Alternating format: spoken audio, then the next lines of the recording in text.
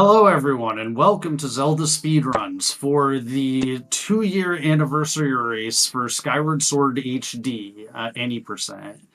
So this will be a good showcase. We've got a bunch of top runners here, and so it should be a pretty good showcase of this run, and especially of the changes that have happened in this run over the past year. Which we can actually skip most of Song of the Hero, which is something that we could not do last year. So yeah, I'm 64-bit. Like I'm here with my co-commentator of Variety Pack. Hello there. Yep. So yeah, I think we're just waiting for the runners to ready up. Looks like we just have one runner who still needs to ready. So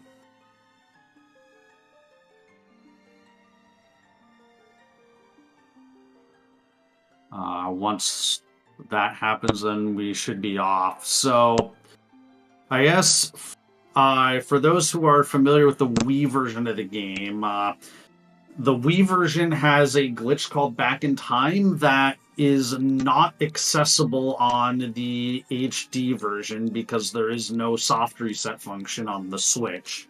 So the HD any percent run has to complete far more of the game than the Wii version. So we'll be seeing 6 out of the 7 dungeons and like a lot of the normally required story progression. So it'll be a very different run. Critically, the back in time glitch was not patched out of the game natively into the software of the game. The lack of the reset button or soft reset button on the console is what makes that just inaccessible to us. Yep. The other big thing is that language is not nearly as important in this game because this game has instant text, unlike the Wii version, which is absolutely amazing. So you'll see Jasnix and Yao look to be running on English, but Battlecats is running on Italian. We think Italian might be a little bit faster, and I think it's been timed to be like a second faster on Skyloft, but the difference is so minuscule that like we haven't even really done a proper timing of the whole run. So it's just, yeah, so the language doesn't really matter, unlike on the Wii version where every runner that can runs on Japanese on the Wii. And also, the run is going to be done on hero mode because of the one big glitch discovery that happened in the past year, which is what allows us to skip most of Song of the Hero and Skykeep. Which relies on being able to access the endgame bosses in Boss Rush, which is only possible on hero mode. Historically, we've only used hero mode for the excess damage as well as a longer Skyward Strike, the uses of which we'll see in a little bit, but now it's basically required if you want to save around 30 minutes relative to the normal mode. Yeah. One also big difference between the Wii version and the HD version is on the HD version, all the skippable cutscenes are skippable right out the gate, even on normal mode. Whereas on the Wii version, in normal mode, you're not able to skip cutscenes, which that was the big reason that runs were done on hero mode on the Wii version, but it also has enough benefits that even before this, we would run on hero mode, because yeah, we'll see the hero mode Skyward Strike in full of in like 10 to 15 minutes into the run. You'll see why that's so powerful. I believe all of the runners here do run on hero mode, at least did run on hero mode even before the advent of the final gauntlet. Yes. Yeah, because the increased power of the Skyward Strike, and we do several death warps over the course of the run, and the death warps are significantly faster on hero mode because you take twice as much damage. No, on harp mode speedruns, where it's just a little bit less time to actually have to go through, normal mode is still a viable option because we don't need to do as many of the death warps, need to access the final boss rush, etc. So normal modes is still used occasionally for harp, but for any percent, we're basically locked into using hero mode at this point. Yeah. Okay. So right. Looks like we're good to go.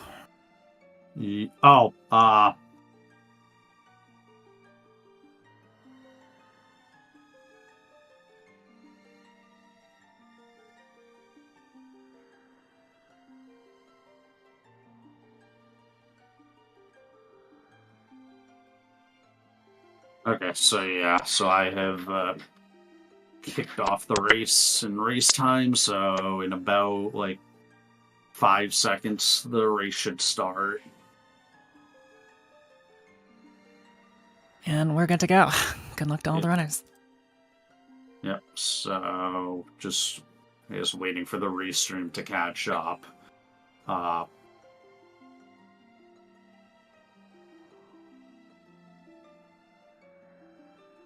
There we go.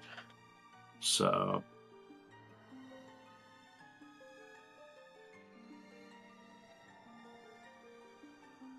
I like Andy's name here. B.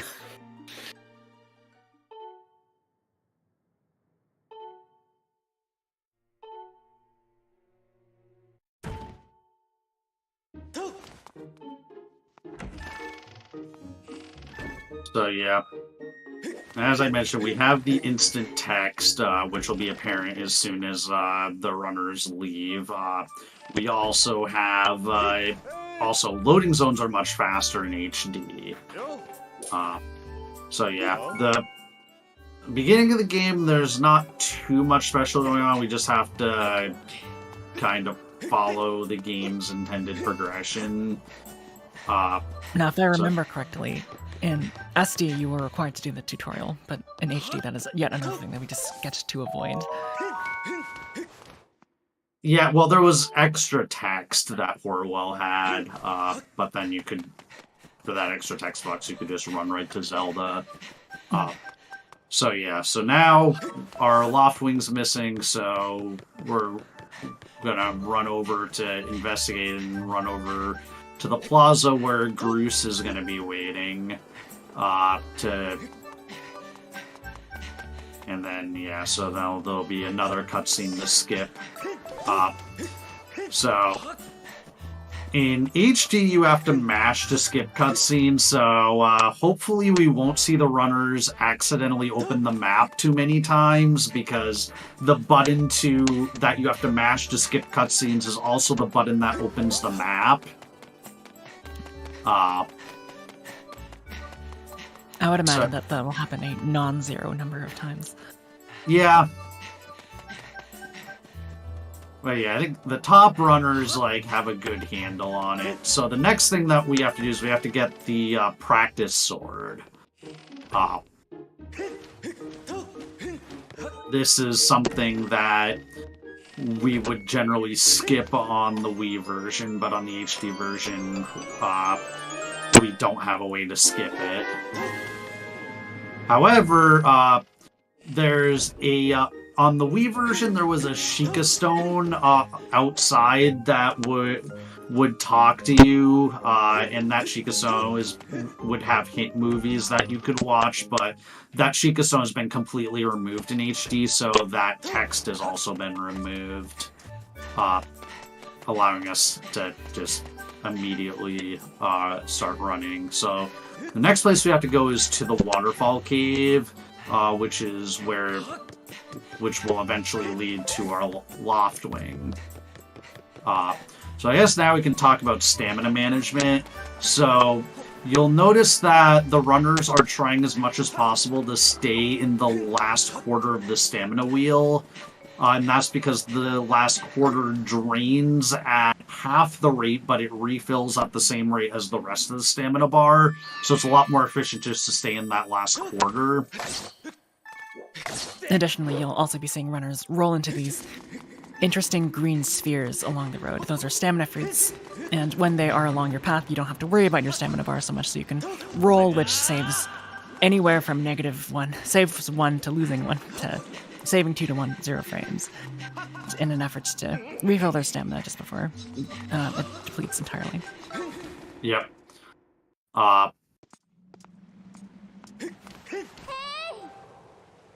Yeah, so there's a lot of nuance to stamina management, and the stamina management is one of the things that separates the mid-tier runners from top-tier runners. And so now, breaking the cage is one of those, like, deceptively difficult things, so you want to basically do, like, a clean jump slash quick spin, and then it's just easy to accidentally target the barrels that are on the side, and then that kind of messes the entire thing up. So here coming up is the first glitch of the run, called Fast Loftwing Tutorial. So the runners are going to want to try to input a flap right at the end of the text boxes, and then they're going to want to mash the rest of the text as quickly as possible. So it looks like Jasnik's failed the trick, but for the rest of them, you see that the Loftwing controls is still on screen, which indicates that basically they got the two parts of the tutorial to overlap with each other, and thus they were able to finish the tutorial faster. Looks like Andy might be the only one that actually got it. Yeah, I don't think Battle Count's got it either. Yeah. Which is not the biggest thing in the world, but it definitely does help to... Yeah, it's about it's about 10 seconds. But it's... Yeah, it's one of those early game things that a lot of runners will just reset over if they don't get it. Also, we get this cutscene. On the Wii version, there was a 2-frame side hop you could do to escape this cutscene, but because there are no save prompts on the HD version, because of the autosave system, there is nothing you can use to get the side hop out. So, unfortunately, we still have to watch this cutscene, but with the quick text, it doesn't really matter all that much. And on HD, like, even despite having to watch this cutscene, we still wind up getting the sailcloth faster than the Wii version.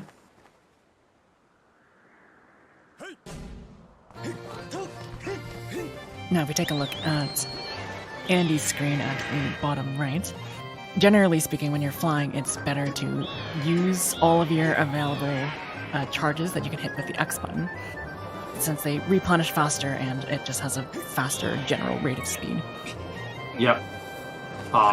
So also, the way that this wing ceremony kind of works is a bit RNG, so the bird that you have to follow will fly a random distance and then will turn, and then you'll be able to grab it after the turn, but it can fly outside the radius that you can go, because there's invisible walls that prevent you from leaving the area.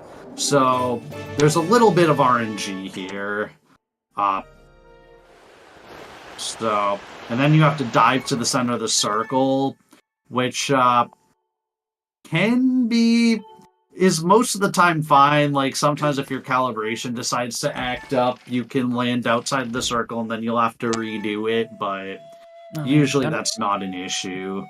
Don't even get me started on calibration in this game. Oh yeah, so one of the big differences between the Wii and the HD version, So on the HD version, you have the option to use motion controls or button controls. All of the top runner, or I guess I'll say most of the top runners, a lot of them started with the Wii version, so they're more comfortable on motion controls. There are a few runners who use button controls, but there's a few things that are just faster with motion and easier with motion controls. But the one thing is you don't have the infrared pointer that you had on the Wii remote, so instead you have a button on the controller that lets you recalibrate. So you basically are going to hear the runners like constantly hitting the calibrate button. And so... and that's just to recenter the cursor and to just kind of fix the calibration, because the game can't really do that automatically like it could on the Wii version. On the Wii version, basically whenever you pointed the Wii remote at the sensor bar, it would recalibrate. But yeah, you have to do that manually on the HD version, which on the one hand is nice because you get to control it a bit more, but is also kind of a pain because your controls can desync fairly often. Fairly often is a bit of an understatement, in my personal opinion. Yeah. But yeah, different runners have their preferences on that. So yeah, now we can get the Goddess Sword up. And this is the only time that we see the like standard Skyward Strike that you would get in normal mode, which was why it charged so slowly there. After the couple cutscenes, you'll see them charge a Skyward Strike much faster, which is the hero mode Skyward Strike. Also, the Skyward Strike travels much further and does more damage. More specifically, it does the amount of damage that it would have at once the Master Sword has been upgraded to its fullest extent in a normal playthrough. Yeah. Both Jason Nix and Andy went for a run up with the charge strat to slash it, but I think they slashed a little bit too early. Yeah. Yeah, I've never liked the Joy-Con wrist straps. They just feel even more awkward than the Wii Remote wrist straps. Oh, but 64, that's a health hazard. They warn you to use them every single time. Yeah, well, I mean, we need to go fast, so... The sacrifices we make. Oof. It is remarkably easy to bonk into that door. Yeah, or the plant, or other things, yeah.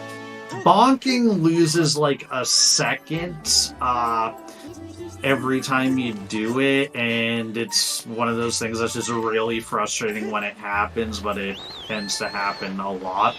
Also, you're going to see the runners, when they dive off this platform, they're going to kind of dive a little bit before they call their loft wing, and that manipulates the loading zone, so you hit a loading zone closer to the Farron pillar.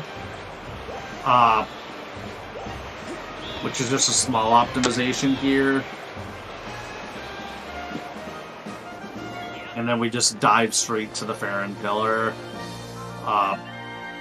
We want to go as low as possible, just to avoid having to actually use any more falling animation time. Yeah.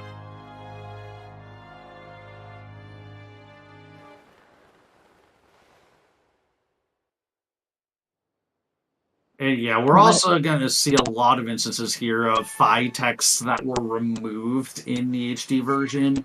Most of the removed PHY texts are in Farron, so if you're kind of used to seeing the Wii version of the game, you'll be pleasantly surprised by how much less we get interrupted by PHY. We've got a couple bombas to avoid in the first area of Farron. If you do Yeah. a precise jump slash through the first one, the first 2 Babas will not attack you, and then you can do a bit of an interesting side hop for the last couple of them and avoid having to take them out with any sword play. Yeah.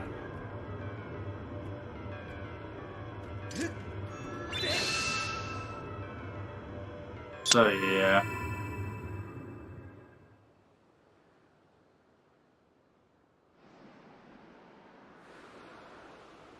You also might have noticed the runners pick up a shield from instructor, I believe that was Horwell. I could be wrong about that. Yeah, that's Alan. That's Alan, right. Yeah, Horwell's the one you talked to at the beginning of the game with darker hair. Alan's the one that has lighter hair. Got it. Yeah, and you'll notice that none of them have equipped the shields. And that's because of this very interesting quirk, where the motion to do a shield bash is remarkably similar to that of one to do a roll. So typically we try to not equip the shield unless we really need it for something, because we don't want to waste any time attempting to do a roll and then accidentally inputting a shield bash. Yeah, it's really frustrating when that happens, so... But there are several bosses where having the shield does save time, so it is worth picking up the shield, especially with the instant text. Okay, so here Jasnix did a small optimization where he was able to climb up onto the pillar and side hop, and that skipped a fade-out transition. Like a very minuscule time save, but it is a time save. And because this run is about 4 hours long, all the minuscule time saves we can get, we will take. And they all, like, it might seem like, oh, this saves like half a second here, half a second there, but those half a seconds add up to a lot over the course of 4 hours. Absolutely. I believe Jasnix and Andy and Yell got final boss pointer cursor click correct the first time. Let's see if... Oh, yeah. So, I like to joke that the beacon there is like the first boss of the game, just because it's...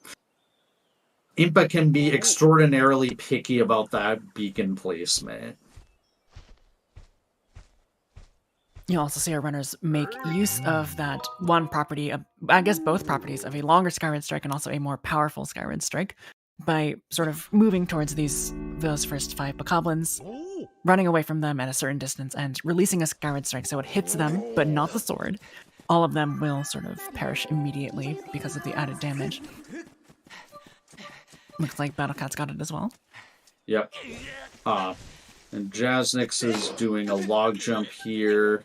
You can do a specific jump to skip pushing the log all the way in, which would trigger a cutscene. One of the other things is that the runners picked up a green rupee after they defeated those bokoblins, because it doesn't really lose any time, because it can cause that cutscene after to trigger a little bit earlier. And also because we want to try to avoid getting those rupee texts later. We actually do not need any rupees for this run, but we want to avoid getting the rupee texts in a bad situation.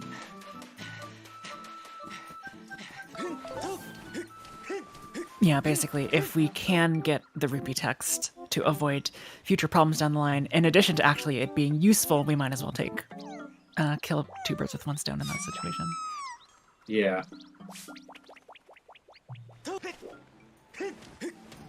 So yeah, this section of the run is not terribly exciting. So we just have to find all these Kikwis. And then talk to the Kikwi Elder, and the Kikwi Elder will give us the slingshot.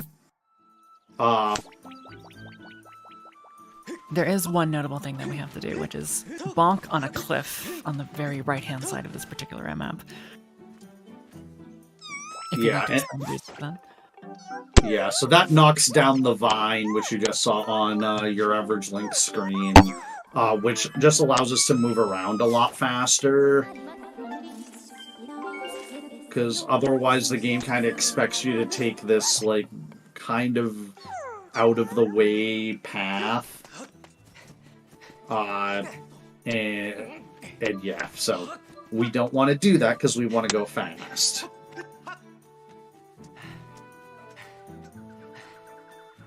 Also, yeah, so Jazix there is trying to conserve stamina there so that he can have stamina for this rope section here. We will come to learn that every single rope of every variety is not very fun. Yeah. Both vertical and horizontal. So yeah, this Boko's gonna call more Bokos, but because we have the hero mode Skyward Strike, we can take them all out pretty instantly. And As a yes, clarification, sorry. or, go ahead. As a clarification to something I said before, when we are doing these Skyward Strike fights, as I typically call them, we do not want to hit the enemies with our sword. We specifically want to hit them with the Skyward Strike. The sword does its normal canon, normal mode damage, but the Skyward Strike is the only thing that is increased in damage. Yeah.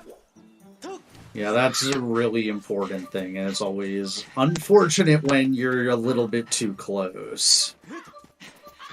So yeah, up here where Jazix is going is the place where we kind of want to try to get the rupee text early, because we want to be able to cut all of this grass before the Kikwi that's in the grass can move. And Jazix got some really awkward RNG there, or I don't even know that's RNG, but the Kikwi was in a completely different position than he normally is in. But Jasnix handled it perfectly and still managed to avoid him moving. Yeah, what a professional.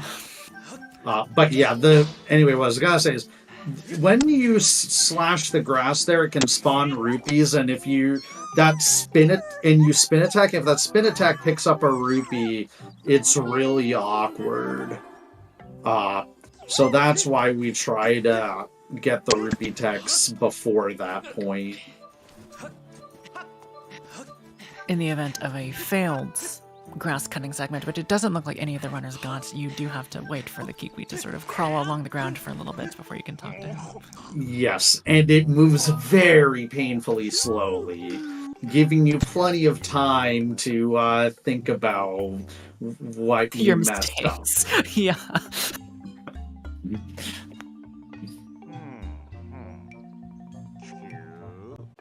Or, no, you continue.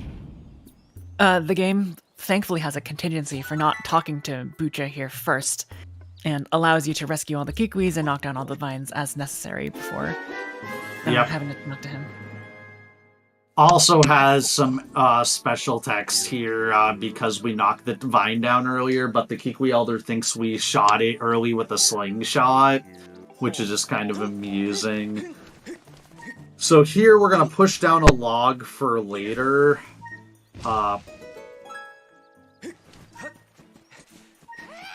And then coming up is going to be a trick called Extending Blow, which is unfortunately RNG, but I imagine the runners are going to go for it.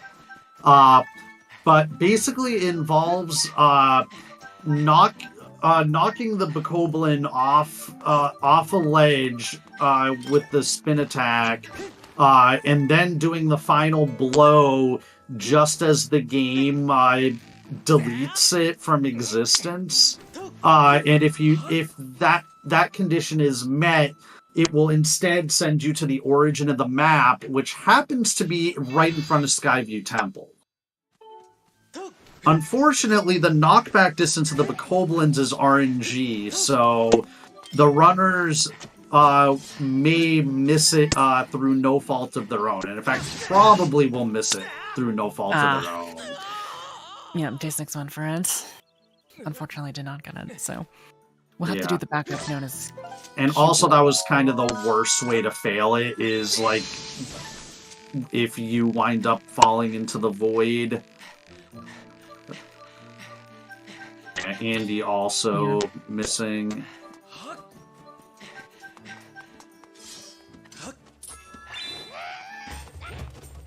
Yeah, also missing on. So, Battle Cats is our last hope, at least for people on Restream. So, the backup is Cube Warp, which is... we want to kind of angle a Skyward Strike from this Bokoblin to hit the Goddess Cube.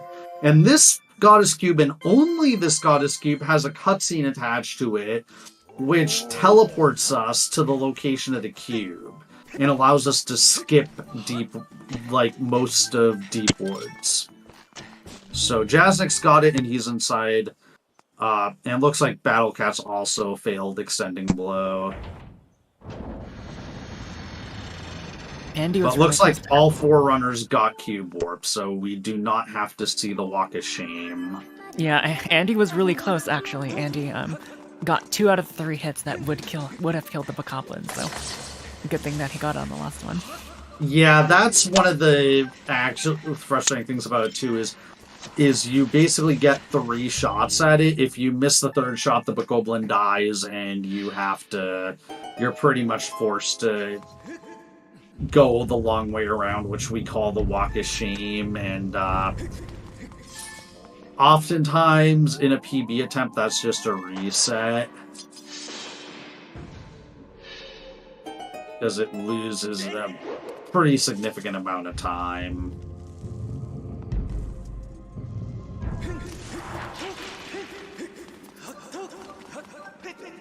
As you just saw Battle Cats do, hitting that pink-purple switch while the Deku Baba's in front of it can be a little bit tricky, but with a little bit of precise aiming, shouldn't be that bad overall.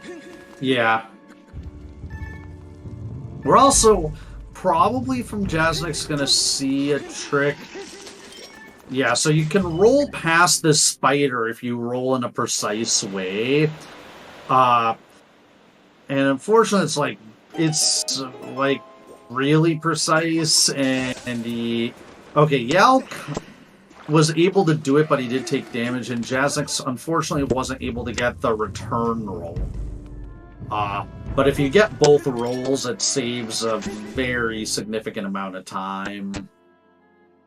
Yell also missing the return roll.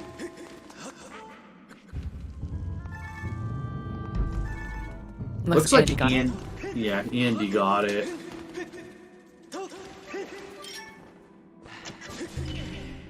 Battle Cats got it as well, but did unfortunately take some damage in the process. Yeah, it's not too terrible to take damage here, although there's also a few ways that you can take unintended damage, which you really don't want to die, which should kind of go without saying, but it's... And also, the thing is, the runners did pick up a revitalizing potion in the Seal Temple, and they can choose to use that revitalizing potion basically any time up until the end of Skyview 2.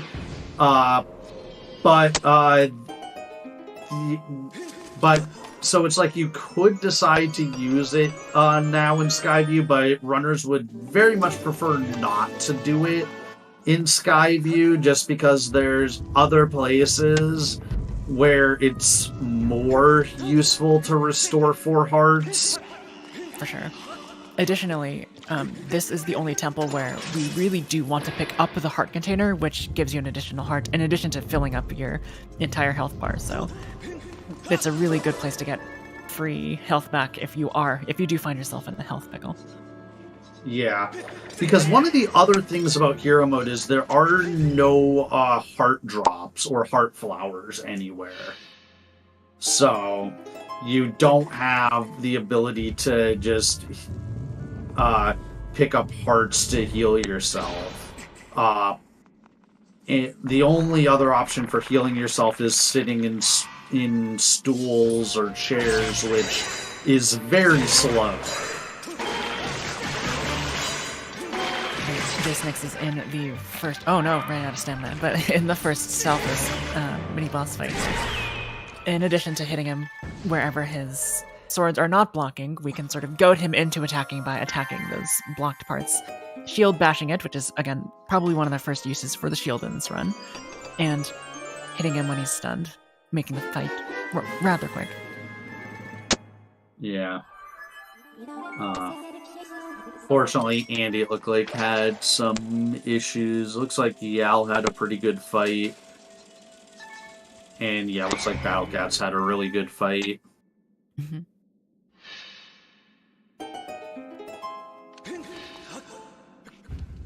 And we get access to the beetle, which is a cool item in concept. It can be a little bit cumbersome to use in practice. Yeah, it's also fairly slow, so we only use the beetle when we really have to. But yeah, it's definitely, like, probably in concept the coolest item in Skyward Sword that isn't returning from another Zelda game. Interestingly, there are some optimal beetle strats in quotation marks in the sense that the beetle will move faster if you are moving exactly horizontally. So optimal beetle strats is to move upwards to the height that you so desire it to be, and then moving horizontally until you get to your actual endpoint.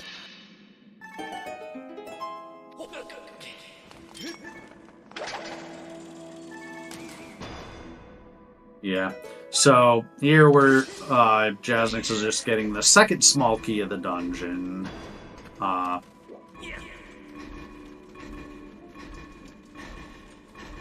And these are parts of the dungeon that you may never have seen if you've only watched Wii speedruns.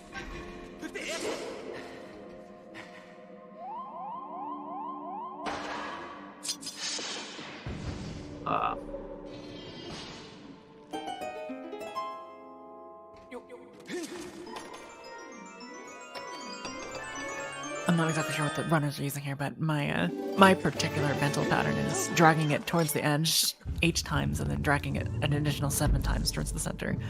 So you can be high enough and far enough to the right to activate all 3 of those googly eye switches.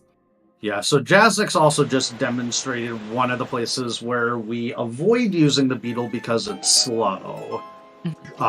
You can barely do a slingshot snipe onto that crystal switch, and it's a lot faster than flying the beetle there. Looks like most of our runners are gonna go for it. Yeah. Having a little... There we go. Yeah, so also here you're expected to use the beetle to cut down these Dekubabas, but if you're fast enough on this tightrope, you don't need to kill any of them because they won't attack you until you're all the way across.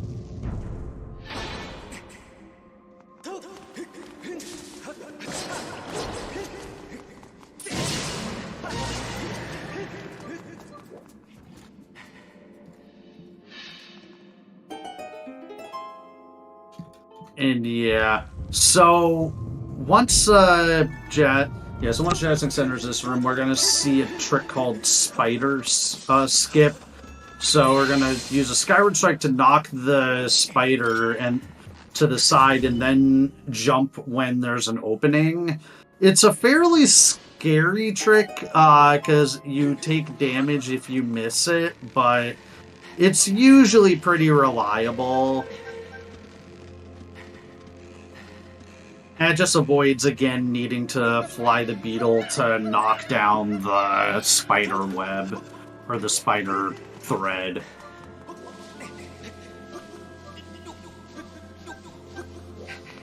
Also, so coming up, these vines are kind of treacherous. And I find them to be far more awkward on the HD version than they were on the original version. And they were pretty awkward on the original version. Wind Waker and Skyward Sword Runners will have a constant debate on whose ropes are worse.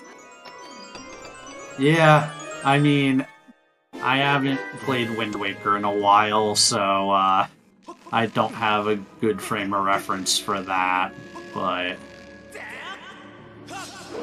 Okay, so we could actually... You're not intended to take the vines back, but the vines will reach over to the other side, and unfortunately, Jazix failed his first attempt, but he gets it on the second attempt of taking the vines back to the boss door, which is significantly faster than what the game wants you to do.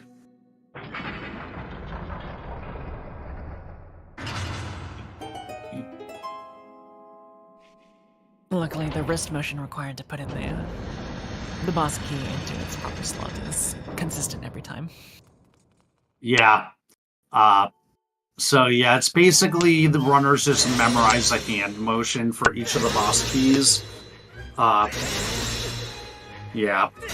The randomizer for the Wii version has an option where you can randomize the initial boss key position, which is fun if you want to torture yourself.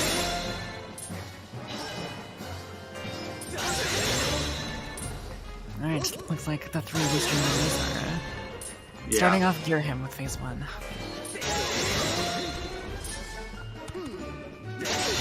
So what you're going to see the runners do here is they're going to always be trying to push Gearham towards the center of the room, because if you push him towards the edge, he's going to teleport back towards the center. And there's some other optimizations, and we also want to see as few darts as possible. The darts are just RNG, and it just slows you down if he spawns darts. The worst possible darts are darts that make you slash in a vertical motion, because if you slash in a horizontal motion, Gearham will just duck under them instead of jumping back. And jumping back definitely takes a little bit longer than just ducking under them. Yep. Also, the nice thing on HD, which Jazix alluded to in chat, is on HD, you can roll up those stairs. Whereas on the Wii version, if you try to roll on those stairs, you will bonk.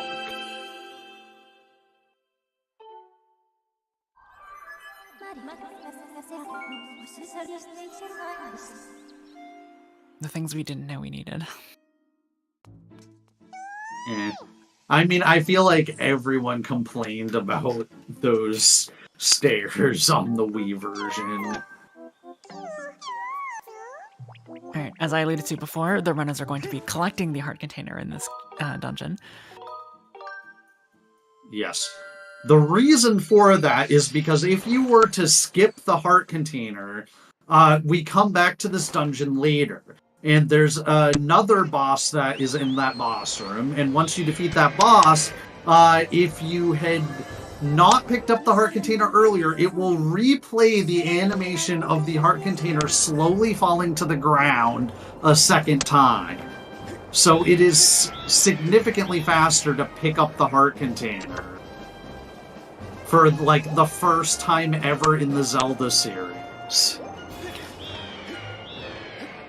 Now, correct me if I'm wrong, I don't think it actually loses too much time because of the way that the end dungeon door light cycles work. Yeah, correct, yeah. So, yeah, we didn't mention it, the doors at the end of the dungeons are on a cycle, as far as the light, and you can only go through the door when the cycle is at the correct point. So yeah, we wind up, especially with the instant text, like, the heart containers don't really wind up losing us time because of that.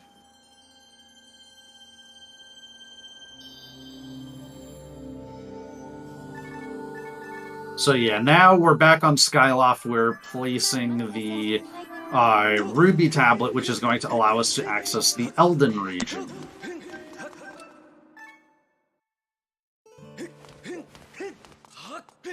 And we're going to specifically dive off this platform because if we were to try to go back to the main Skyloft, we'd be interrupted by Arena, which would cause like a 20-second cutscene to happen,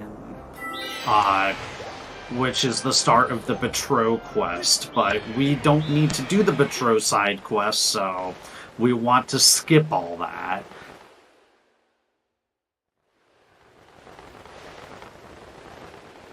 Plus, it's just faster to use that platform to access Eldin in general, but we'll also use the same platform to access Lanayru later. And there's a specific loading zone manip that the runners will use at that point to get closer to the Lanayru pillar. So yeah, we meet these two Magmas that we'll be seeing a few times during this first trip to Eldin.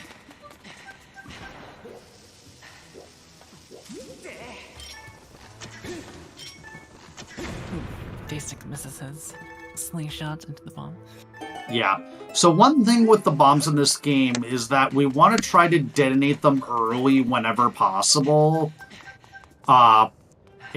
Either with a slingshot seed, or by using a Skyward strike, or even just slashing them if we either want to or can afford to take the damage. Because otherwise the fuse timer on them is fairly long.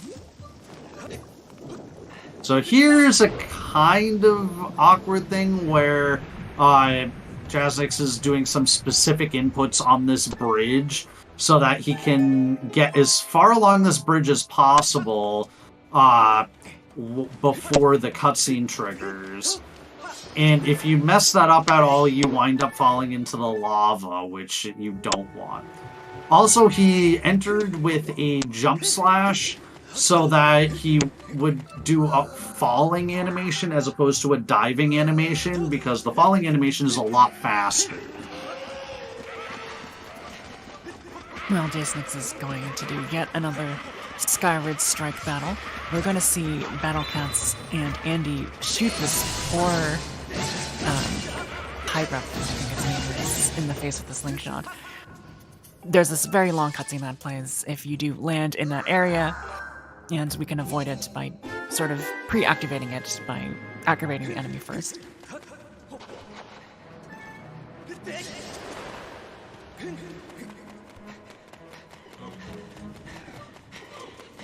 And then back on Jaznix's screen, we're going to see the most interesting bomb detonation of all time. No, we don't really know why you don't get hit there, but we're glad that the Pyrup does, so we can make our way through this little maze here. Yep. So coming up is a trick called Circles. Where... Yeah, so we're going to be trying to roll at a specific angle, which Jaznix unfortunately did not get. That just causes Link to run around in circles during this cutscene. And it just has to do with what angle you roll into the cutscene with, and the cutscene wants to put Link in a specific position. Now, Circles does not save any time at all, but it's just funny, so we always try to go for it. So it's just one of those kind of memes. Yeah, people often like to joke that if you don't get Circles, you have to reset your run or something akin to that. Yeah. Yeah, I've heard the same thing, that it might be like a frame or so slower. But do you want the one frame or do you want the meme? We go for glory in speedruns. Yeah.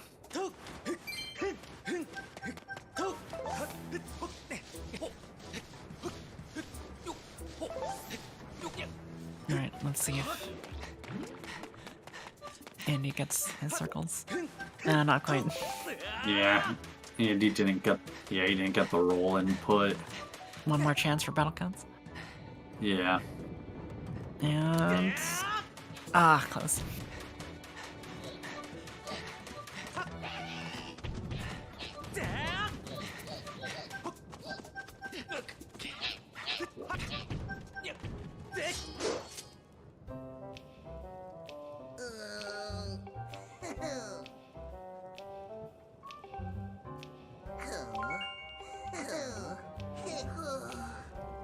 So we have the Just Saying cutscene, where the Magmas are talking about the key shards for the door to the Earth Temple, which in the HD version we have to get them all. So Jasnix, yeah, looks like he wasn't happy with that first bomb throw. But yeah, so we open that bomb rock early because there is a key piece in there, and so yeah, we're trying to avoid taking damage here because of an upcoming trick that I think is new in the past year, and it's called Elden Out of Bounds. And so we'll see Jasnix start to go for it. But basically, we're going to lure a Bokoblin into a specific position, and that Bokoblin is going to knock us onto a ledge out of bounds, which will let us skip a big section of climbing vines and the hot cave. Unfortunately, Jasnix losing stamina there, or running out of stamina, which is always frustrating when that happens. You get a few seconds to think about the mistake that you made. So unfortunately, failing it the first time, so he's gonna kind of reset the Bokoblin's aggro a little bit, and then go for it again. Okay, he gets it on the second attempt. Nice. There is an element of RNG in regards to that skip as well, because if the Bokoblin decides to sort of give you a little bit of a battle cry instead of attempting to slash you immediately, the cycle is all off. The manipulation is not as well synced, so you do have to do some backup strats to get that to work again. Yep. Also, the one unfortunate thing about this trick is, as you can kind of see on Jasnix's side, the cycle of these air vents is absolutely atrocious. But it still overall saves at least 20 seconds, I think. 20 is what I've heard, yeah. Optimally, of course. Yeah.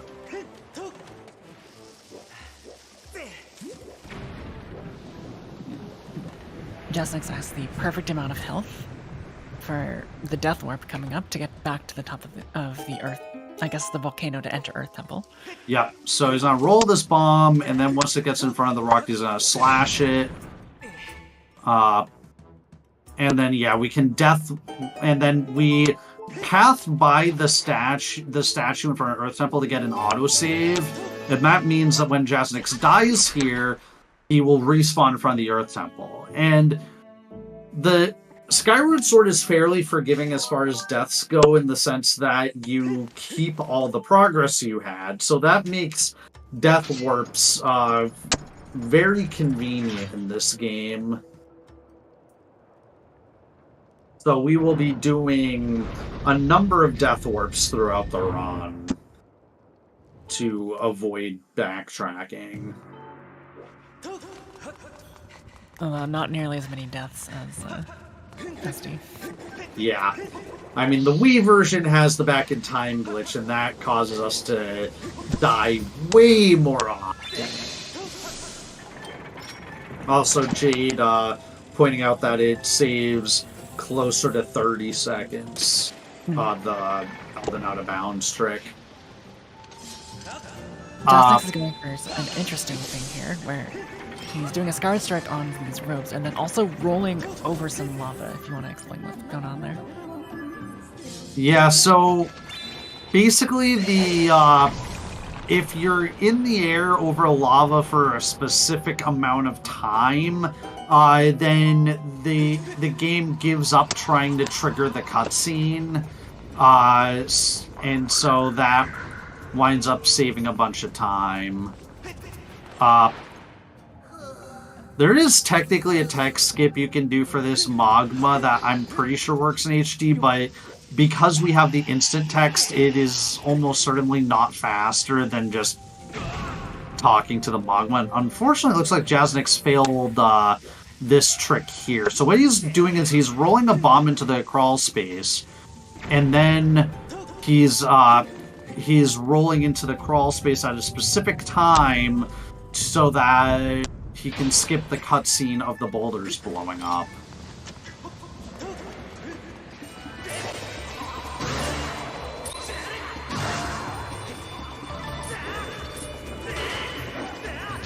Battle Cat's screen for just a second. We're gonna, I think, yeah, we're gonna start by running backwards through the beginning of the temple. So we did not mention that when we first saw these little things here.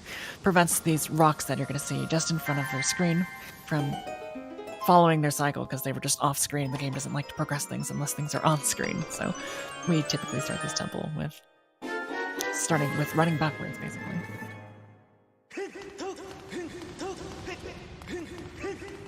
Yeah, so now we have the bomb bag, which is probably one of the most useful items we get in the run.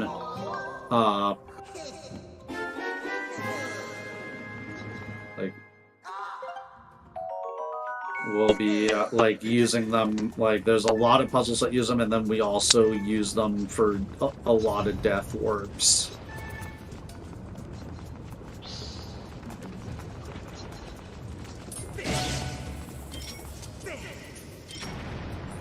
So yeah, now here we have this boulder rolling section. Everyone's favorite. Yeah.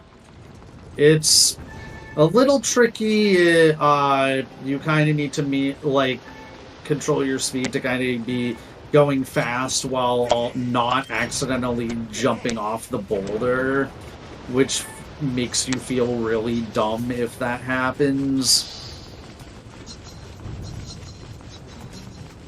And then the other thing is we have this cycle here with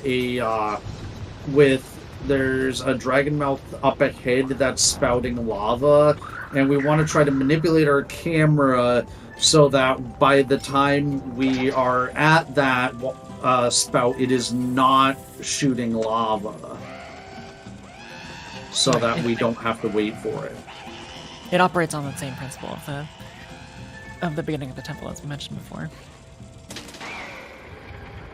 It should be noted that falling off of the boulder is not just like a haha, oh no, oopsie sort of thing. If you fall off the boulder and you don't take any sort of sad track checkpoints, you will have to start the entire boulder rolling section from the beginning of the temple.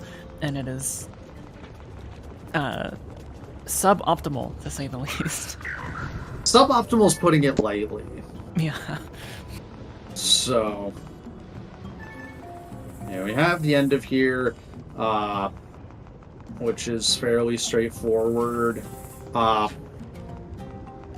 And then after this section, there's a trick called peg skip. So what you're going to see the runners do is they're going to line up at a specific angle as they're pushing this first peg in, and then just as it pushes in, they're going to do a jump slash. And if they do it successfully, they'll jump slash onto this last part. Ooh, so close. Yeah, unfortunately, Jasnix... I mean, he didn't fail it in the worst way possible, but he didn't manage to make it onto the upper part, so he is going to have to push in the second peg. Mm-hmm. So the consolation prize of sorts. Better than having to do the entire staircase from the beginning. Yeah. I mean, as long as you get the first peg pushed in, you can then just path around the other side and to push the second peg in if you fall into the lava, but it still loses a lot of time.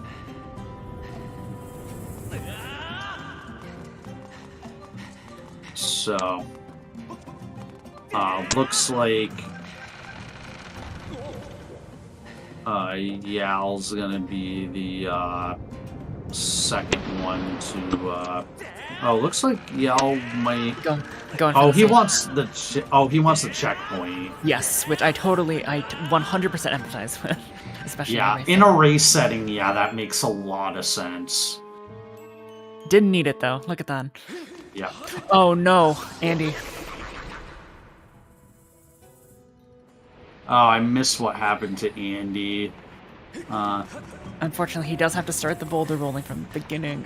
That's unfortunate. That's really unfortunate.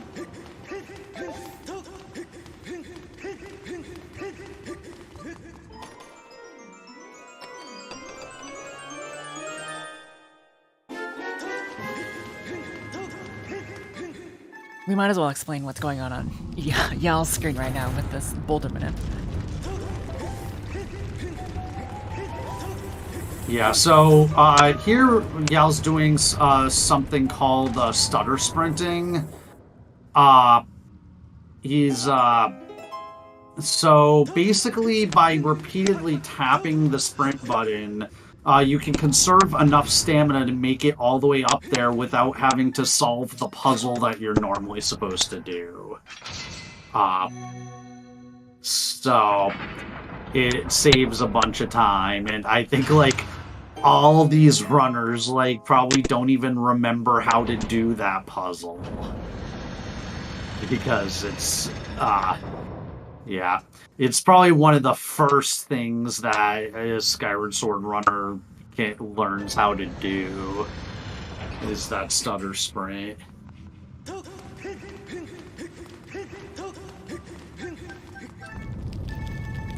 Alright, we have egg skip attempt coming up from Andy.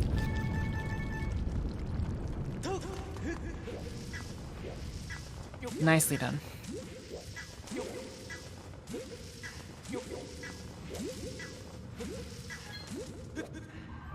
And then, unfortunately, Jason X is coming up to everyone's least favorite boss in this game. Both versions, actually.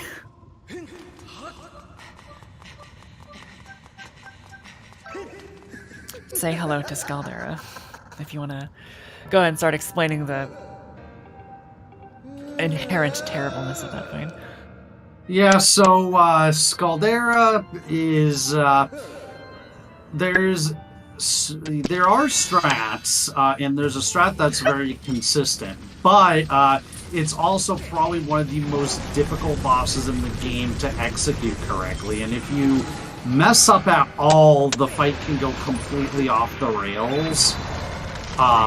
So Jazzix is kind of demonstrating the optimal strat here.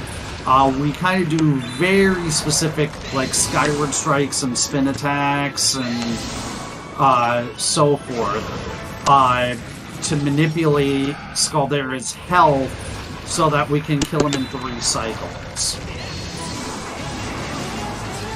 Really? Yeah.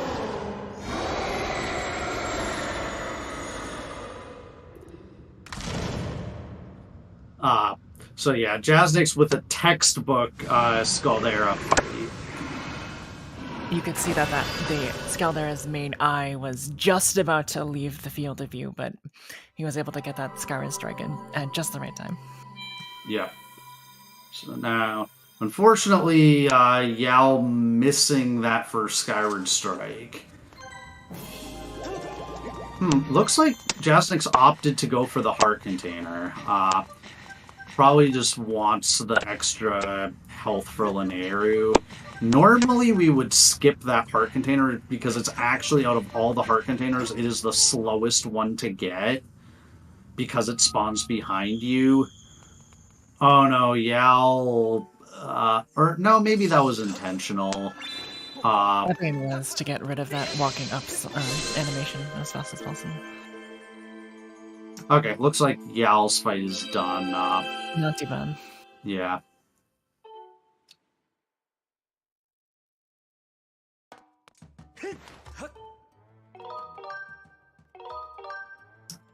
So yeah, looks like Battlecats is going for a different strat. There are, like, a number of different strats over the years that have been developed for getting this tricycle, which is the optimal 3-cycle fight. But yeah, it looks like, unfortunately, Battlecats is getting the stand-up phase, which we ideally want to avoid because it's slow.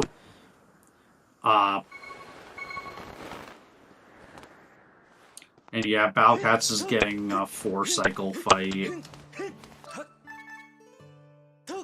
But yeah, this just shows it's like, if you don't quite get the fight down, like, if you don't quite get the optimal strat down, you can lose a lot of time.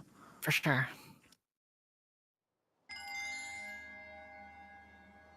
So I'd say this... No, go sorry, please. continue. I was gonna go to another thing, so if you got anything to say about Scal there, please. Yeah, no, I was just gonna say, there's one boss coming up later that might be just a little bit more bad to lose time on than this, but it's not for another couple hours. But yeah, so now on Jaznix's stream, we're gonna see the loading zone manip to get to Lanayru, where he's gonna line himself up with a specific part of the terrain and do a fairly specific dive, and then he's gonna call his Loftwing. If he did it correctly, he's gonna spawn right in front of the Lanayru pillar. Nice.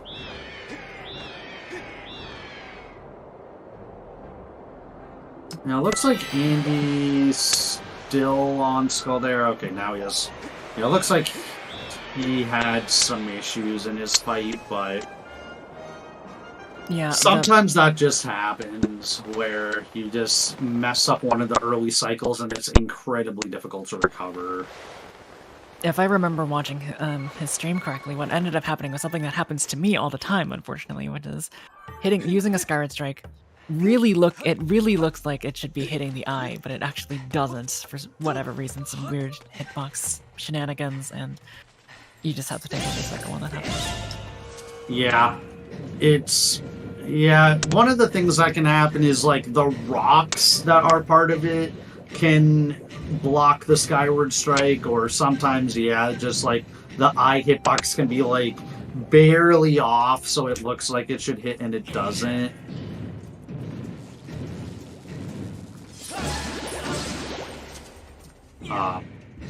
So Jaznix was in Lanayru, so we do kind of the first part of Lanayru, the Lanayru mine, which is just fairly linear, and there's not too much going on, but it will be our introduction to brake sliding,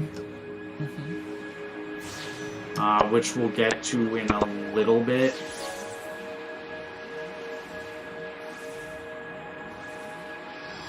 Now, I'd like to imagine that all Forerunners are playing with a file that has an ancient flower on it, but if they don't, they definitely need to pick one up.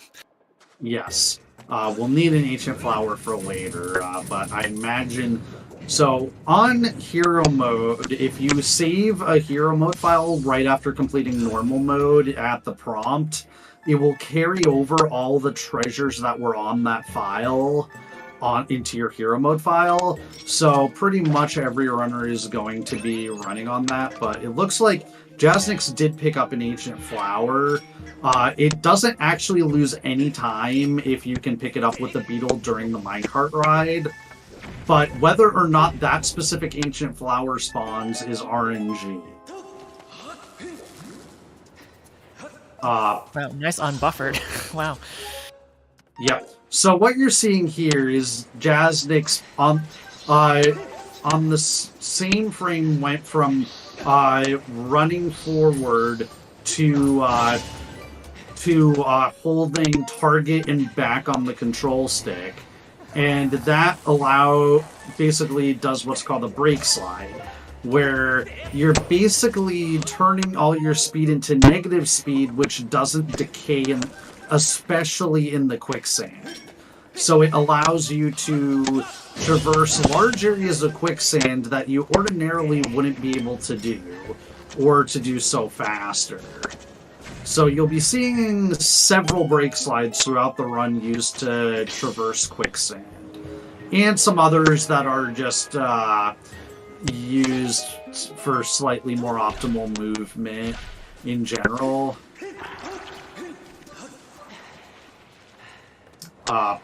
In a task setting, like, you would have, like, virtually all movement done with brake slides, but that's not faster for humans.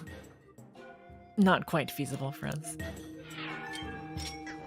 As much as we'd like it to be. Yeah.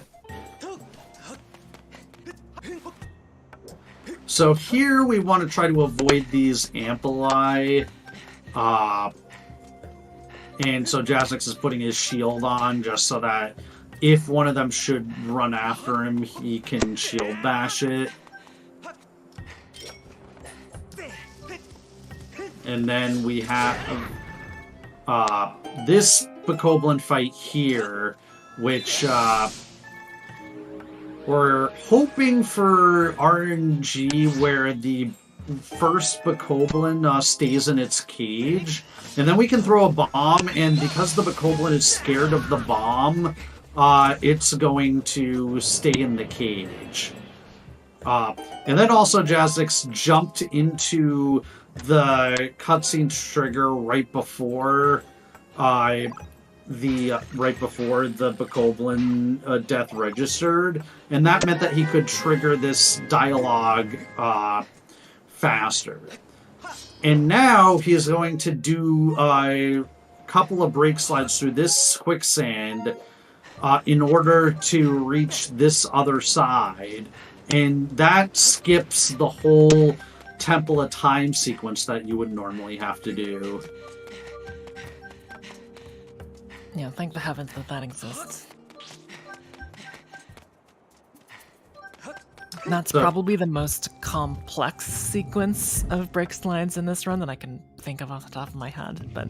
Yeah, it's definitely the hardest, and probably that is, like, the one, like, gatekeeping thing about this run, is being able to do that series of break slides. Or, well, I guess maybe as far as the heart run goes. Oh. Getting hit by that amplet at just the last minute before getting onto that platform. Yeah, that's a little bit unfortunate.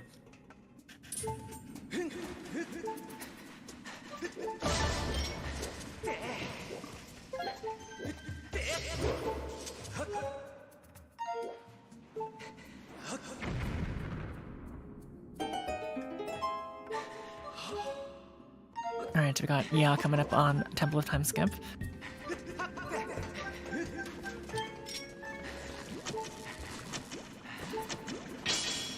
And meanwhile, Jasnix sniping this time shift stone. And now we're going to have to use the hook beetle that we just got to take this Ampulus egg over to the power generator. Is that what they're called, Ampulus eggs? Yeah.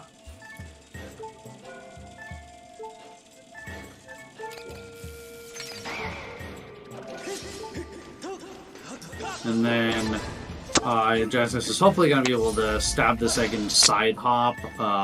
Didn't quite get the side hop input.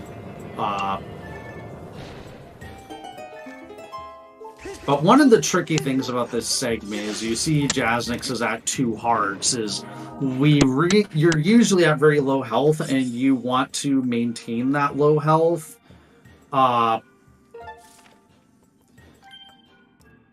Because there's going to be a death warp coming up in LMF. But there's a lot of ways in which you can unintentionally take damage in this segment. So you kind of have to be really careful.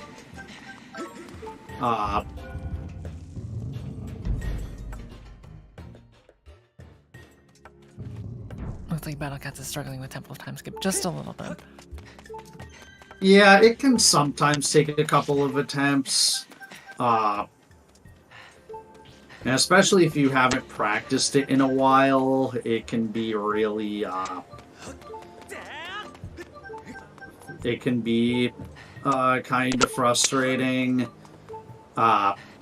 Because it kind of depends on the dead zone on the Joy-Cons, which is just like, can be unintuitive, but looks like Battlecats got it. I guess what I didn't mention about break sliding is when you're holding down, you're holding just barely down into what Ocarina of Time runners call the ESS position. and we kind of stole that terminology. So it's basically just outside the dead zone of the controller, which can be really tricky to find, especially if it's like a set of Joy-Cons that you haven't used in a while. Yeah, imagine... Oh, no. Jasnick's trying to get away without killing that Technoblin. But he unfortunately wasn't quite able to do it, so... Luckily, the game keeps the transition into the past, so we don't have to worry about like having to do all of that sequence all over again. That would be pretty unfortunate. Yeah. I'm gonna guess that Jasnix took that damage intentionally because you do want to be at low health here. But yeah, unfortunate bonk. But yeah, now he has 2 out of 3 power generators activated. Yal is not too far behind.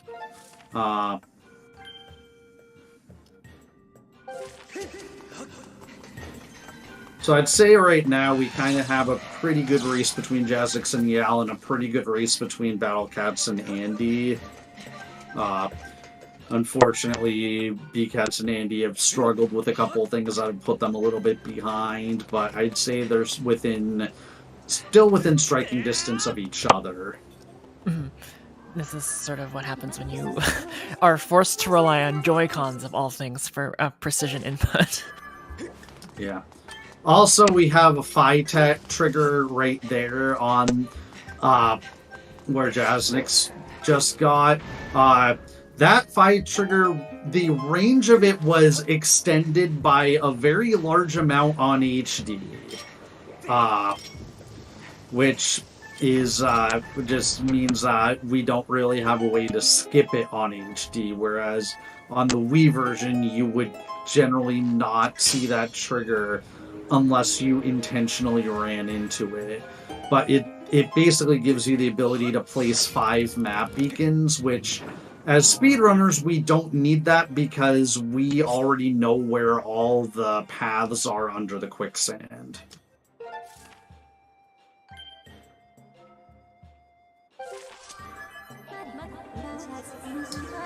So yeah, now Jasnix has all 3 of the power generators activated, so now can activate the main node.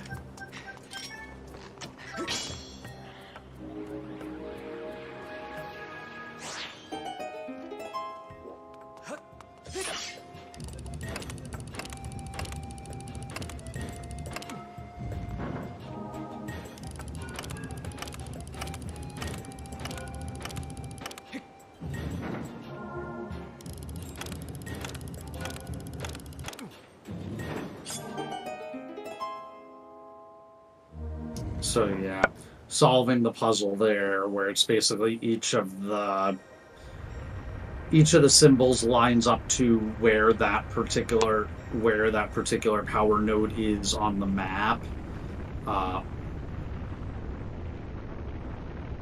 Very clever puzzle. Yeah, and you could see that if you were looking at Yal's screen where the map popped up. And so yeah, now we enter the 3rd dungeon, Linear Mining Facility, which is yeah, it's a really good dungeon with a lot of really cool puzzles in it, and it makes a lot of good use of the time shift stone mechanic. There's also some really cool speedrun tech in it that hopefully our runners will be able to show off.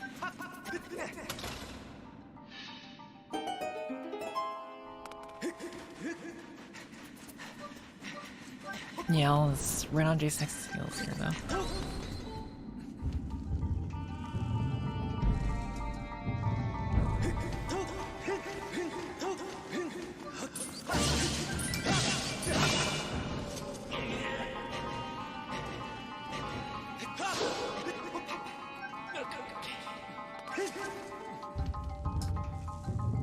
So yeah, the first thing we need to do is grab a small key so that we can proceed to the section of the dungeon that has the gust bellows.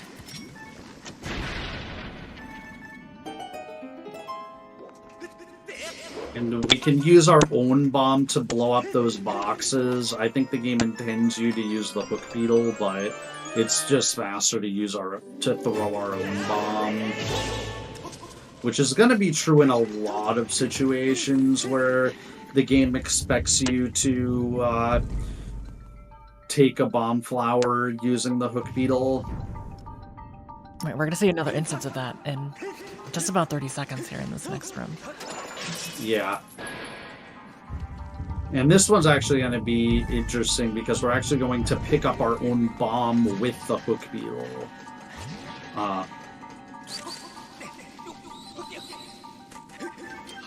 Standing in just the right place so you can do that. Pull out your hook beetle, carry your own bomb up, and destroy that box on top of the little tower there. Yeah. We'll be using that technique several times throughout the run. Also, this is another place where we can do a slingshot snipe on something, and it's faster than using the beetle.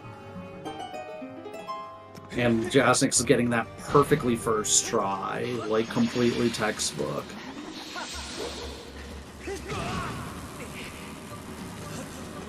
That's interesting.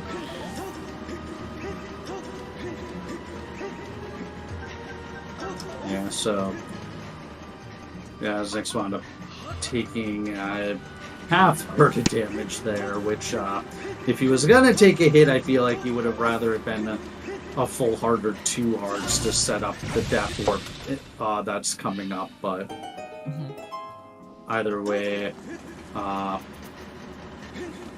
it looks like he's gonna just either use another bomb or set it up in this room.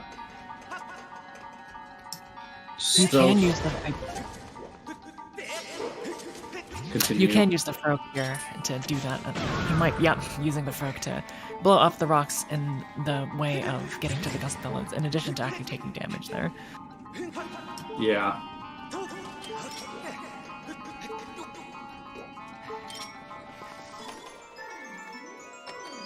Speaking of which, we get the best item in any Zelda game. The famed gust pillows.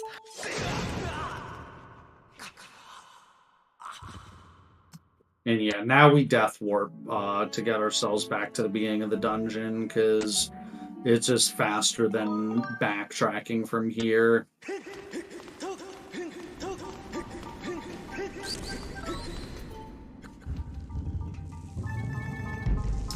Yeah, I think like almost every dungeon from here on out is going to feature a death warp at some point.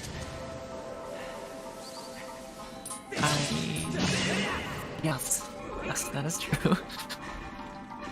I did run through the gamut in my head.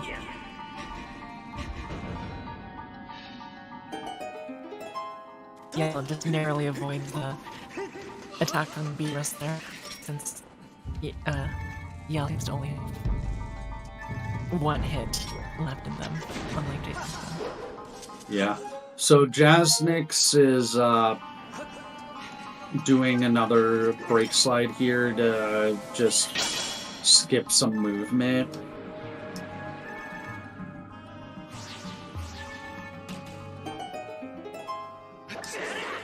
And here's where the time shift mechanic gets really cool. Okay, so it looks like... Yeah, so Jasnix is going to just activate this propeller from all the way back there. There's another technique where you can skip the little cutscene that plays when the gate is fully raised, but I guess Jasnix elected not to go for that.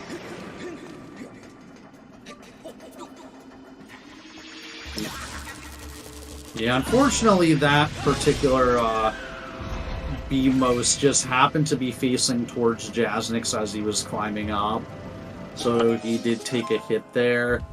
There will actually be another death warp in this dungeon, but this is kind of one of those situations where it's really easy to unintentionally take damage, and especially the boss here when we get to it can be very, very treacherous. Yes, we do have some points for death warp set up for later, but we don't want to do it too early. That would require basically having to do everything over again. Yeah. So yeah, Jasnick's saying a cool Skyward Strike and backflipping off the ledge. And then we have to defeat this Armos. Very well done. Yeah, it's this.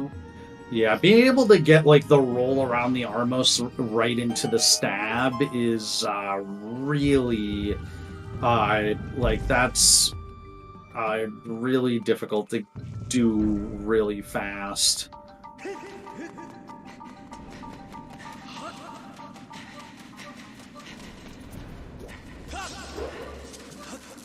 I hope Jasnix has been watching his bomb count, because I think that the last time I saw you had 2 bombs, so, ooh, he got hit by the spume there. So hopefully he can get the minecart jump coming up first try.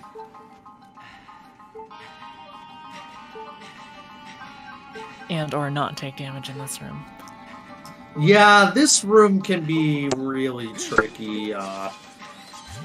Like, I like to take out a couple of these Frokes, even if it loses a second, just because, like, they can cause problems. And I've even seen, like, the Araka there can, like, wind up knocking you into the spikes. All sorts of things can happen. Right.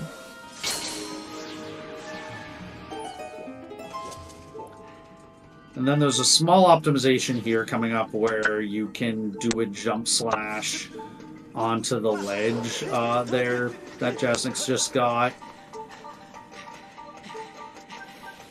And we're going to crucially set a death warp point with that autosave statue. Yeah.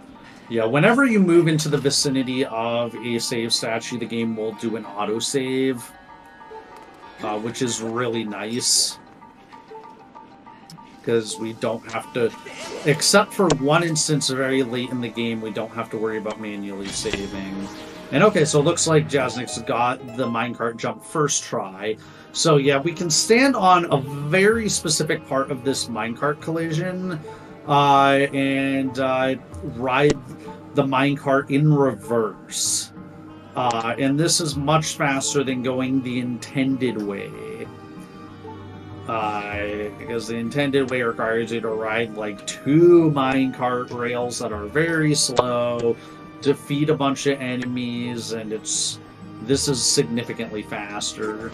And we wind up entering the back door of the boss key room, which unfortunately doesn't let us skip any of the boss key room, but is still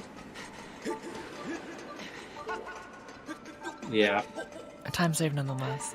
Yeah, because otherwise you'd have to deal with climbing those vines there, which is kind of tricky.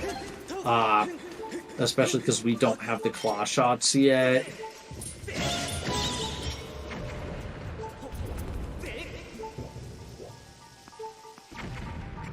And then Jasnix is going to want to do this one little optimization here. So he's going to toss a bomb there to activate the time shift stone, and then he's going to be running all the way across that conveyor. It is really painful if you miss that, and you wind up like just being on the conveyor when the cutscene starts. And then this centrobe here is what is so treacherous about this area. Yeah. You can see Jasnick's taking a little bit of extra precaution to sort of step out of the way of that missile. Yeah, because if Jasnix gets hit here, he dies and has to do like that minecart jump and all that over again. And also here, he's able to use the hook beetle to fly a bomb into a specific part of the statue, and that enables it to hit the crystal that's behind the statue without knocking the statue down, which is crucially much faster than otherwise having to like knock down the statue and then hit the crystal behind it. For sure.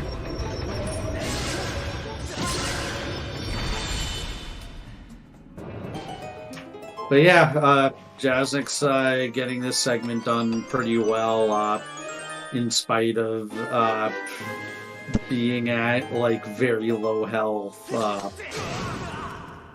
Yeah, very, very impressive. I don't think I would have personally had the courage to do that. So yeah, now death warping. Yeah, and heading to the boss.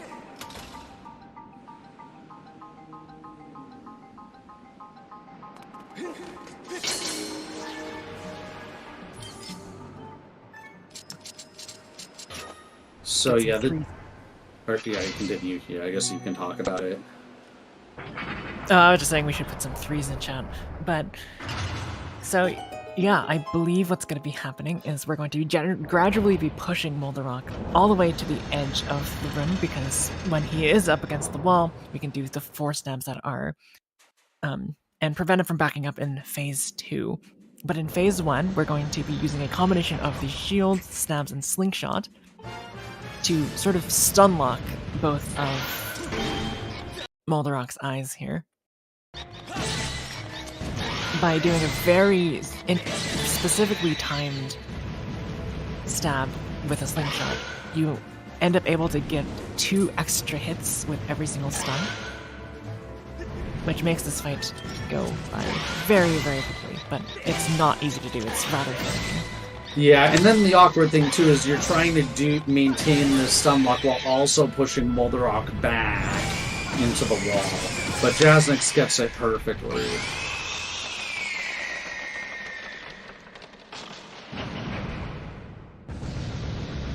Very well done. Yep. And now we get a 45-second cutscene. This is actually one of the longest cutscenes without text in the game. So oftentimes if the runner needs to take a bathroom break or stretch break or whatever, this cutscene is one of the few opportunities that they get to do that. Honestly, it might be, I think, the only one, really. You can also the imprisoned death cutscenes are probably the other cutscenes that are long enough, but yeah.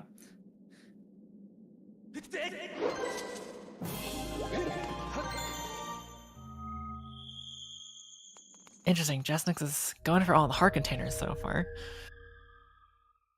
Again, it doesn't lose him too much time to do that because of the end of dungeon door cycles that we were talking about, but I wonder if he's just going for safety at this point. Yeah, I mean, the thing is, if he's just going for full race strats as opposed to trying for a PB, then that does make sense. Yeah, it does. I'm looking at his splits. It looks like he is a couple minutes behind PB. So yeah, he's probably just thinking go safety strats and focus on just the race as opposed to trying to PB. But yeah, generally runners will pick up the LMF heart container and then they will damage with bombs during the minecart ride. But I guess Jasnick wants to stay full health.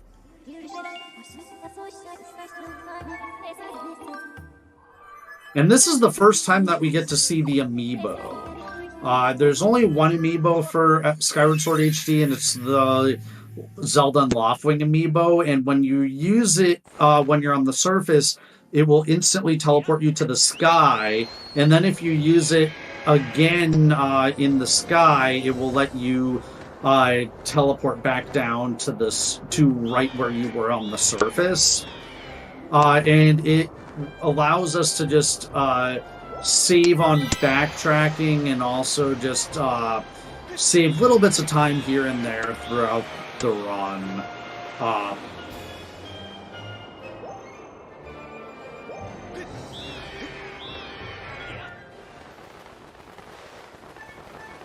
So here we land back in the Farron Pillar. We meet up with Groose, who decided to try to follow us down to the surface. And we get to see most of Groose's character arc throughout the run.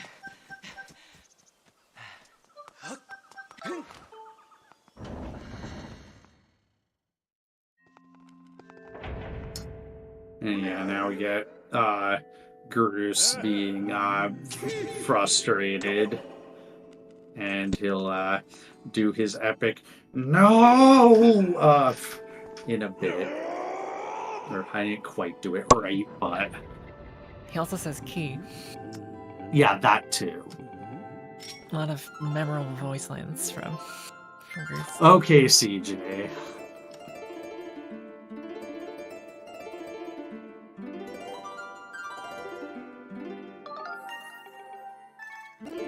Now, this harp thing, I can't admittedly hear what Jason X is doing, but the timing for strumming the harp properly is very lax, to the point where it can look like you're not actually following the ring that's intended to sort of designate the beat. So if you're going faster, you do actually want to sort of not really follow what the circle is actually giving you, because it gives you A, an increased chance of failure, and B is just the tad is a bit slower. Yeah, so yeah, in general, it's like the speed that you want to strum the harp is like slightly faster than what the circle indicates. But yeah, now we have the ground shaking, and which means that we have to fight the Imprisoned, which is the boss that everyone hated casually. The first Imprisoned fight is not actually too bad. Basically, we'll be trying to jump onto the Imprisoned's head each time, and then we'll try to do a specific trick where we jump slash and slash in the spike at a very specific time while we're in the air, which will avoid us getting immediately knocked off the Imprisoned's head, as Jazzix just demonstrated. But specifically for this first Imprisoned fight, because the Imprisoned will always do the worm through in between the phases.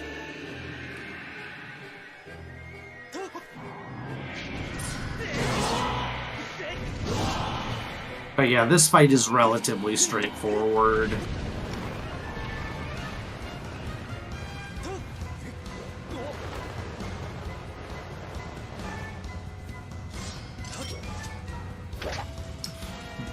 Yeah, Jazzix just flying the hook beetle around because he has nothing else to do while waiting for the Imprisoned to finish climbing up.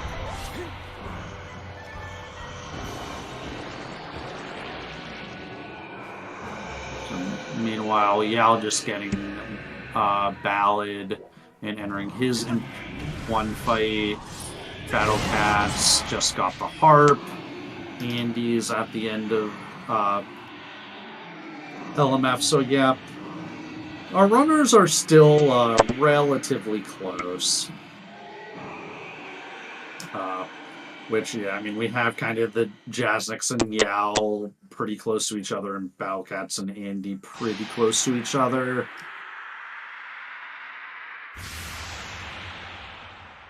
but anything could happen.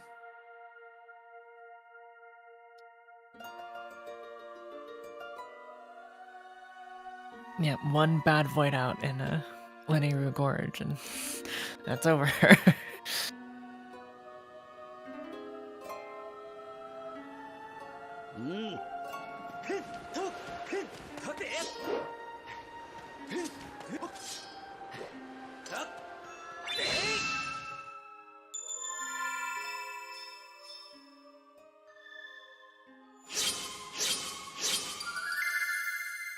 So yeah, then we have to make, at the end of each of these, we draw like an increasingly complex symbol onto the ground. Although we'll only have to do it one more time in this particular run. Yes, because we will wind up skipping the third imprisoned fight. Thankfully. Yeah. I mean, in essence, it's really not that hard, but if you miss that spike, that's... which I have done before. Feels bad. Yeah.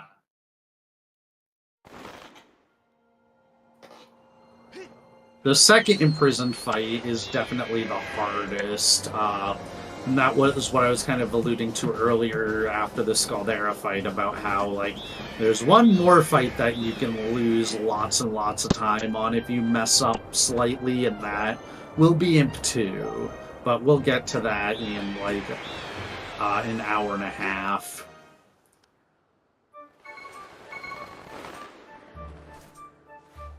So now Jasnix is tasked with finding a way into the Thunderhead.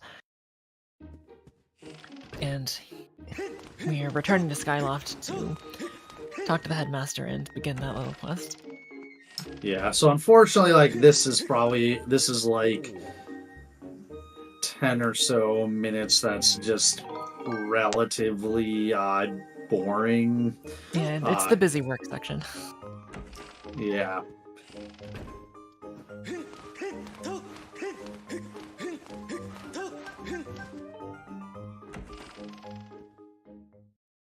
We'll be using our newly acquired Gust Bellows to very, very, very slowly turn these propellers.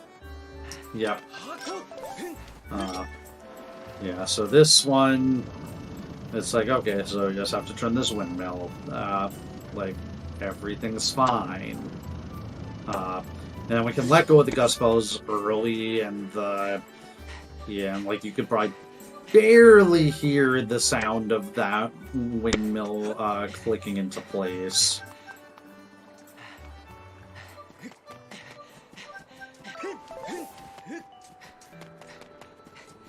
But oopsie, we're gonna find that we can't...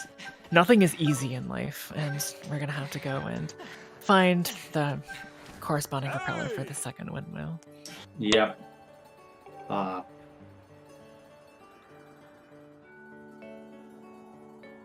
And that involves repairing everyone's least favorite robot.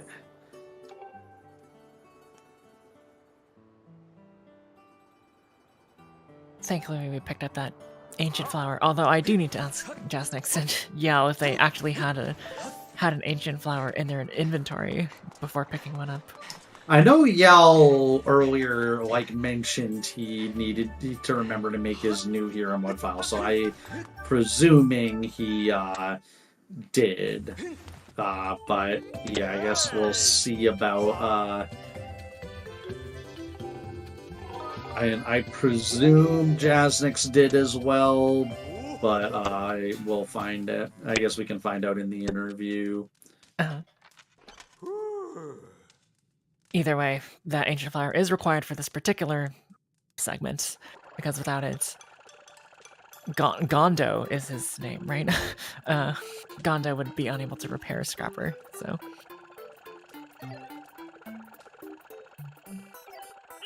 Yeah, it is Gondo.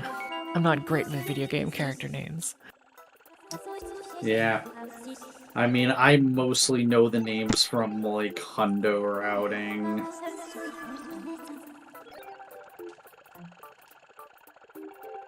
I like how happy Gondo is with his creation, but he is creating evil. Yeah. One thing that Jasnix is going to make sure he does before he leaves the bazaar is to pick up the second bottle. We're going to need a total of 2 bottles to pour some water on some frog tongues, and if you don't know what that means, and I just said something that sounds completely wild to you, we'll see that in a couple hours here. Yeah, I mean, need is a strong word there. Like, technically you could just do it with 1 bottle, but Right. it's much faster with 2 bottles, so we get 2 bottles for this run. So yeah, now we need to head down to Eldon, pick up the windmill propeller, and we're also going to knock down this tower for later.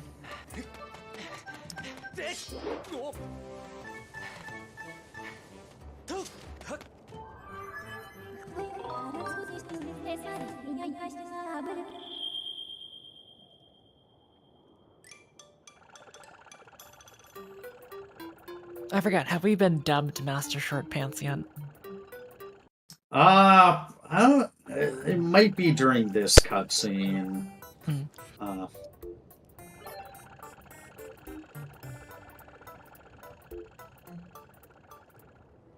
Either way, with our expedition to Eldon briefly complete, we're going to make sure we actually use the amiibo to leave Eldon this time.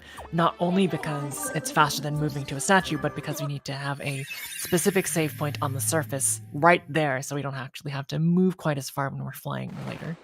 Yeah. So here's gonna start like using the amiibo to cut out some backtracking.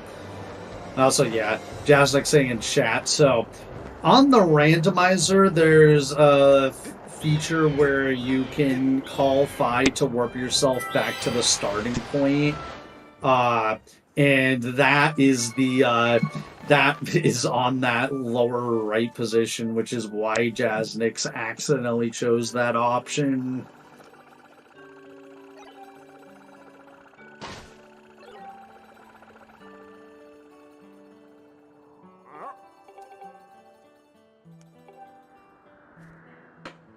So yeah, we're installing the windmill propeller. It's very important to remember to actually turn the windmill before you start running off towards the light tower. I have never once made that mistake in any of my runs ever. Of course. Yeah, if you thought turning the last windmill was long. Yeah, it's for whatever reason the game like decided, you know, you could make it turn the like shorter way, but no, we'll make it go a full 270 degrees. It's just more efficient. Come on. Higher number means better, right? Yeah. Well, I mean, see, we don't have to turn the windmill in Wii Hundo, and that's why I would have forgotten in HD to actually turn the windmill.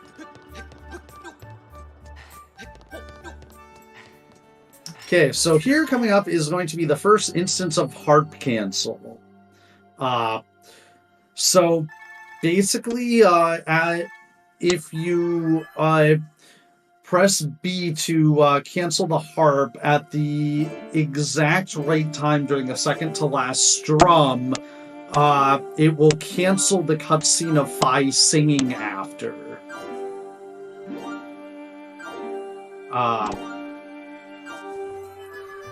So exactly like that.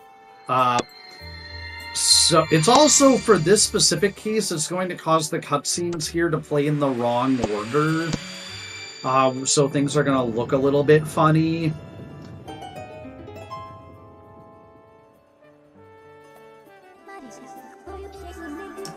So, like, in particular, like, the platform's gonna spin around now, so this mirror is gonna be in, like, the mirror and the light shooting out of it are gonna be not in the right places.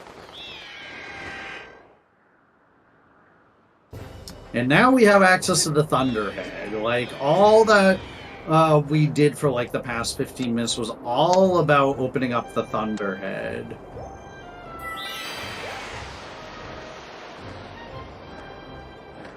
And then the game has the audacity to give you another puzzle in the Thunderhead after completing all of that. Yeah. Thankfully, it's a fairly short puzzle. But yeah.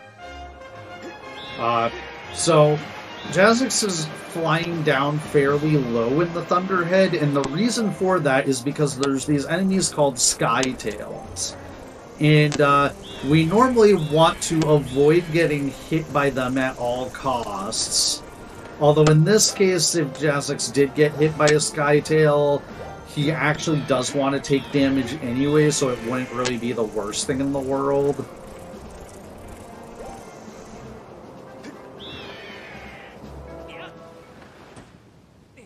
And yeah, so Jazzix splatted down on the ground there just because if you're landing into a cutscene trigger, it's actually faster to splat because then Link just immediately gets up to allow the cutscene to trigger, whereas otherwise he would have to go through the whole full animation of putting the sailcloth away.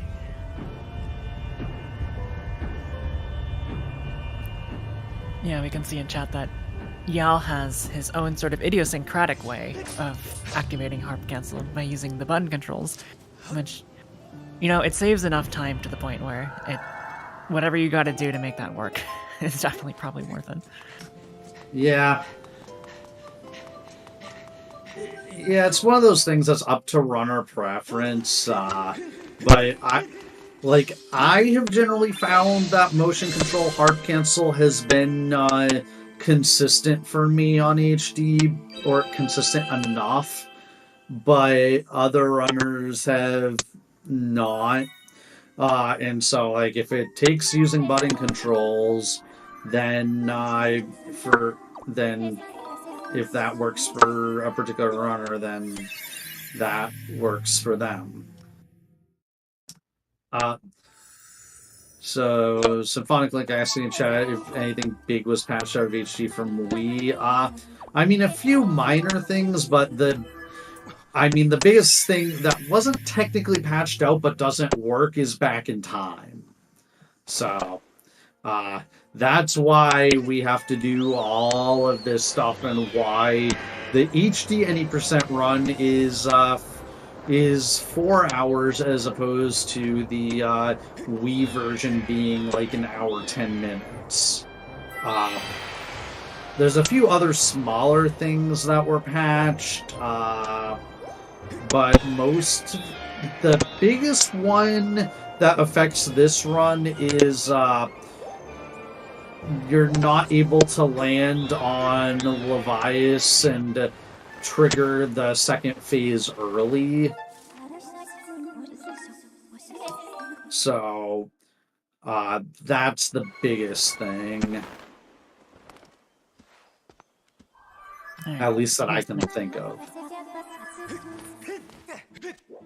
Those are the two big things that I can think of off the top of my head. Yeah. And Jazzix is going to be starting the first of the Silent Realm trials.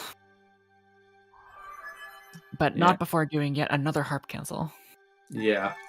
I guess the other big thing that was patched out of HD is in the Triforce Power Room in Skykeep, on the Wii version there was an invisible floor below the room, and that invisible floor was removed in HD, which means that we can still, there's a vine clip trick that we can still do, but we have to do a much harder vine clip. But fortunately, we don't have to worry about that in any percent anymore, because we're going to be able to skip the entirety of Skykeep. Just wait till that all dungeons category gets made, so we have to do it again. Or Hundo. A Hundo still has to do Skykeep. Does Hundo still do it? Yeah. Yeah. Because the Triforce is a requirement. Got it. But yeah, so the Silent Realms. So first, Jasix is going for an optimization where we go for this tier over here first, which just makes things path length-wise a little bit shorter than going for the tier that you're intended to go for first. But overall, like, we know where all the tiers are, so it's just a big movement section. So it honestly makes these Silent Realms pretty fun from a speedrunning perspective. Well, interestingly... sorry. Continue. Interestingly enough, it's almost like the game sort of intends for you to speedrun these sections, since they do show up as time trials later down the line when you're playing casually.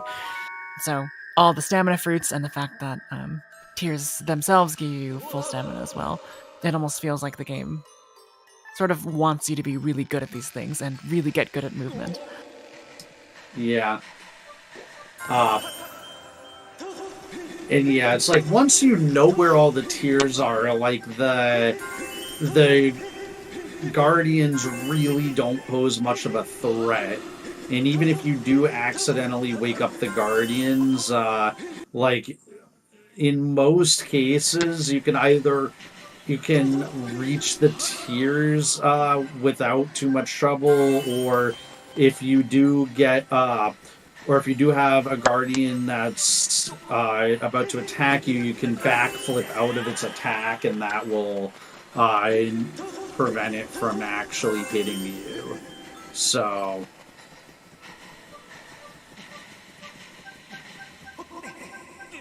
yeah, so these wind up actually being kind of fun in the speedrun.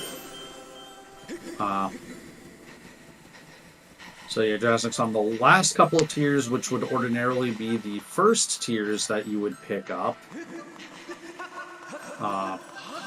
Or the first tiers that the game really wants you to pick up casually. Now, Jasnix picked up a light fruit, which is typically something you don't really need to do. I wonder if he did it on purpose, so he just wouldn't have to worry about it for the rest of the run. Yeah, so he did pick it up on purpose, and we pick up that one specific light fruit because the cutscene for picking up the first light fruit gives a stamina refill, and that stamina refill is most useful to get right before the that rope that you have to cross. So yeah, that's why runners will generally intentionally pick up that one specific light fruit in Farron Trial. Not aware of that, but that's good to know. I guess you could call this the first tiers of the kingdom. Since these aren't... were they called tiers? Are they called tiers in Twilight Princess? I honestly don't remember. Yeah... I don't quite remember what they were called in Twilight Princess, but I do think they were called something other than tiers. But maybe I'm wrong. But technically, like, Skyward Sword takes place first in the timeline, so that would make it the first. But yeah, so Yal's demonstrating right here what we just talked about picking up that light fruit. Now he has a stamina refill for crossing this rope. If you take a look at Jasnix's screen right now, you might get a small sense of deja vu. Why are we back at Skyview? Well, the game does unfortunately make us return to Skyview to get some sacred water to help out the water dragon, which unfortunately does not exist when you first come to the temple. Otherwise, we definitely would pick it up there. The only saving grace is that you can do this before actually traveling to the water dragon first. So the game, sort of like Bucha earlier in the run, does have a contingency for having picked up the sacred water beforehand. Yeah.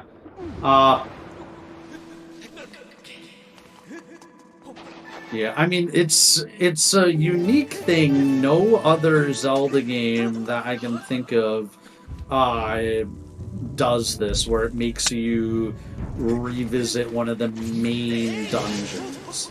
I mean, I guess like Phantom Hourglass and Spirit, yeah.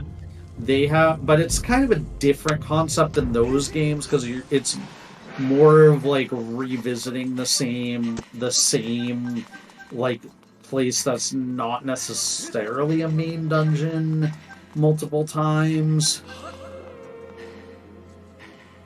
I guess it's the only time in a 3D Zelda game.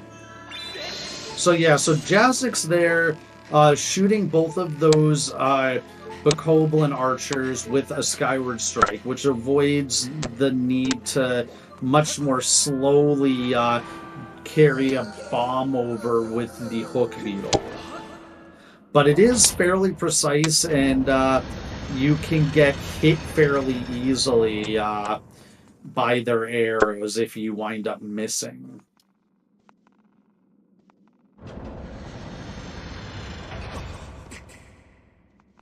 Alright, time for the second, technically, boss fight of the Skyview Temple. We're going to be using a bomb, throwing it on the ground, sort of manipulating the Stalfos to get very close to it, and once it blows up, they'll be stunned, open to a Skyward Strike, and then you can stand them off and spin attack. Repeating this process just a couple times should take out all the Stalfos, making this a pretty quick fight if everything else. Yeah, optimally it's 2 cycles, which Jazznik's demonstrated perfectly. And we're going to pick up a bomb refill here, because we're going to need bombs for the next dungeon.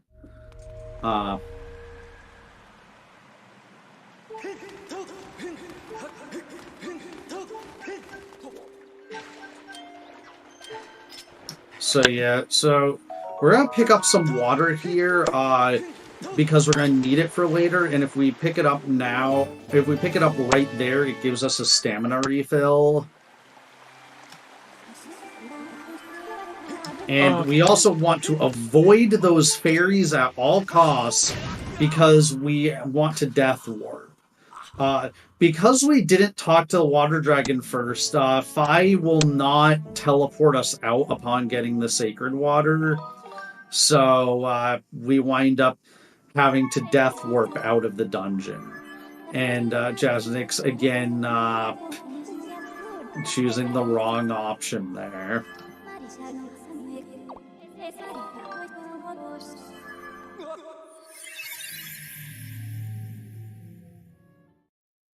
Ooh, that was really close on you. I don't know if you saw Yal's screen right there. That was really close. Yeah. He was on 1 health and there was a Froic. Really, really, really close to him.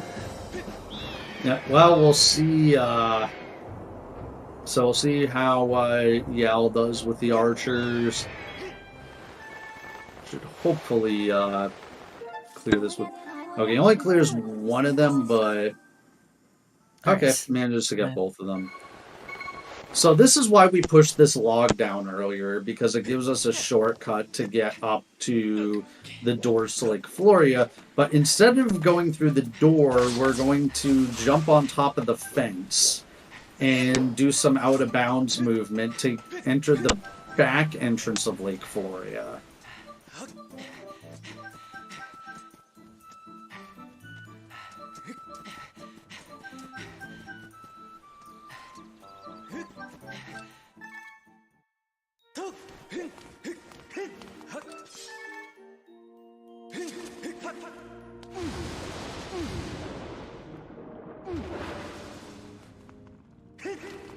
And so, yeah, now we have a fairly lengthy cutscene with the water dragon, but it's actually 2 cutscenes in 1 because we already have the sacred water. And so the game basically plays both of the cutscenes back to back. Now, welcome to the Raiders from Zelda Speedruns 3. We are about 2 hours into the Skyward Sword HD 2-year anniversary any % race. So, right now, we're about to enter Ancient Cistern on Jazznik's side. Looks like Yal's gonna be good. He's not gonna get trolled by these fairies.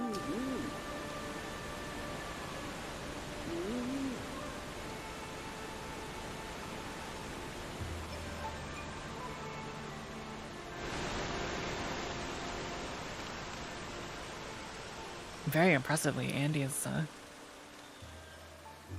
made up quite a bit of time. Already in Skype too.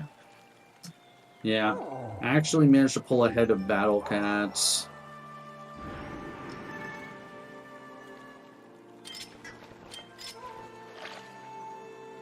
Taking the time to pick up a little bit more water on Jasnix's stream, because, like I said before, while we don't technically need 2 bottles of water, it does help. Yeah, it's fastest to have 2 bottles of water all ready for when we enter Volcano Summit later.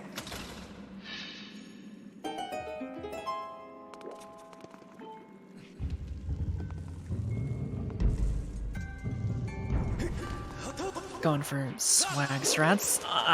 Very close.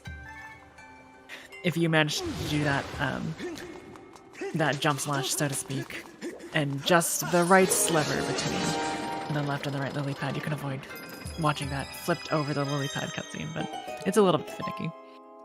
Yeah. So yeah, this room can be a little bit tricky.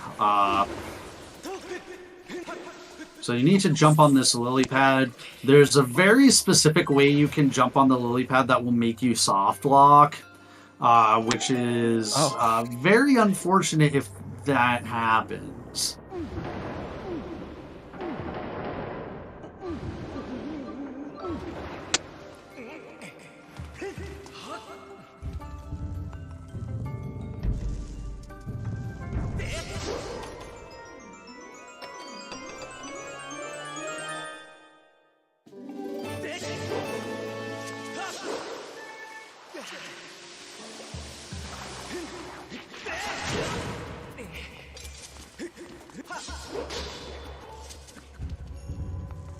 Jasnix tried to go for a very similar strat as we saw all the way back at the first instance of being on the surface, trying to jump slash past that first Deku Baba, but not quite getting in. Or maybe it was on purpose. I don't think it was. Yeah, I mean, we do want to take damage, because there's actually the first, actual major glitch of the run in this dungeon.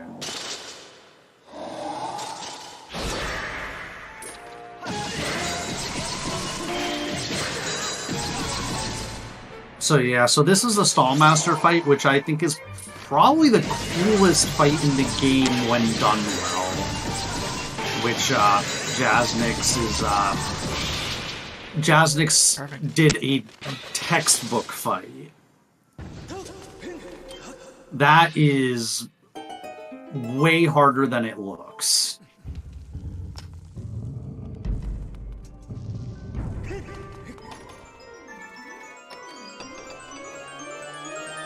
Because you really need to get all the stabs and shield bashes and stuff timed perfectly. And in this game with the motion controls, stabbing is actually kind of difficult.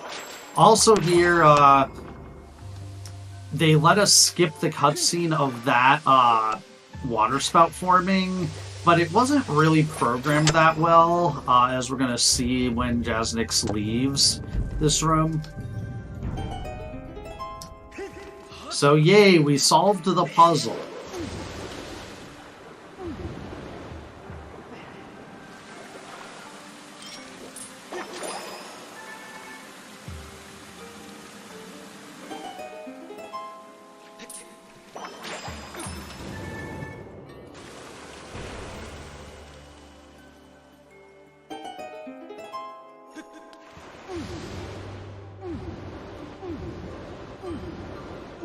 Looks like Battle Cats and Andy are very close to each other. Both kind of just right after Skyview 2 about to enter Ancient Cistern. So Yeah, this room, ideally, you don't have to kill any of the archers, but Jasnix may choose to kill this archer up here for safety. And nice thing with the free cam is that you're able to just, like, jump right down and whip that switch. That's actually something that I completely forgot to mention is one of the big differences between Wii and HD is that you have free cam on HD, which makes some movement a heck of a lot easier. And also just in general, there's like a few other tricks that get simpler because you can just scroll the camera wherever.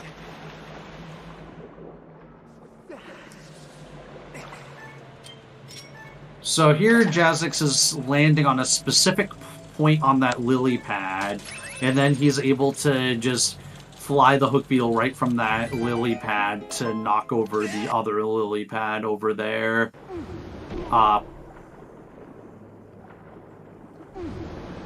Both button controls and motion controls have access to free cam. The only thing is that you don't have the ability to use free cam while you're sprinting. That's kind of the one obnoxious thing.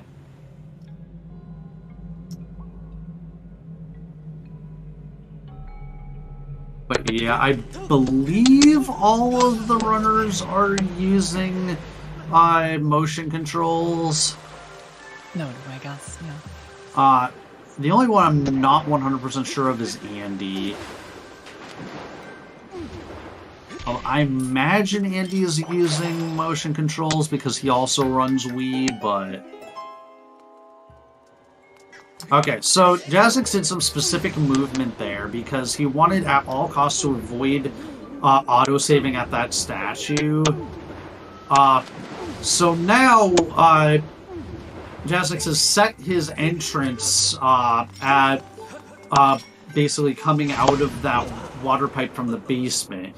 And now he's going to do a trick called entrance animation transfer.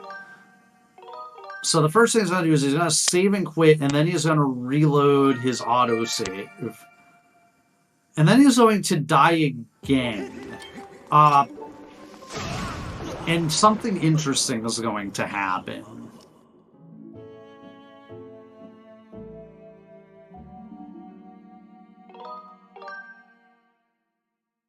So basically some shenanigans happen where the game wants to spawn you kind of at the rope, but like you're not quite in a position where you can swim, so it kind of puts you in a swimming animation like right below the ground, and that's enough to be able to get yourself out of bounds here and able to access the basement early. So that skips kind of the second half and probably the hardest part of the dungeon.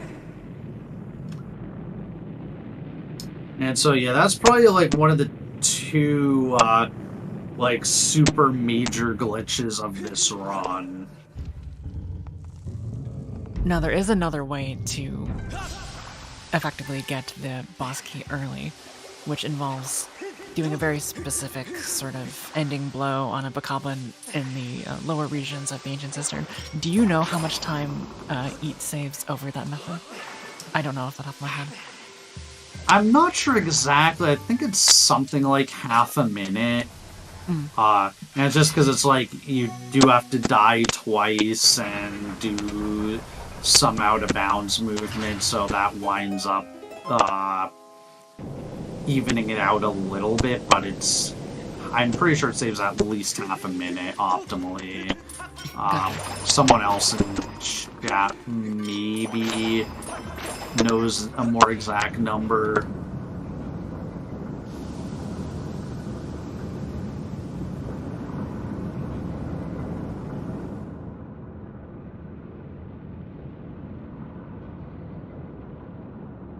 Both Battlecats and Andy are on the Stallmaster fight. So yeah, they're sticking pretty close to each other. Yeah, unfortunately, Indy ran out of stamina, which is the... Yeah, but he still managed to get through the Stallmaster fight. Running out of stamina, like, that's one thing that can, like, easily, like, cause you to just die, because the Stallmaster kind of works in a fairly interesting way. By default, his attacks do a half-heart of damage, but if you but if he does another attack, that attack's damage overrides his base damage, and all of his attacks from that point on will do the increased damage.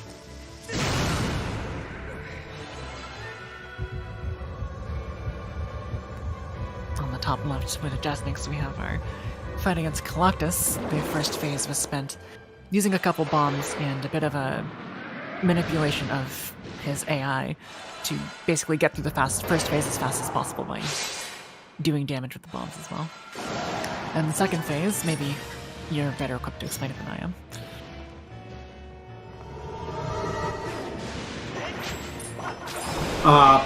So basically, we want to basically knock away his access to his core, but then we can just do 2 Skyward strikes, and they tried for most things to basically nerf their damage, so that they don't do because they intend you to use the big swords. However, they didn't nerf the enhanced Skyward Strike damage. So as a result, just 2 of the hero mode Skyward Strikes will defeat Coloctos' second phase.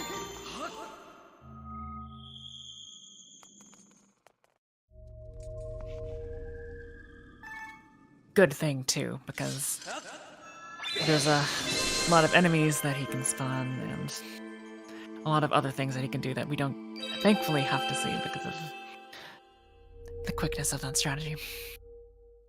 Yeah, especially on hero mode, if you fail that strat, things can get very hectic.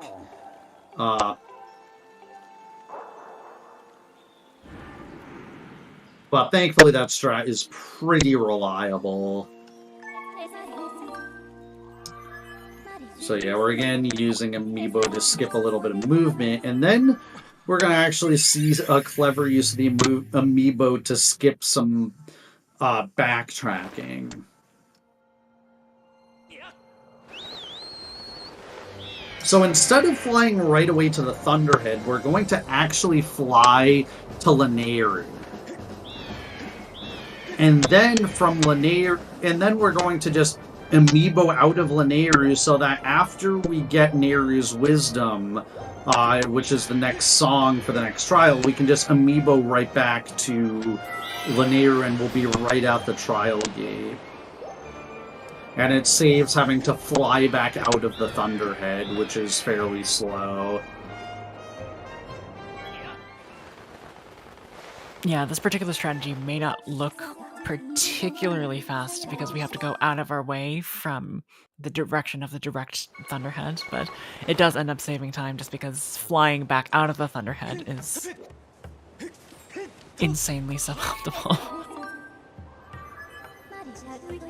In general, flying is insanely suboptimal in this game. That is true. The Loftwing speed is rather slow, which I think they did in part to kind of mask the fact that there really isn't a lot to the sky. So it makes the sky seem bigger if the Loftwing speed is slower. But it's still just an annoyance.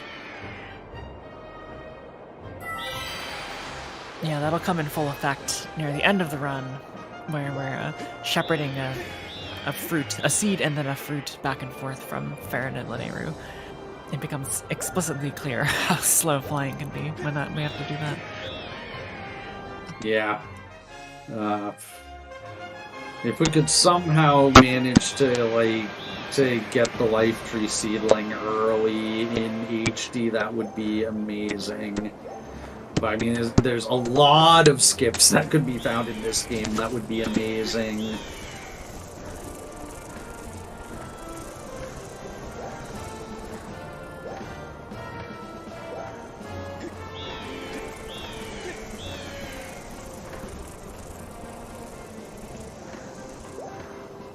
And one of the maybe more likely things for us to find would be a early volcano summit, but we just don't really right now have a good way to, or any way at all to do that. Because if we could do early volcano summit, that would skip this entire next segment of the game.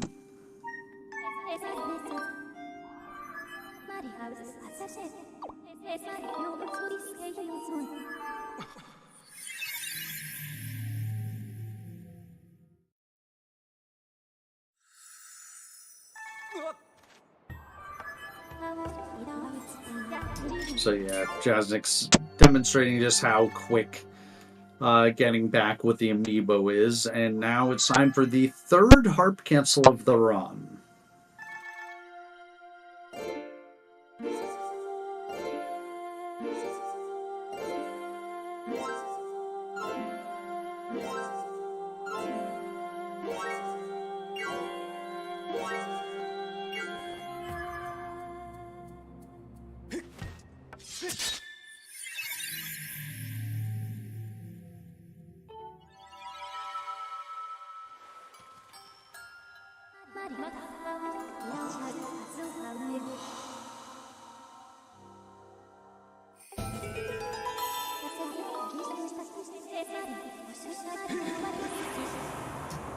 Yeah, so again, we're not going to go for the first tier that the game wants us to get, because it's more optimal routing to go for this tier first. And there's actually a very small difference in this trial between the Wii and HD versions. Coming up on the the third tier that we're going to get.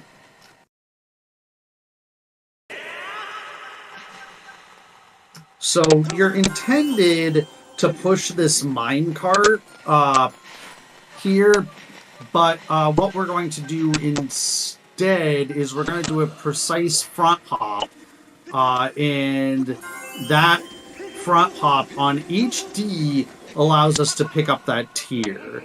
Because for some reason on HD, Link jumps just ever so slightly higher than he does on the Wii version. So that helps us in that specific instance.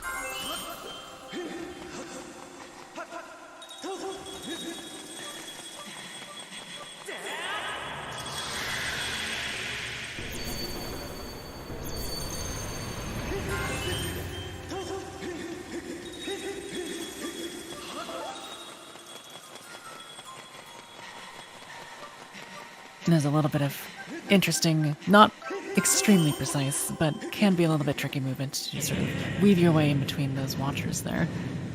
Luckily, we did pick up a tier just beforehand, so we're not particularly at risk of losing time in that particular section.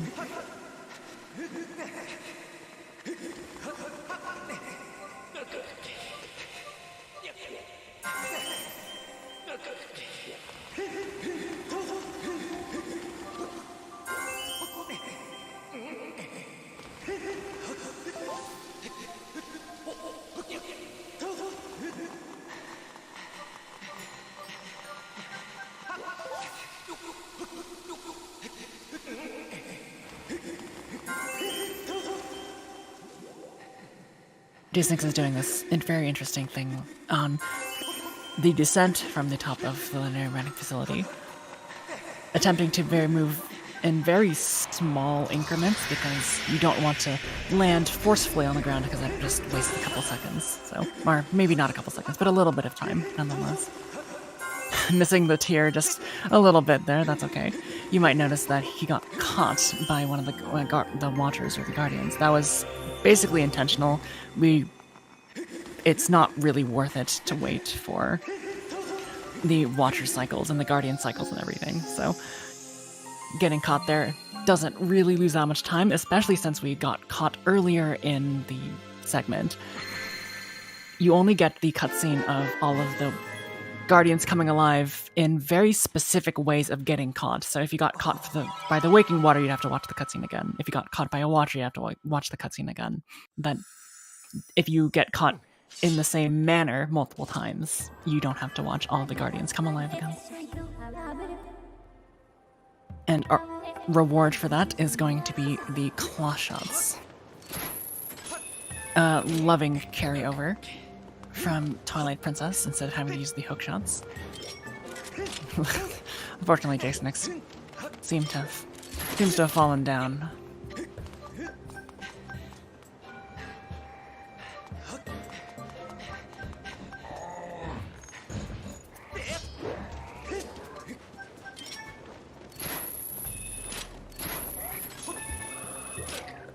Okay, so hopefully that fixes the mic issues that people have been mentioning in chat.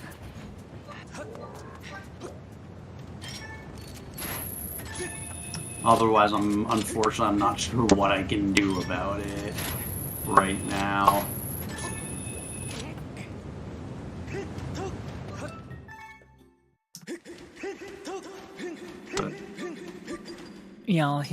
Yal's mentioning this in chat. Having a little bit of problems with that one tier that you had just mentioned.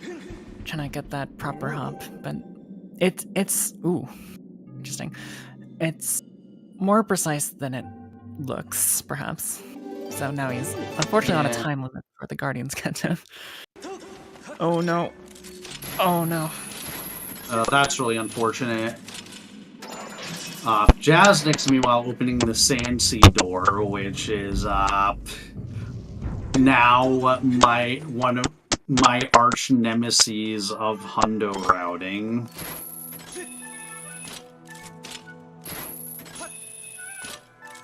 At least for the Wii version.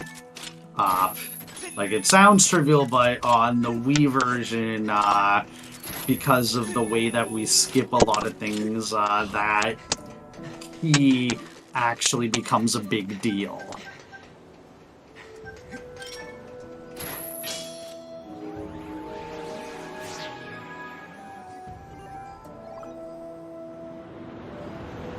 Right.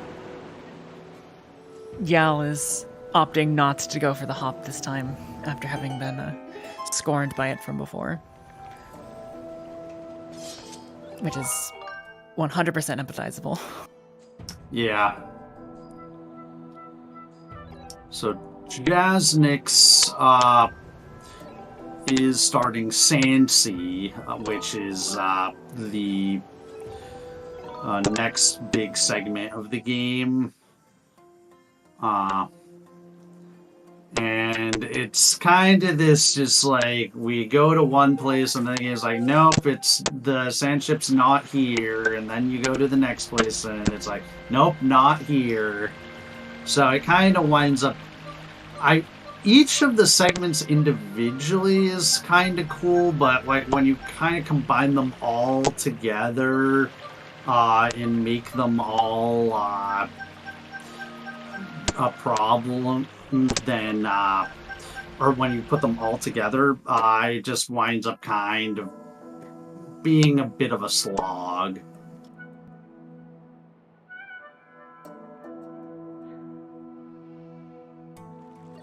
I tend to agree. I don't think there needed to be 3 separate sections,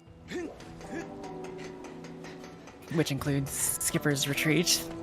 Then honestly, they could have gotten rid of the minecart section, especially since the literal entire point of that section is to tell you that the ship is not there or whatever.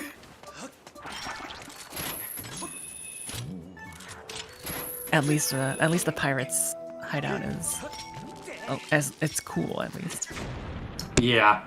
Yeah, I'd say, yeah, I mean, this section's kind of cool, and, yeah, the pirate stronghold is kind of cool, but yeah, the other one is kind of just, I think they put it in there because they wanted the mini game, and then they needed to justify it, so, but yeah, they probably didn't actually, like, I think the game probably would have been a little bit better if that, like, you didn't have to do that section. Luckily, it's not too difficult to think about it. Just adds some time that perhaps didn't need to be there. Yeah, so this whole segment here on Skipper's Retreat, you get you're fighting this cycle the entire time. Also, Jasnik's showing off a trick where we can skip killing that Deku Baba. But yeah, basically, I think Jasnik looks to have a pretty good cycle here. Yeah, perfect. He's able to get claw shot through both of these P-hats. But that P-hat cycle can, or P-hot cycle if you're D3, is just like the thing that you want to try to make through that, and it goes through that whole segment.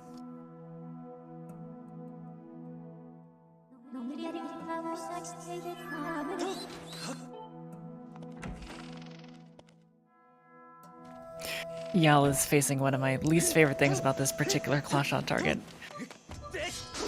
You can get it and have it work absolutely perfectly, but for some reason the lip of that one cliff can extend further than you think it does, and you have to redo it.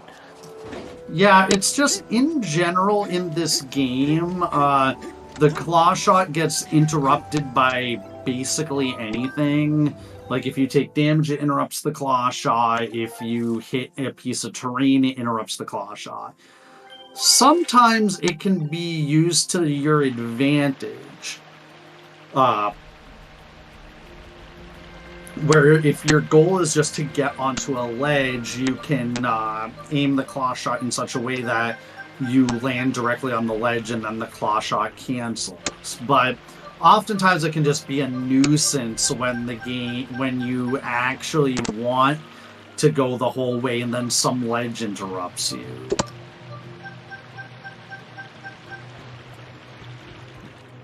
It's happened to me more times than I care to admit.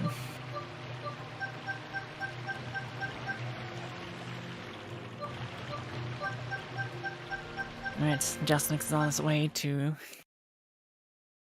the thing that we were mentioning before that we think is a bit superfluous, the minecart minigame. Or I guess, more accurately, the shipyard, which houses the minecart minigame.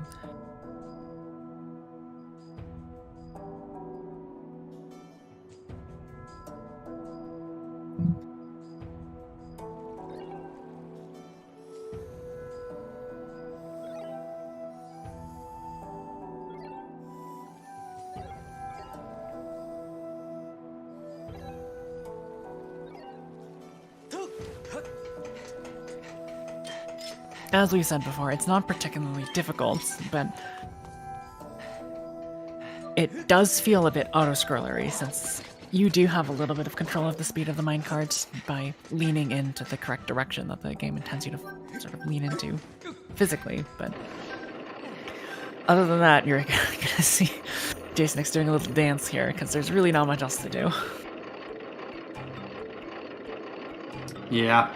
There is one thing on the HD version, they kind of messed up the calculations here of, like, how the minecart's supposed to look. Like, you'll notice that as this goes on, like, the minecart kind of gets a little bit desynced from the track. And also, like, the speed of the music's supposed to, like, match the speed of the minecart, and that also is a bit desynced.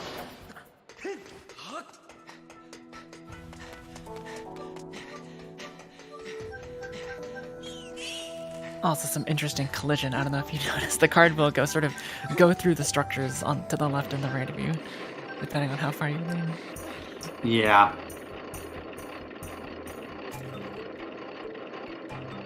Alright, let's see if Yal is gonna do this little cave in the safe way or the risky way. Oh my gosh. Okay. That room that Yal just passed is notoriously awful. You can get stun locked, or I guess electro stun locked. Just to death, even from full health. Yeah, I call it the Monka S ring.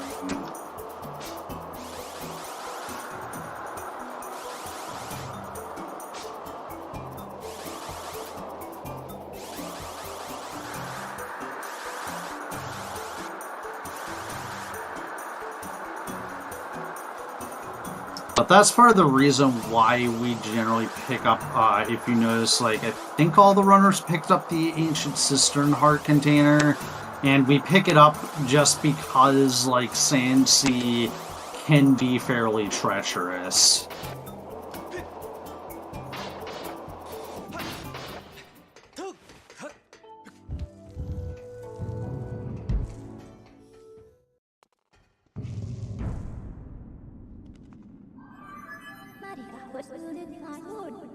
Alright, Jasnix is gonna enter a very interesting and cool boss fight before leaving the shipyard.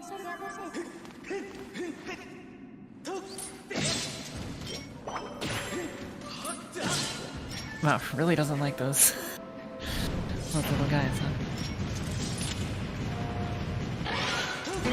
But yes, we don't really have much to do besides repeat the process of what we did with Walderock all the way back in the Mineral Mining Facility.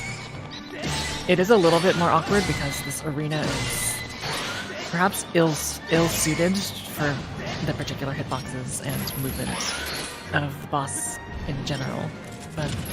Yeah, also your claw shot can just go right through Walderock's eye for no reason, like happened to Jasnix.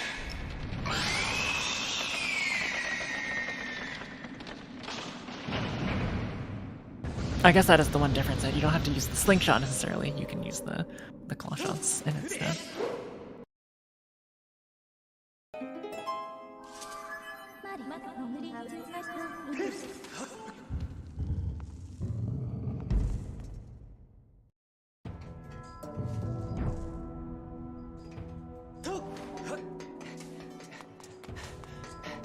Well, with that waste of time out of the way, time for Pirate Strongholds, which does admittedly have a pretty cool time shift stone mechanic involved with it.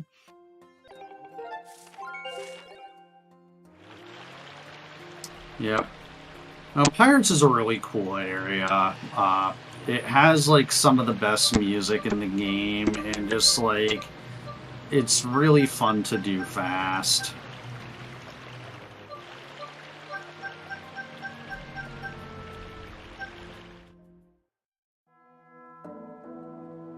It does have a tendency to be slightly dangerous, simply because there's a very high enemy density.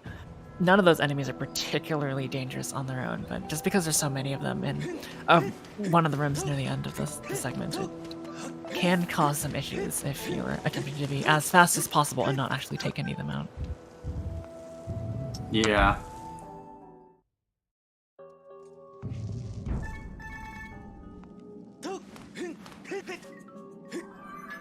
Responding to something in chat, yeah, I think you use the orb primarily in one place in Skykeep. That's like the other main place that you use the time shift orb as opposed to the time shift stone. But like we said before, Skykeep is now entirely routed out of the speedrun.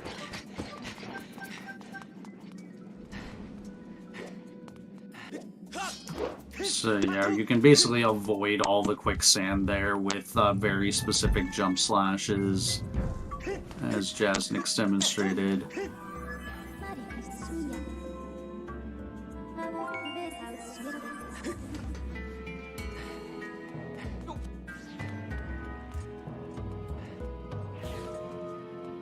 And And there it is, our sort of portable time shift stone for the rest of the dungeon.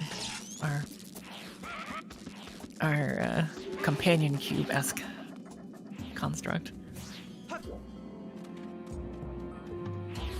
Yeah. But unlike the companion cube, we're not going to be forced to throw it in an incinerator.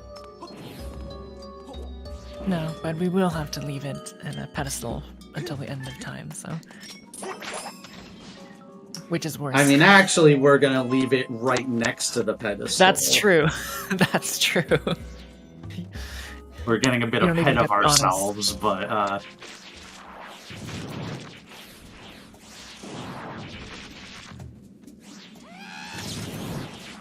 Yeah, this is one of those segments that I was talking about before in terms of it being a little bit dangerous. You have to wait just ever so slightly for the Dekubabas to spawn and go through their entrance animation before being able to safely walk past them without actually slashing them down. Yeah, but it is like honestly like it's kind of just cool and rhythmic of like how you get through that section by just like stepping by or just like stopping in front of each group of them, wait for them to spawn in, and then move to the next one.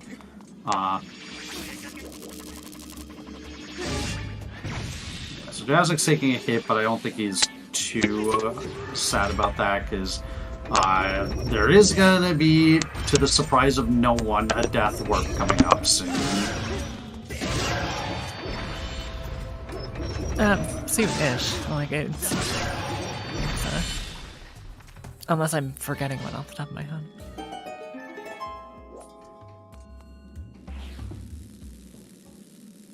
Yeah, so he placed the time shift orb in the pedestal to activate the cause the shark head to open up.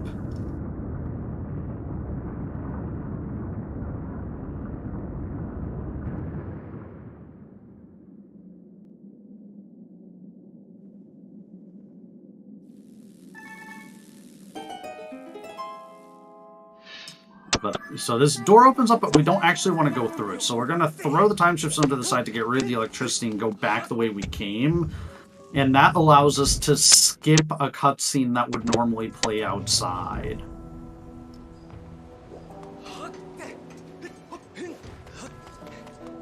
I guess, yeah, also kind of showing off how awkward the Moldy 2 fight can be.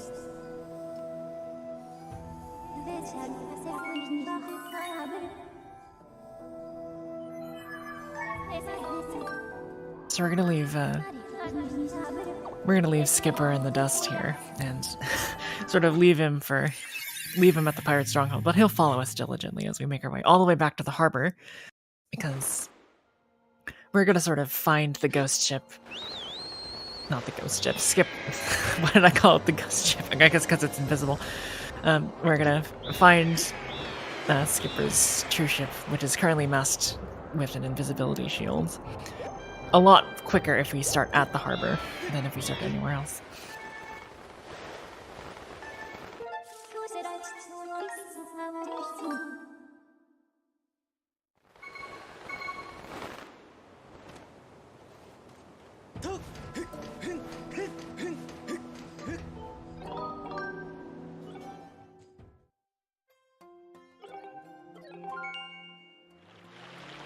By very generally aiming left-ish, we'll be able to find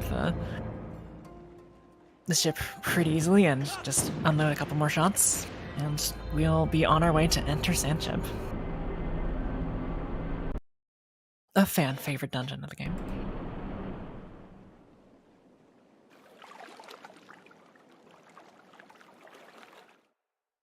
Yeah, I'd say this dungeon is pretty cool casually. I don't know, in the speedrun, I mean, I guess, like, it's kind of cool how we optimize all the puzzles and everything, but it's also, like, maybe not the most exciting.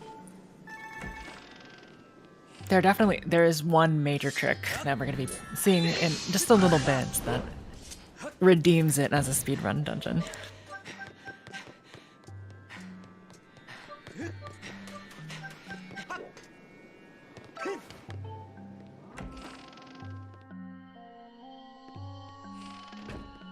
Does that trick Yeah. have a name, actually? I don't actually know if it has a name. I just know what it is. Mass skip. Mass skip. Is that what you're referring to? Yeah.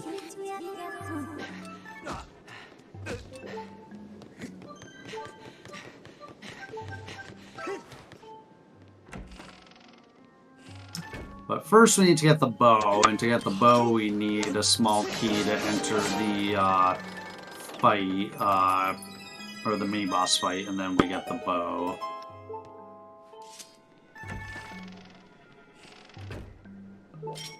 And this is that death warp that 64 was referring to. Luckily, there is a barbed fence over the boss door that we can use to easily take damage.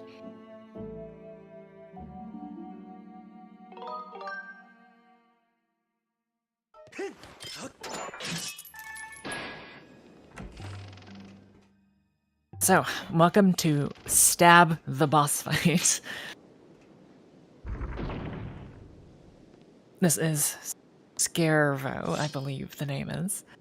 Correct, yeah. And, you know, it's a very interesting fight in concept. Dodging and blocking all the attacks that he has, and sort of treating it like a Stalfos fight, but we will find that he's... particularly weak to stab attacks. Yeah.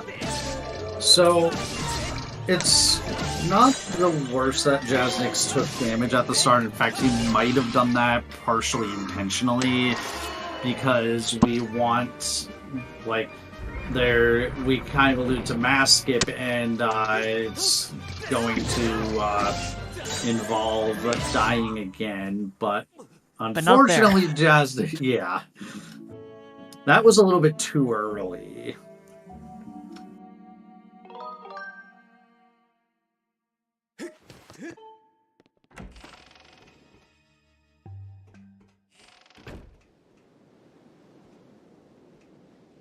Not too big of a deal.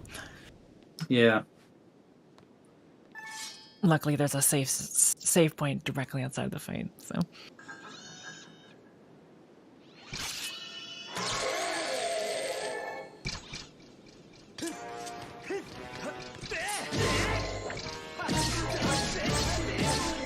Yeah, so out of all the unintentional deaths you can have in this game, that was probably one of the least bad.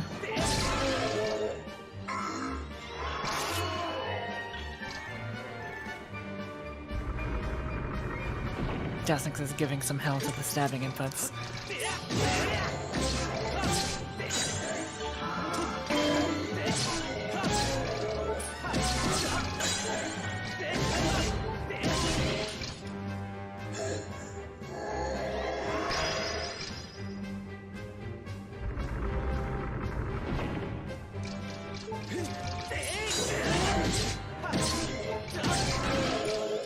And there we go.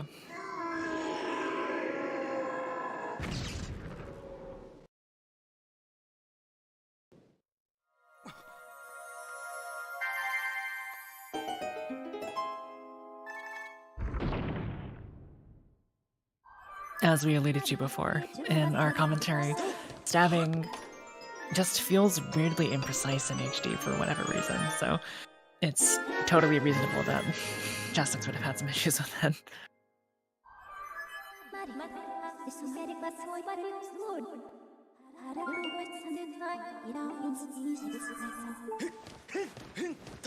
And now, with access to the bow, we can perform masked skip. As I said, probably the main redeeming factor for this dungeon being part of the run. It's going to start off relatively casually, activating this time shift stone that basically changes the entirety of the dungeon into the past. Well, that was really close on Andy's side. He managed to get through unscathed.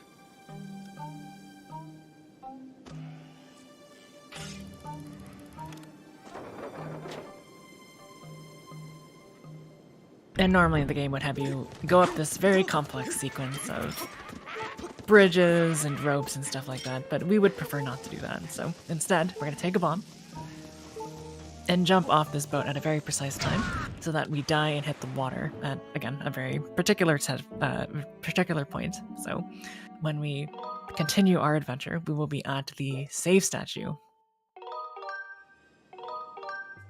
We will leave the area and then re-enter, and that will make it so when we activate the time shift stone of the temple once more, we will not actually have to do that complex sequence of ropes that I was talking about before. The doors will already be open.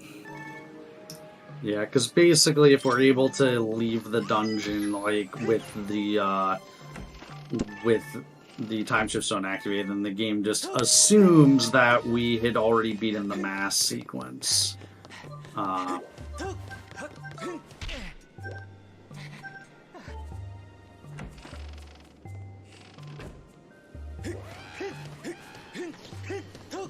Yeah, there's dungeon exit mass skip, and I think it's people don't do it because it's more difficult, and it's not like significantly faster.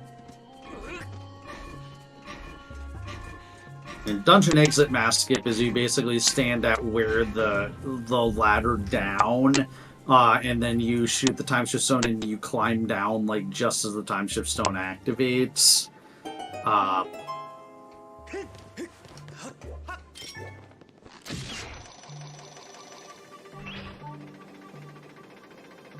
We have a comment from the runner in chat. It's faster, but super dumb.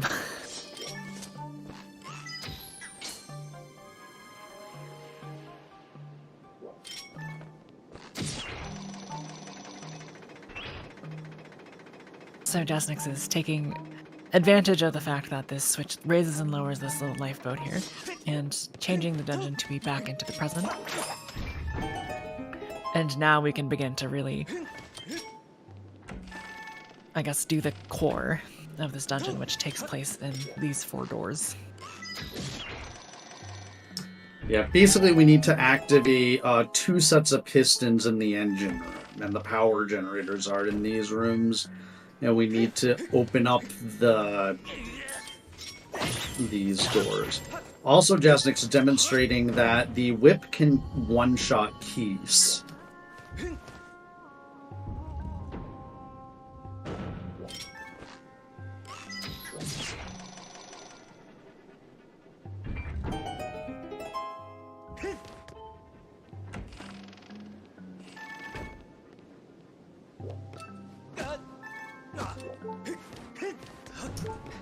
And the Jasnix taking damage there is a hint that there will soon be yet another death warp. Unless, of course, Jasnix just wants to keep it interesting. Keep it interesting for us all.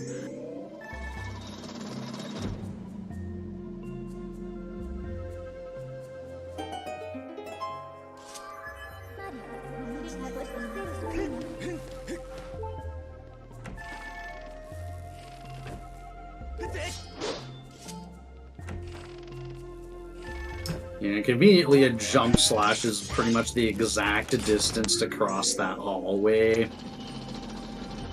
But yeah, now we have both sets of pistons activated.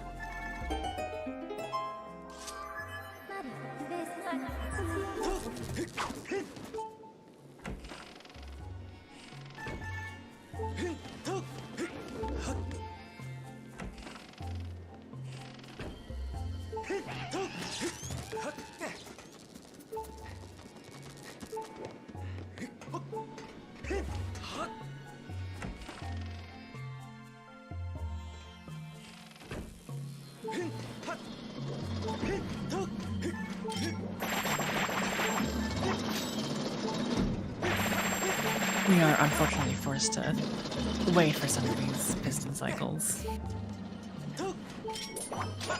Yeah, however, if you move exactly correctly, and unfortunately Jasnix bonked, which messed it up, you can actually make these piston cycles perfectly and not have to wait at all, apart from the very start. But unfortunately, because Jasnick's bombed, that's how precise that cycle is, so he was unable to make it.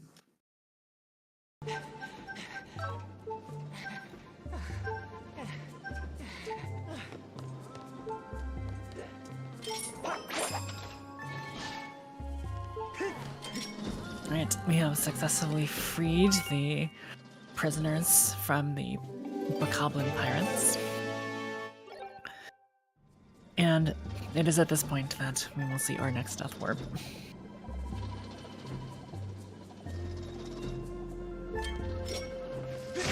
Because we sort of got everything we need. We got that key, so it's time to get the boss key now.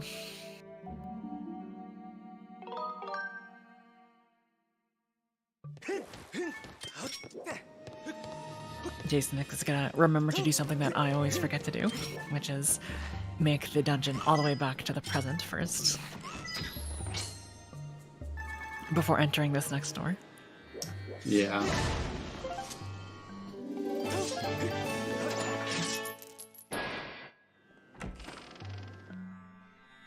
I feel like I've done it enough times that now I always remember to do that, but early on I was always forgetting to do that, and then taking that whole door transition back outside Yeah, exactly. to think about the mistake that I made and how dumb it was. Wow. Jasnick's like perfect aim on those three Sniper arc. shots. Yeah.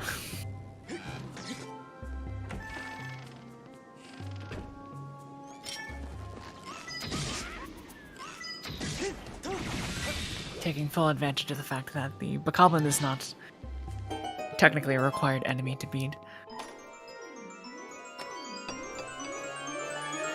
Yeah, in speedrunning, whenever we can avoid killing an enemy, generally we will do so. Because killing enemies is slow. So yeah, we're taking advantage of the shortcut that we made earlier with the lifeboat.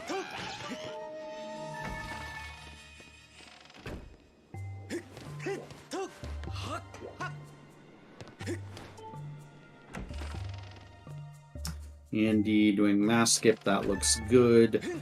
Battlecat's not too far behind Andy.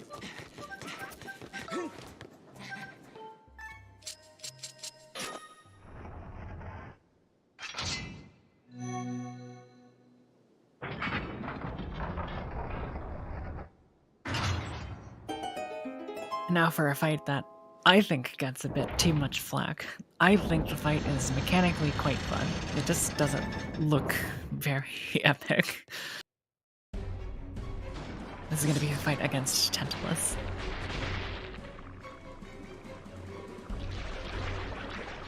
The first segment is going to be against a bunch of tentacles that are blocking your way.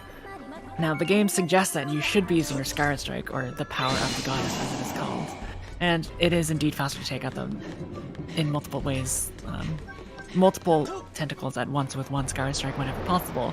But crucially, a fully charged bow is also enough to take out those tentacles.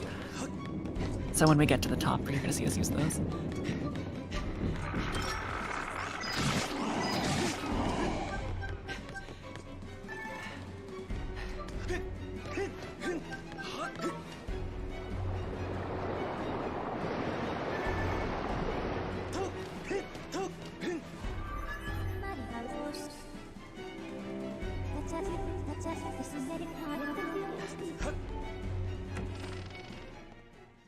And here we go.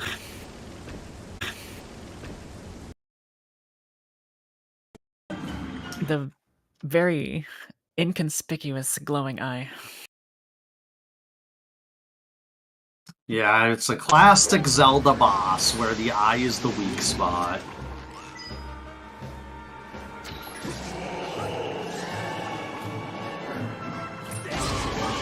Additionally, if you stand where Jasnick is standing, when you are shooting those arrows, for whatever reason, none of the tentacles will ever hit you, so it's just a very safe place to stand. Yeah, but you do have to be like at the very corner.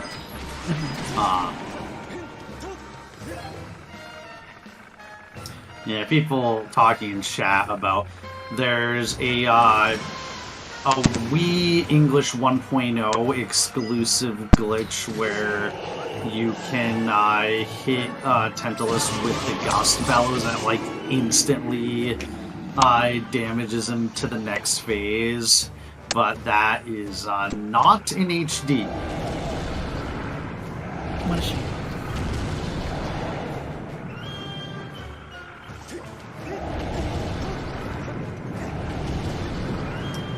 Also, there's a thing that can happen called Barrel Dwarf, where you can get hit by a barrel through no fault of your own.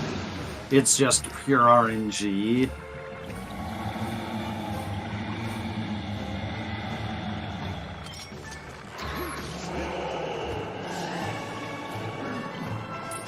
So after slashing this eye, I believe J6 is good too. Yeah, it looks like it. Is going to jump in the water, and then as soon as the eye opens again, just launch an uncharged arrow into the eye and avoid having to do the Medusa phase. And that's the final.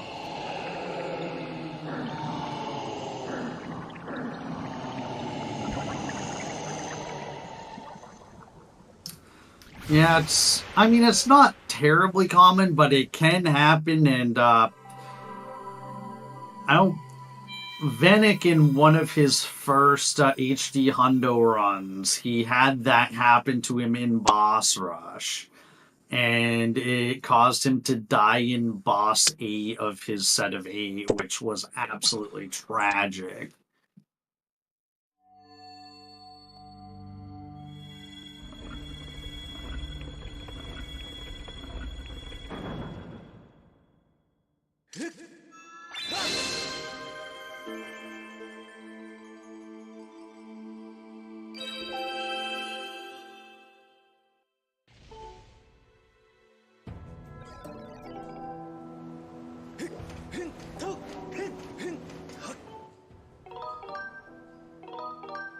Alright, our next order of business on Jasnix's screen is something very similar to what we did before, and this time for the fire trial, where we're going to fly to Eldon first and then make our way over to the Thunderhead, because we can use the powers of the amiibo and just teleport all the way back to that trial spot instead of having to fly through the Thunderhead a second time.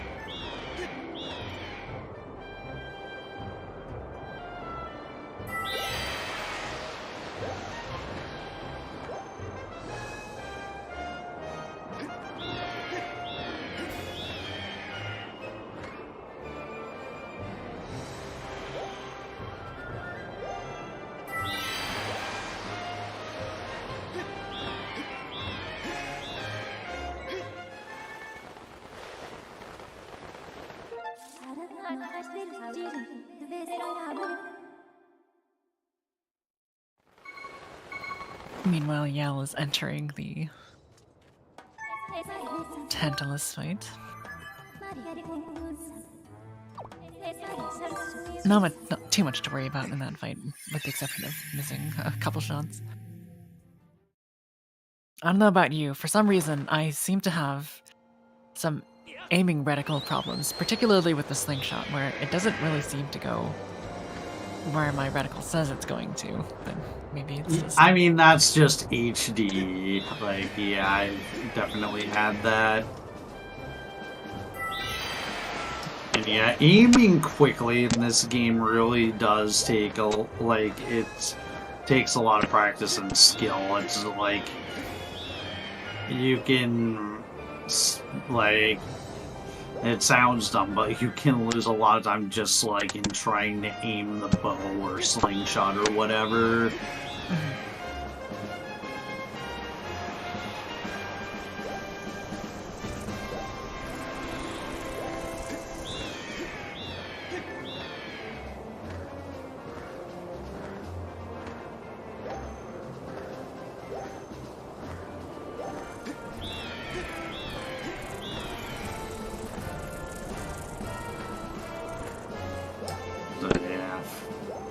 seeing that slow Loftwing speed in action here. Jasnix mentioned Rando earlier. I believe in Rando they made the flying speed significant. Oh no, Jasnix. That's... I have missed the Skyward Strike, but... Oh, I have missed the Skyward Strike on that before, but I don't think I've ever voided because of it. Jasnix being like, I am not going to miss this, and just like front hops forward to make sure he lands it.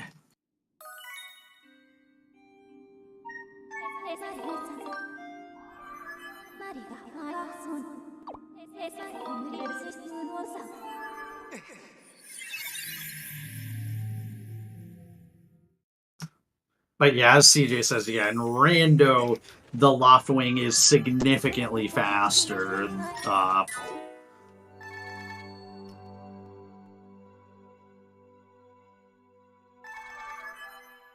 Reminds me of how they made metallic iron boots walking in Twilight Princess Goron Mines significantly faster as well.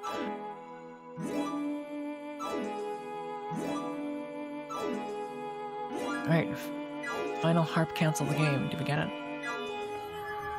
Looks like we do. Nice. It's a very funny animation too, because it just looks like Link is stabbing the sword in the ground for no apparent reason.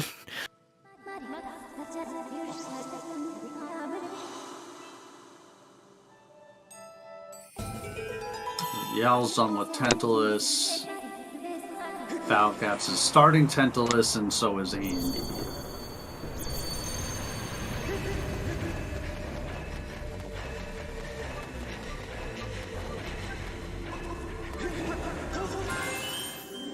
And again, like usual, we start on the tier other than the one that the game really intends you to start with.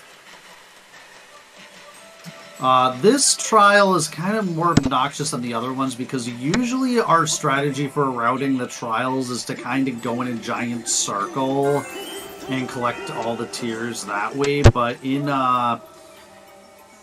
with this trial in particular, it's like all the tiers are kind of spread out across, are kind of like in 3 different clusters, and it's kind of just due to kind of how Elden is shaped in general. So we kind of we did like that first section there, and now we're going to head over to the section here is like the pre-digging midsection.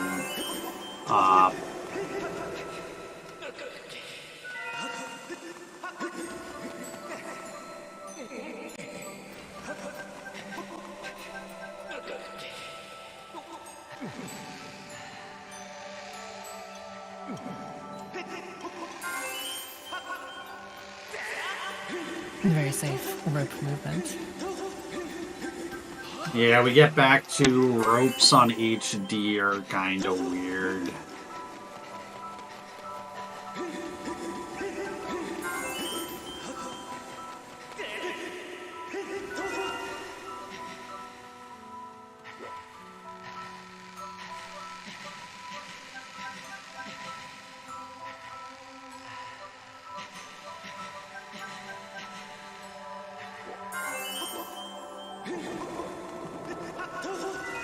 Doing a leap of faith behind himself to land on the rocks. As he, like 64 alluded to earlier, sort of just has to backtrack because that cluster is now finished. Yeah.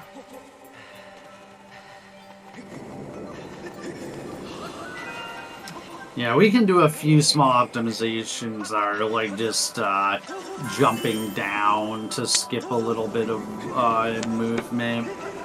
But other than that, it's like at some point we have to do like each of those little clusters of tiers, and so it's just about getting the movement between those clusters and within those clusters to be optimal.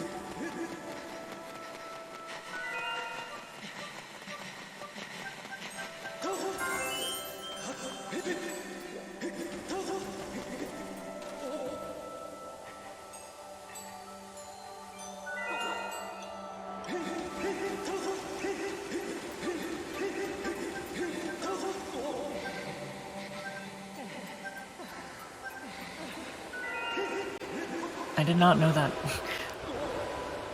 rolling down the hill was faster than just letting yourself be taken by gravity. Yeah, I'm not even sure if it is or by how much. I just see other runners doing it, so I do that.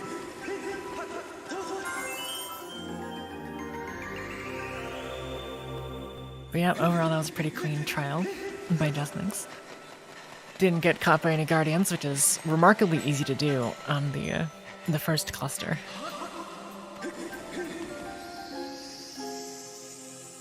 Yeah. I used to, like, when I was first starting out with this game, or when I was starting out with the Wii version, I started out when we still had to do 2 of the trials, and one of them was Elden Trial, and I used to struggle to get that first part of the Elden Trial without getting caught by a Guardian, but once I kind of figured out the movement a little bit better, then I got consistent with it. Okay, so now is the part that we alluded to like 2 hours ago about pouring water on these frogs. And this segment in Jasnix's split is named Really, Really Hard, or Really, Really, Really Hard segment, because it is so easy to like accidentally miss pouring water on this second frog here. And every time he has missed it, he has added an extra really to the name of the split. It's just really heartbreaking when it happens, because by all counts, it should not happen. But for some reason, whenever you think you've done it correctly, it just happens to miss. And it's not awful by any means. You just go back a couple rooms, get some more water, then go back. But it does not feel good. Yeah, on HD it's not awful. On the Wii version, for like any percent or all dungeons, when you have to do the RBM to remove the flame wall, if you miss pouring the water, you get to redo that RBM because it's only effective for one load of the area. It is, which is really dumb, but so it makes missing the water that much worse. That is indeed obnoxious. But yeah, luckily in HD we don't have to worry about that.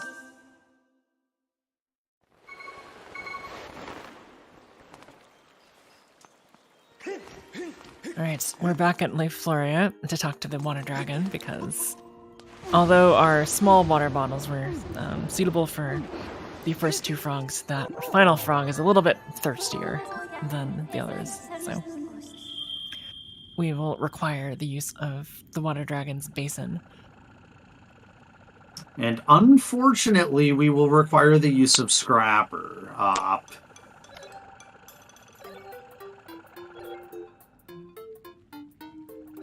Yes, this is... For whatever reason, we cannot land directly next to the fire temple, or Earth... What is it? Fire Sanctuary. We have to go through this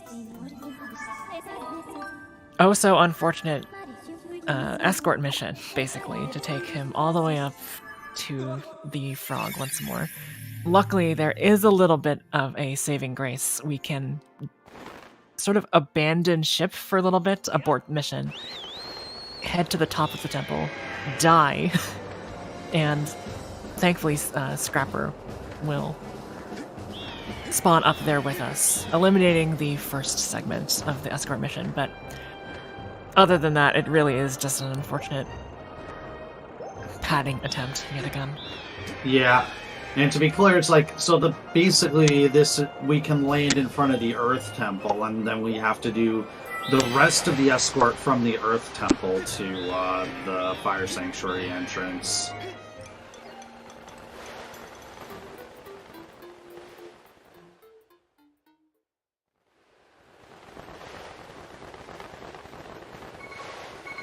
This is one of those, like, things I think is one of those, like, so close yet so far with being able to skip in HD. Because one of the things with the Amiibo is whenever you enter a pillar, it removes your Amiibo respawn point. So if that weren't the case, we would be able to skip basically the entire Scrapper escort. But unfortunately, it feels like every way we could potentially break the game with the Amiibo, the devs thought of that, which is unfortunate.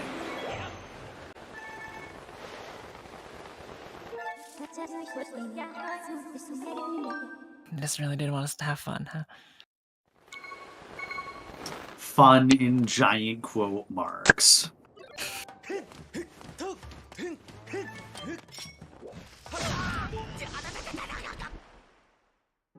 So yeah, by death warping, that will bring Scrapper to us.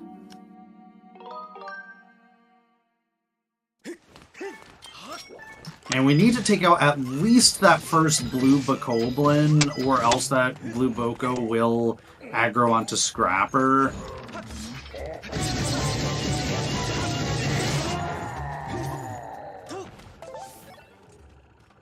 And then we want to make sure Scrapper's following us up until we start to hear the Bokoblins yelling. At which point it's a mad dash to get to Volcano Summit before Scrapper takes too much damage. Very nice. And then likewise, we kind of manipulate Scrapper's movement so he gets hit by the keys at the start, or that he kind of gets blocked by them, and then he shouldn't take too much damage. And ideally, you can make it all the way to here, but Jaznix took a pit stop in the waterfall area just to make absolutely sure that that Scrapper wasn't going to get hit. Mm-hmm. In doing so, he sort of force teleported Scrapper to that location, so he could skip all of the enemies that were in the path. Yeah.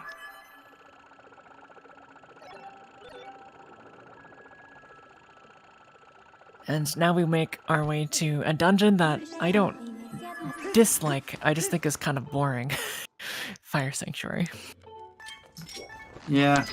We start out with, there's a trick in the first room, or at the end of the first room. So...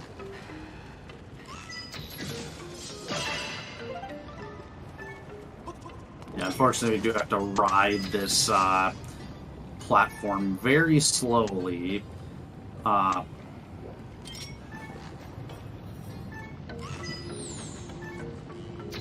He does want to delay killing these in case they drop arrows. Which, of course, they did not. Yeah, there are other arrow drops in the next couple rooms, so it's not terrible that he didn't get arrows there. It just would have been nice to be topped off.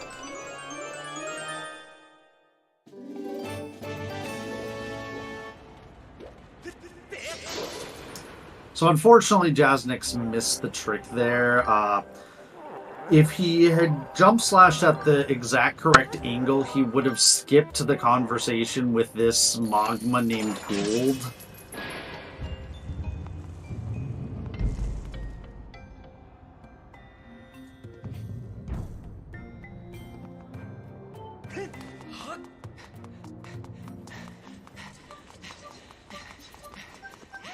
There are worse fates, though, particularly since we have fast text to sort of mash it through it all. Yeah. So it loses like maybe 10 seconds on HD versus like 40 on the Wii version.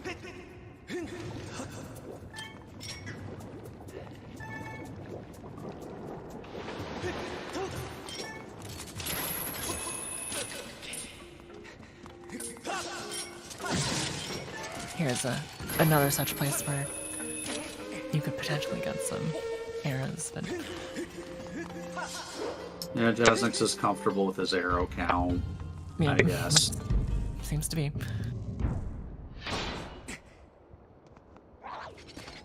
And then we have a mini-boss, which...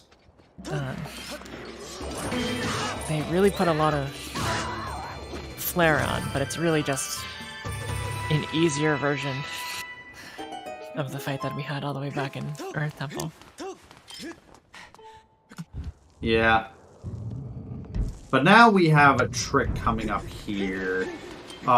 So this is actually very difficult, even though it doesn't really look it. You have to have basically a perfect beetle fight to be able to get the beetle to actually blow up the rocks. Otherwise, you're going to land like just short, and it's not actually going to blow them up.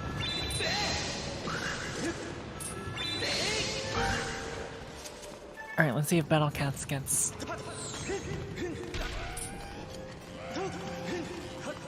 another really added to the split name. Oh no! Depot sad.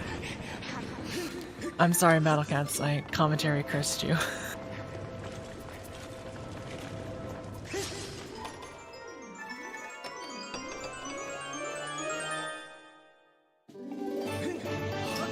Jasnix is currently in the lead by a fairly significant amount.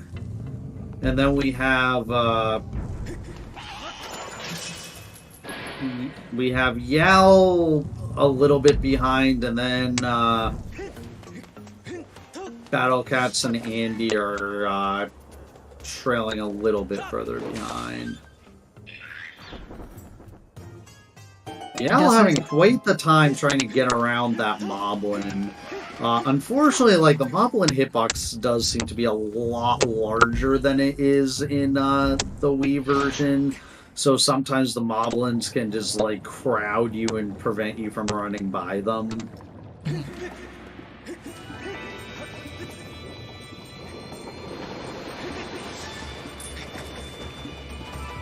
Alright, let's see if Jasnix goes for the double kill strat here.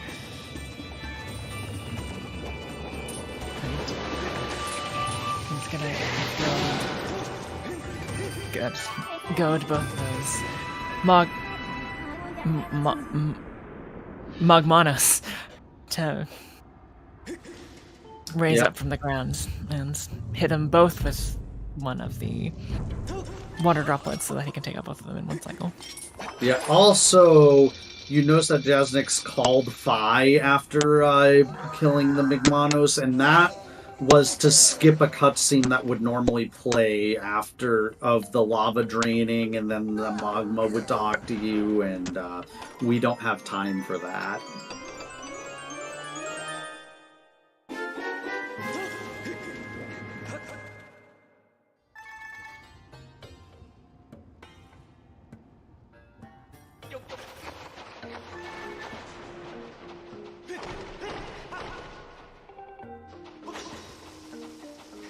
And now we get access to a fun underground realm.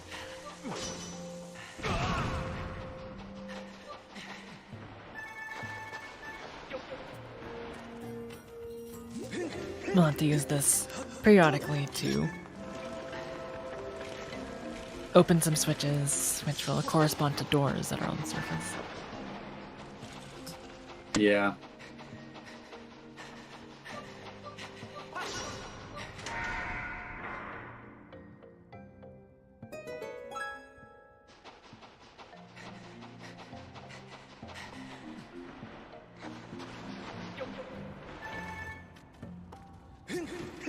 Yeah, so also Jasnik's, I believe, auto-saved at that nearby statue.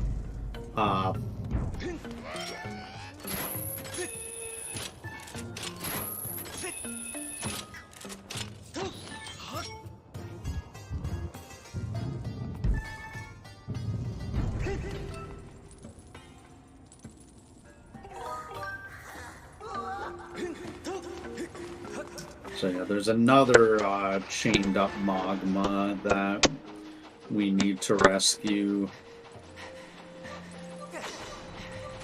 Looks like Jasnik's got a really weird orientation of this room.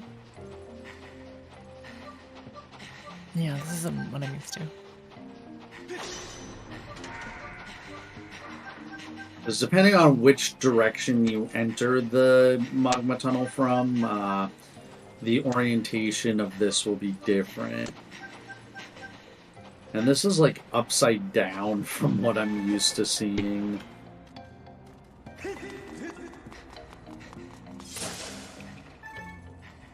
Jasnik's gonna do something. Oh, I guess not. They're all the way back at the beginning of the temple.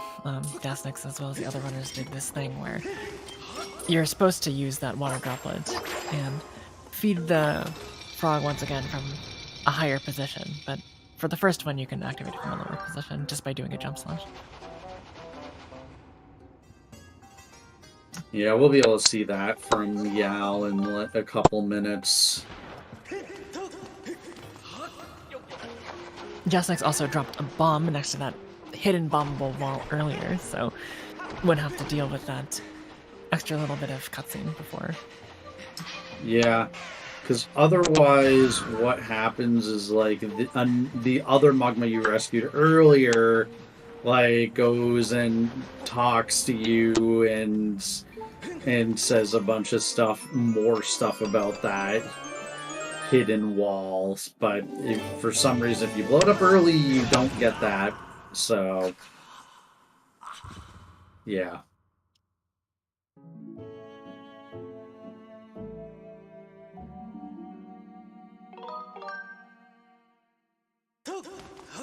We had another death warp after acquiring the small key, and we did not get any other save statues on our way to that small key, and that's because when dying there, you spawn right next to the door in which it needs to be used.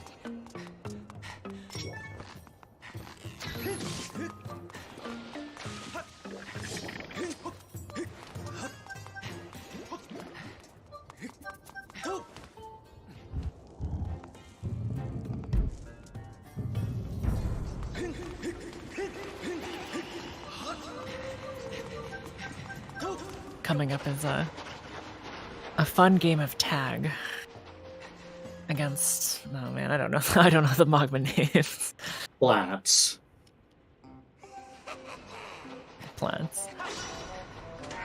Yeah.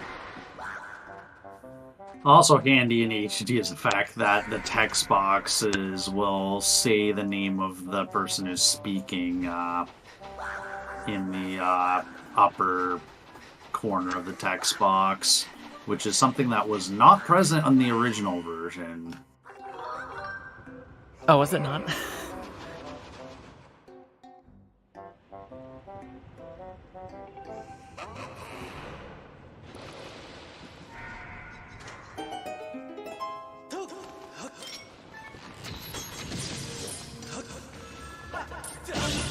Alright, having done that, we can open the small gate that's preventing our movement.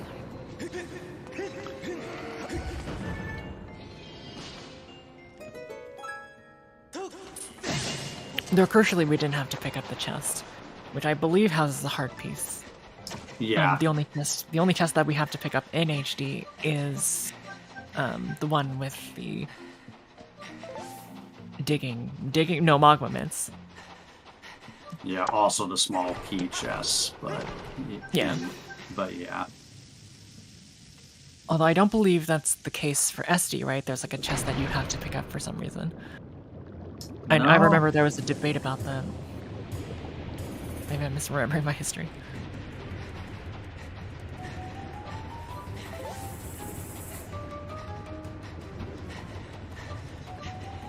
Battle Cats did indeed get gold skip. Saving a little bit of time there.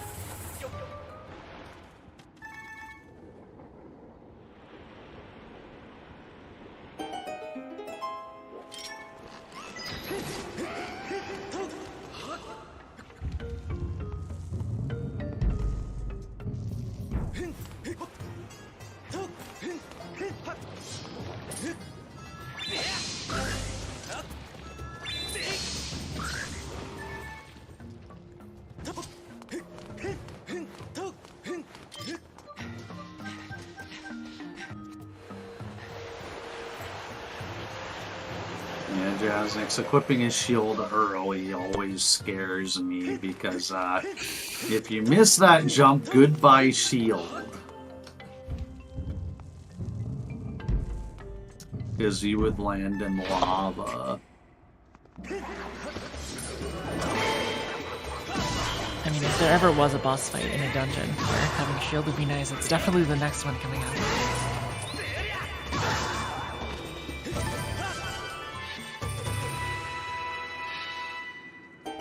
I think all of these HD runners are comfortable enough with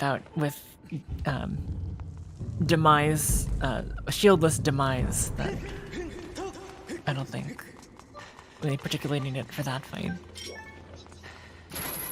Yeah, I mean, the shield is nice and saves a little bit of time, but yeah, it's by no means essential. 90% of the time, I think a backflip or some sort of side hop does sort of cover all of the possible defensive options. Yeah, especially in this game, because in this game, if you backflips basically give you full invulnerability for the duration of the backflip.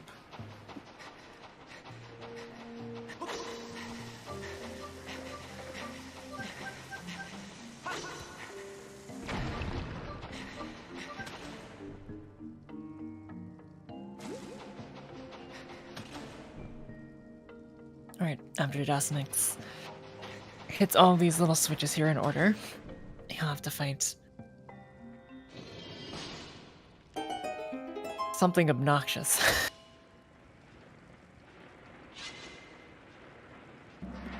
Yeah, this is this game's version of a Moldorm, which I always call a Trolldorm.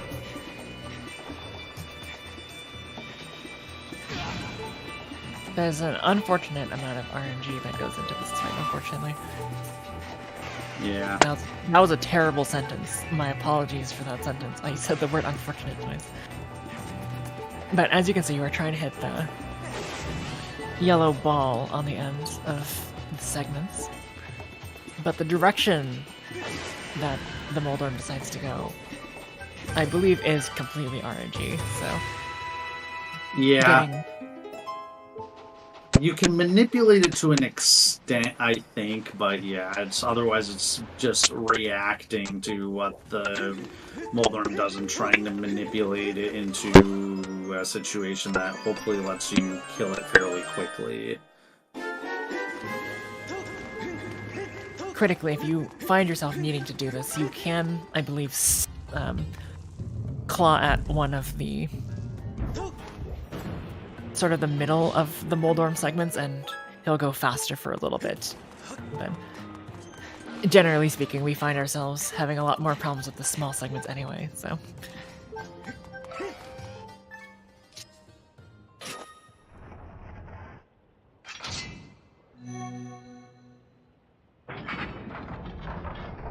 So yeah, get ready for some more deja vu, because we are going to be fighting Girahim again, except it's a Girahim with some different attacks. Bit of an upgrade. Oh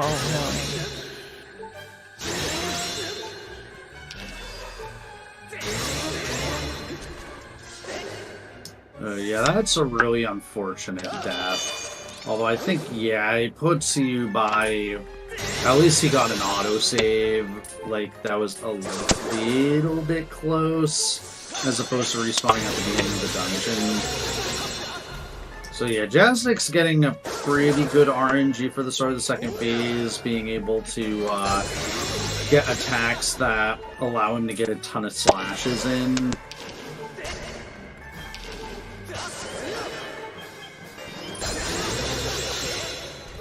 But then kind of not getting the greatest RNG after that.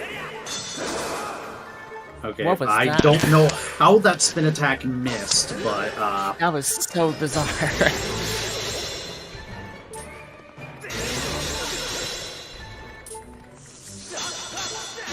Yeah, I feel I cursed Jasnix's RNG there. Because I said he had good RNG at the start, and then he got bad RNG for the rest of the fight.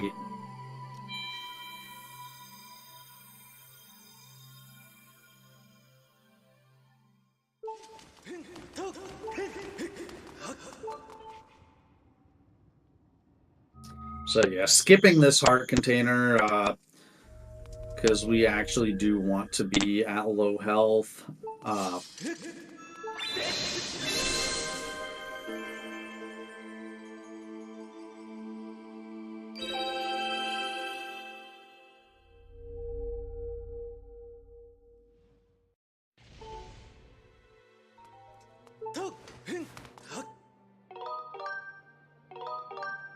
Yeah, the thing with the Magmanis is if they get desynced for whatever reason, and they hit you off the ascending rocks, it can just be super, super obnoxious to get them in a cycle. That's really nice to get both of them in one water bubble. B-Cat's having a little bit of trouble quickly claw-shotting. I usually like to just snipe those bows with the bow. I take them out personally, too. I mean, it takes a little bit of time, but, like, honestly, sniping them with the bow isn't too slow. Not with the dedicated quick draw function on the left Joy-Con. Right, yeah. For people with button controls, I guess that's not an option. Yeah.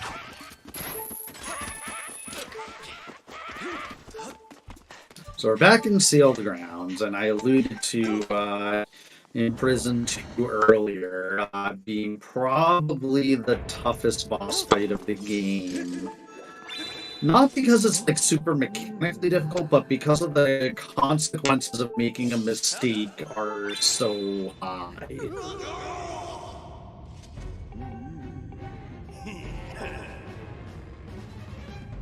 I'll be honest with the viewers and say that I have never successfully done Imprisoned 2 the way that speedrunners would like you to do it. I have tried many a time, but it's something that I still struggle with. Yeah, it took me a while to actually learn the optimal strat. And I do still make mistakes with it from time to time.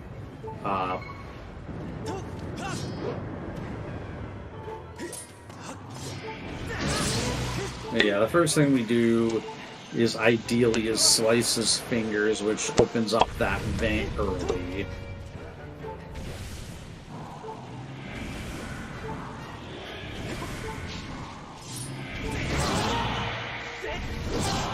And yeah, so by doing a spin attack and then timing the jump slash correctly, we can stay on the imprisoned's head for the next cycle. And then it's repeat that a second time, and then we can just slash the spike in a final time, and the fight's completely over. Yeah, that's very well done. Yeah, that's a textbook Imp 2 fight.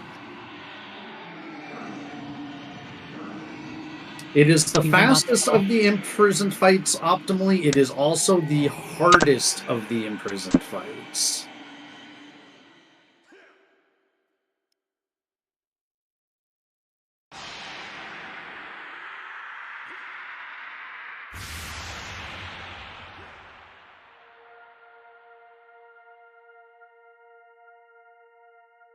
And we get 64 another lengthy cutscene. Yeah.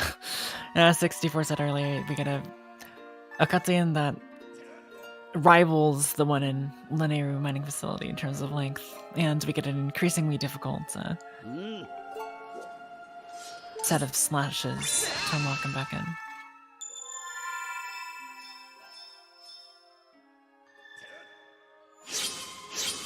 You also get to hear Groose in the background. He was upset that he didn't get to use the Groosinator because we were just too good. Oh, does that happen? Well, his grunts in the background don't wind up stopping. Oh, I see. Like, normally if you use the Groosinator in the fight, then that doesn't happen, but it's just kind of one of those amusing things. Just like a small oversight. Yeah. The devs never thought that you'd just be able to finish the fight without using the Groosinator.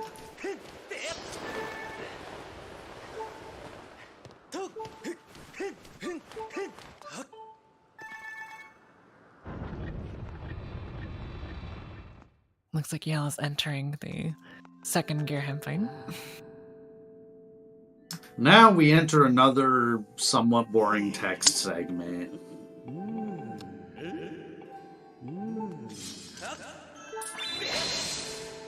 So yeah, all this that we did is so that we could open the Gate of Time. And now we're in the past, when this temple was the Temple of Hylia. And then we can talk to Zelda and get the true Master Sword.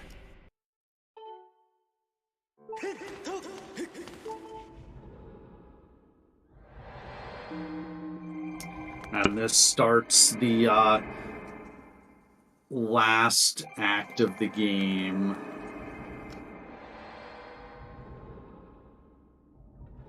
In which we're supposed to get the Triforce.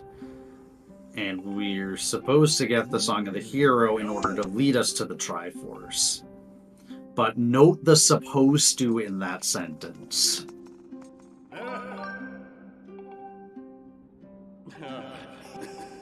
I just want to point out that Yal got extremely good luck with all of Gearham's attacks in G2.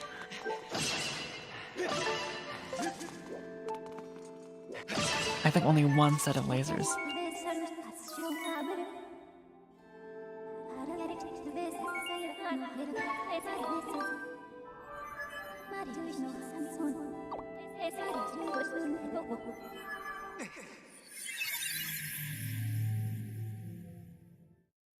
So yeah, using the amiibo to get out of the Seal Temple quickly. We also want to set a amiibo point, just so that we can, we're going to want to return there later, because of a specific trick that we're going to do.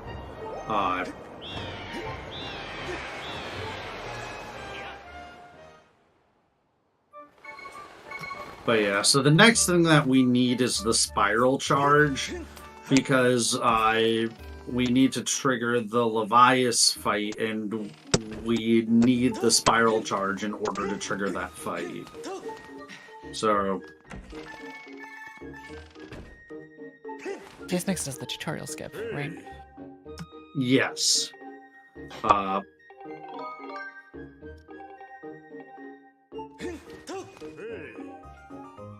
So in HD, the optimal Spiral Charge tutorial skip is a very precise dive.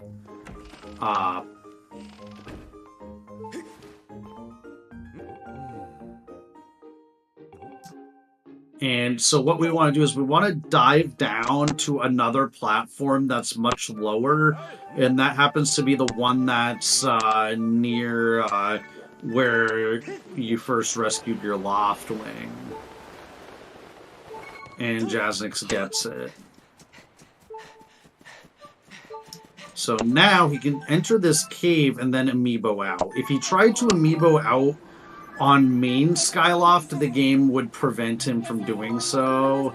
But if you're in a house or in Waterfall Cave or somewhere else that's not like the main part of Skyloft, then the game doesn't care.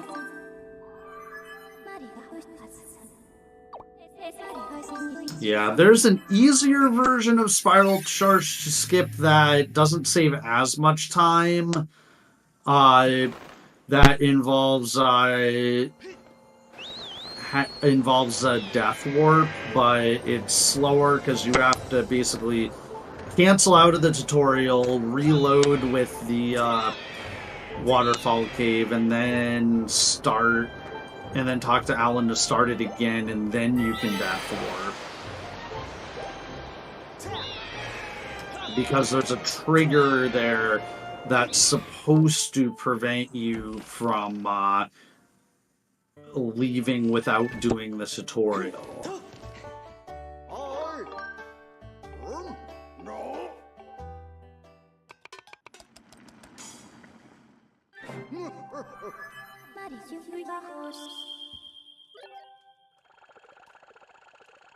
Meanwhile, Yao with a good Imp2 fight. I'm pretty sure he got everything based on where Imp2 is.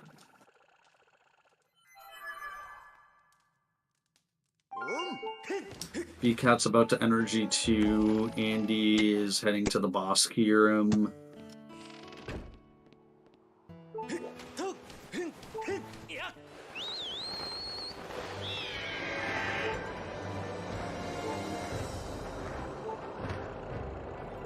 And now it appears that Jason X is going to be significantly more courageous than I am, because when I do Levias, which is the next boss that's coming up, I get every single heart container and a lot of fairies, because some of Levias's flight patterns can be a little bit unfortunate. However, if you're good at this game, like Jason X certainly is, there is I believe it's a relatively straightforward way to take out all the lines. Yeah. So what Jasnix is gonna, I think, do is he's going to try to take out the eyes that are on the bottom half of Levias. And then he's going to land on top of Levias and use the bow to shoot the eyes that are on top. And that just minimizes the amount of time that he's flying around with a Loftwing, which is slow. And also, I think it's just, like, safer in general. It is possible from the starting platform to hit the eyes with the bow, but it's incredibly difficult.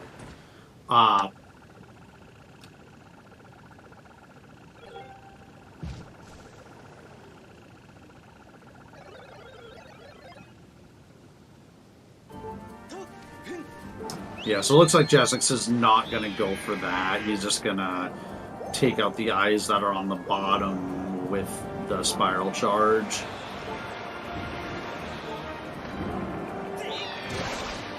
There's one. Yeah, it looks like he has 3 eyes on the top, so he's going to take out the 3 eyes on the top with the bow and also get trolled by a Sky Tail. Nice. And now, unfortunately, we have to get visible Biocite glitch. Yep. Maybe you can go into more into what that means. Yeah, so on the Wii version, if you just immediately landed on Levias's back and then you did a precise spin attack, it's not actually that precise, it would spawn Biocite early without you having to defeat the eyes. But that was patched on the HD version.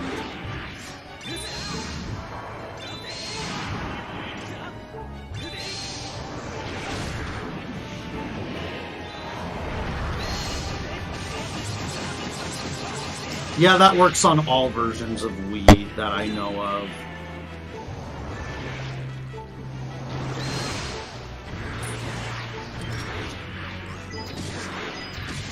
basically can use it as a couple tricks in this particular fight, one of which is standing far enough back to where you can reflect 2 of the weird spit bullets back at him in any one given cycle. And secondly, using the bow and some Skyward strikes to take out the main eye without having to wait for the dead man's volley that exists in this particular fight.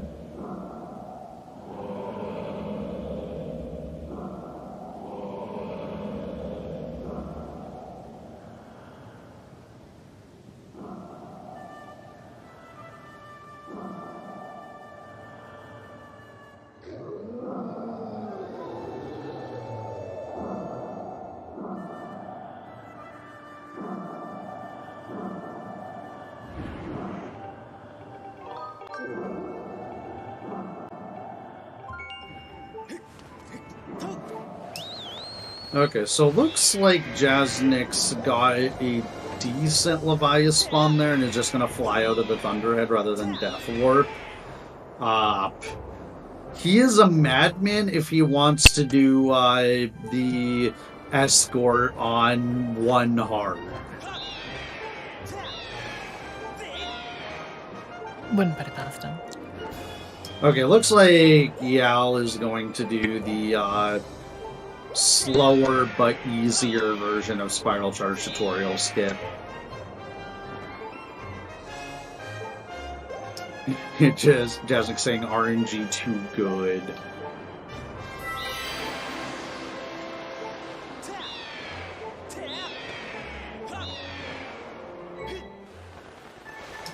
So yeah, Jasnik is going to die with a bomb over the edge there.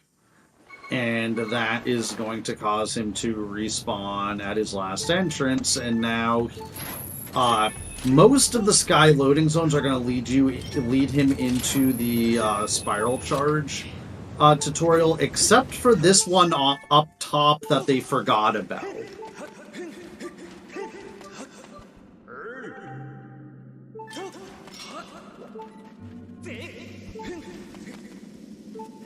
Okay, so Jasnik is going to heal a couple hearts. Respectable.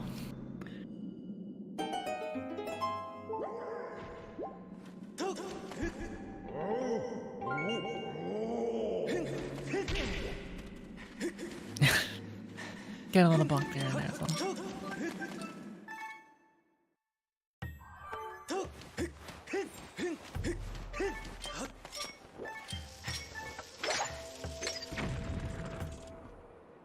Alright, this is the second to last time we're going to see that. Use your own hook beetle with your own bomb strategy. We're going to see it one more time, right at the end of this little segment here. Yeah. I say little segment, but it's not a fun one. Yeah, so this segment, unfortunately, is a bit of a snooze fest. It's the minecart escort. It's about, like, 7 minutes long. And most of it is not all that interesting. There's a few minor optimizations. And then the end of it is kind of scary in that there are a bunch of electric enemies, and if you and you can wind up getting comboed by them.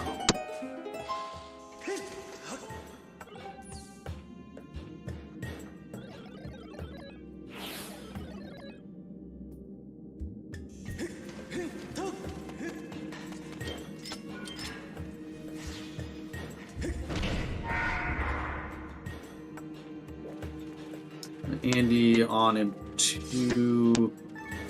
Looks like he's had a decent fight thus far.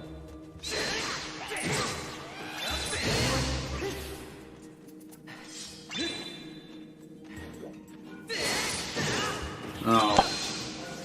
I commentator cursed Andy.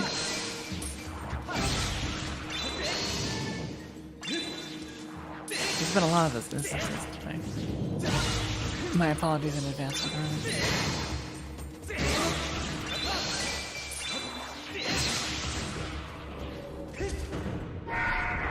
Gasnix is going to be rolling on these switches here. Just to make sure we don't have to watch those cutscenes, and do a bit of a jump slash off the edge of the terrain to move the cart up further into the speed. And do some claw shot strats, I suppose, to get that bokoblin off the edge. Didn't know that existed.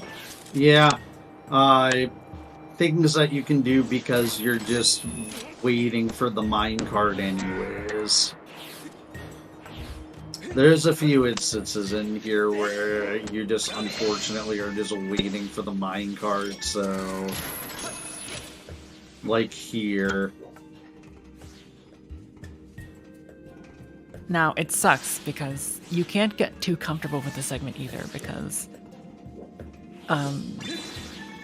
the checkpoints that it gives you for this segment are very conservative in the sense that you will respawn in places where that are rather far back from where you started when you voided. Voiding is bad, dying especially is bad because there are no save points throughout this entire thing, so it's, as we were saying before, it's a good thing that Jasnix decided to take a little bit of health going into this minecart segment, because if you die, it is catastrophic. Yeah, it's back to the beginning of the escort. If you die near the end, it's like a 7 or 8 minute time loss. It's pretty much losing your run at the very end.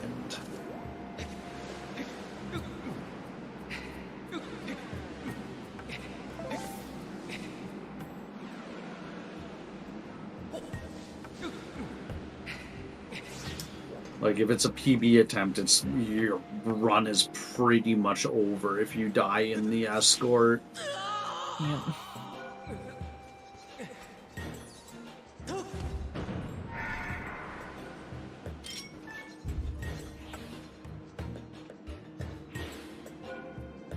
Yeah. I mean, yeah. I mean, I don't know that Yao would be completely caught up, but he would be a lot closer. But we're going to hope that nobody dies in the escort, because that would be absolutely terrible. It would be pretty heartbreaking. I think we've all done it at least once, too, so we're all empathetic to the cause. Yeah, I know I've died in the escort on several occasions, and it's tragic every time. Especially when the thing you die to is something incredibly stupid.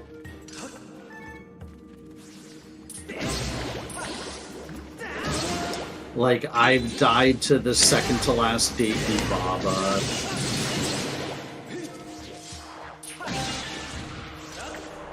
Alright, so after Jasnix opens this gate, it's going to be doing, I believe, the final break slide of the run. Yeah. By lining himself up just right and voiding off of this little plane here.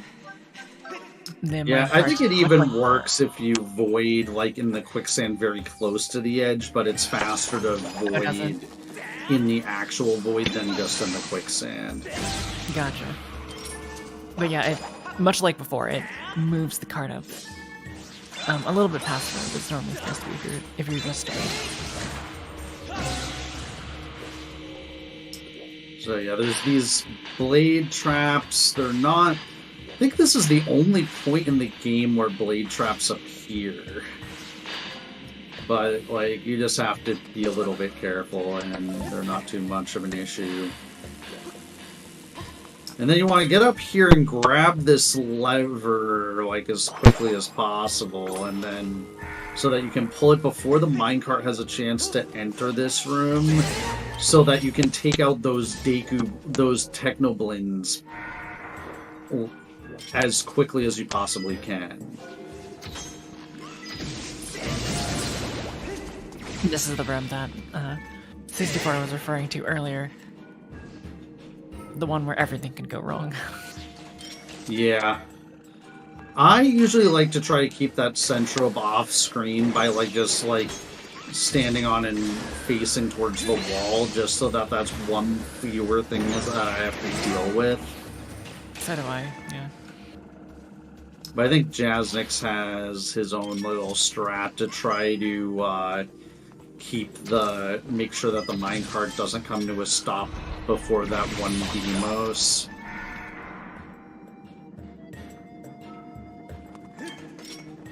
And so now you're past the hardest point, but you also can't relax too much because there are Deku Babas at the end, and if you lost a bunch of health in that last room, if you're not paying enough attention, you can easily die to one of those Deku Babas.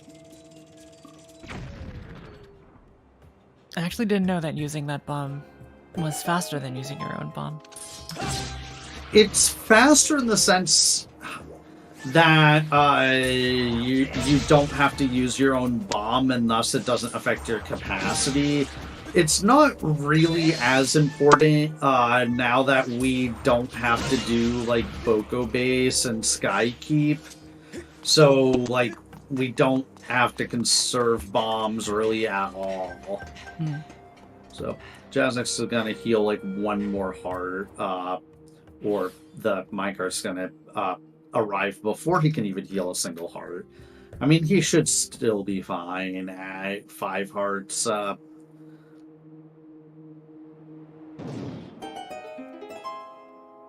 So you have one successful minecart escort just as Yao's minecart escort is about to start.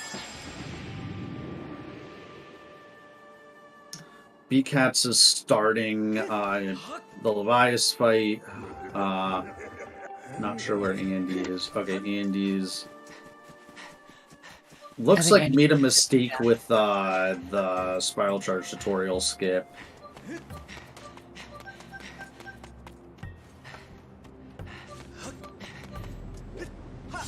And he's gonna try to quickly take down his health again by running out of stamina in the water.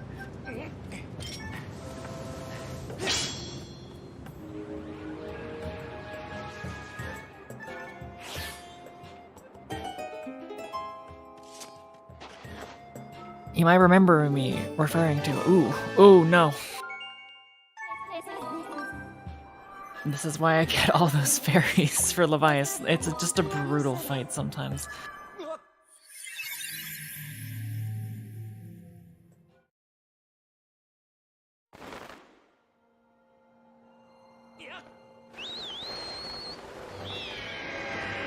But yeah, you might remember me saying earlier that there was a very long siege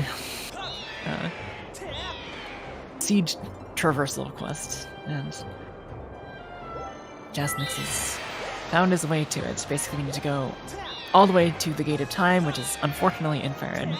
Head backwards in time, place the seed into that little hole to the left of the Seal Temple. Return to the present, grab the life fruit, and make our way all the way back, all the way over to Lineru with yet another lengthy flight section. Yeah. So it's one of those puzzles that's like really cool casually, and then it really sucks in the speed run.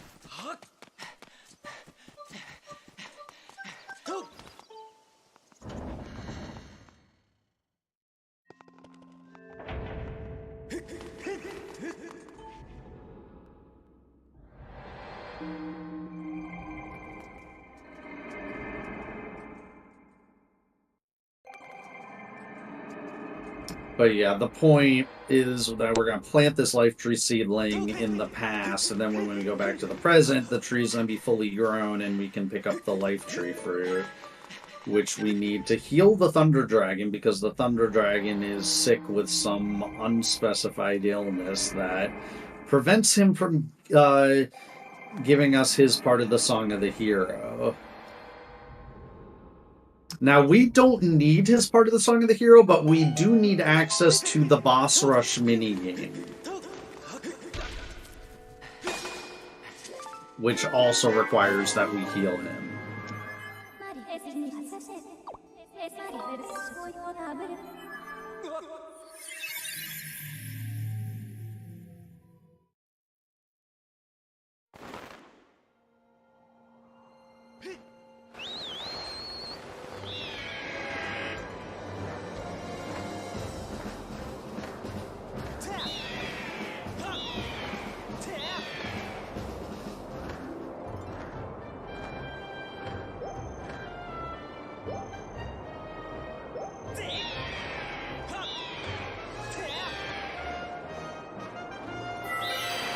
Okay, so... Yeah, so Jazzik's making his way back to Linearu. Ecat's done with Levias. Yal about 2/3 of the way through Minecart Escort. Andy about to start Levias.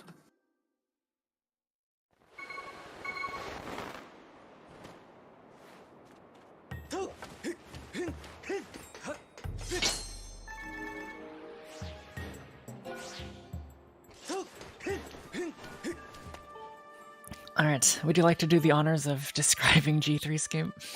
Yeah. So what Jazzix is going to do is he's going to trigger Boss Rush.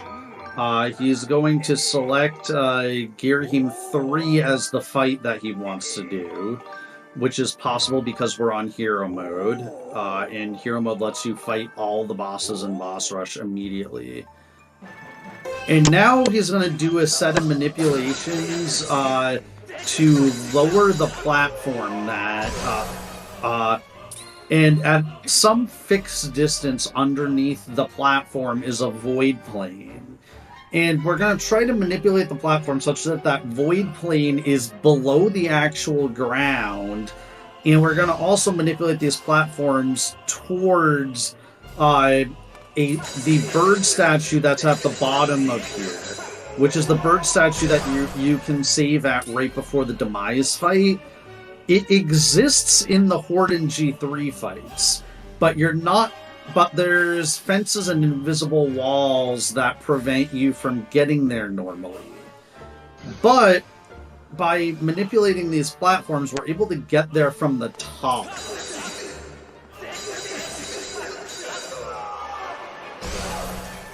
And in doing so, we can save at that statue and then reload, in which case we'll be in the Girahim 3 fight, but we won't be in the boss rush state anymore. So if we then beat Girahim 3, we'll be in the real... We'll have beat the real Girahim 3 fight, and then we'll be... And then we'll be on to Demise and can beat the game. So yeah. And yeah, so we're going to do a real save here, or for the first time, not just an autosave. And then we're going to reload that hard save. And now the thing is, we're in a glitched state of G3, so the first thing Jazzix has to do is get out of this where... And the collision here is really odd, so we're actually able to basically make Link do a butt slide up. It's really finicky, but yeah, so eventually he's going to get it and it's going to put him into this main arena. But then we need to be able to escape to the edge, so Jazzix does a fairly precise setup and then is able to hop through the fence there.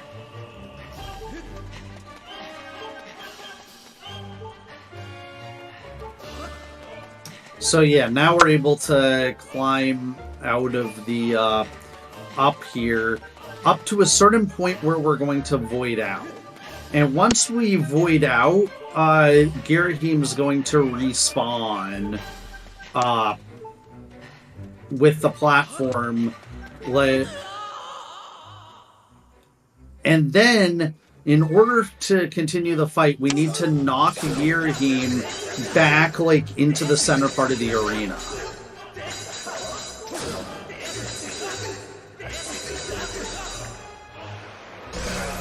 So, like that. So, and then we can do we can do the final blow there, and now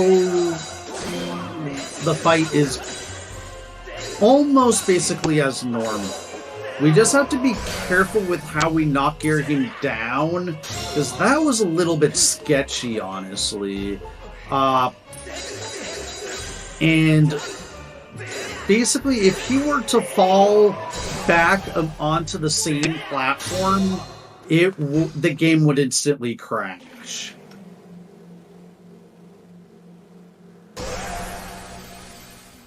Which obviously we don't want.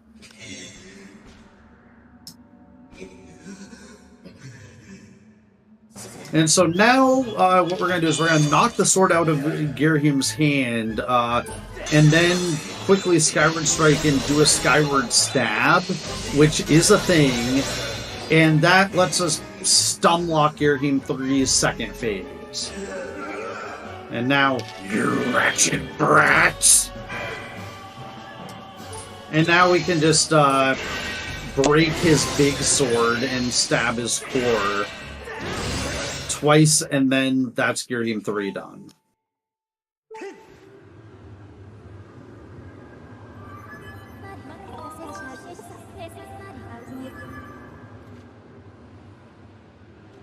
And now time for Demise. Demise is a very scripted fight. So there's just like a specific set of sword slashes and spin attacks that we do for the first phase that stun locks him. And as long as we do it right, he'll just stay stun locked the entire time. And yeah, first phase textbook.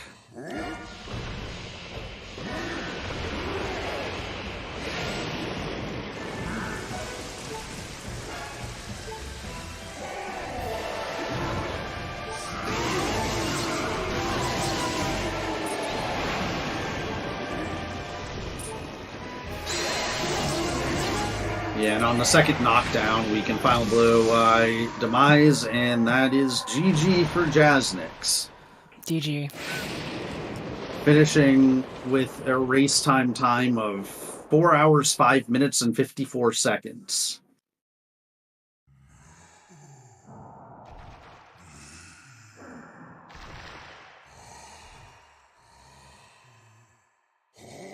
Not bad at all, particularly for a race setting.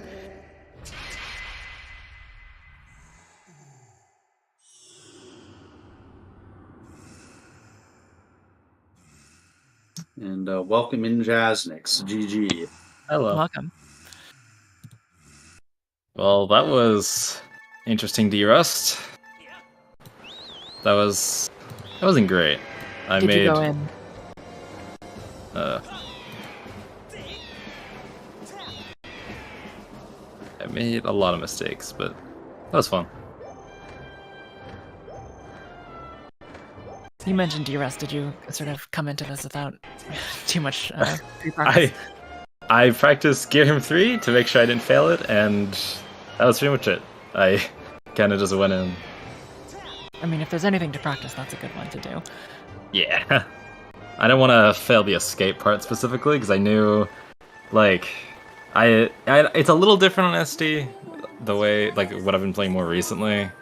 So I want to make sure that was down. I actually failed a lot in practice, so it's kind of good. But got it pretty decent this time. Yeah. I also had a bit of fun at Skirvo. I kept getting, like, weird stabs when I wasn't wanting them, and then I was gonna ask you. Yeah.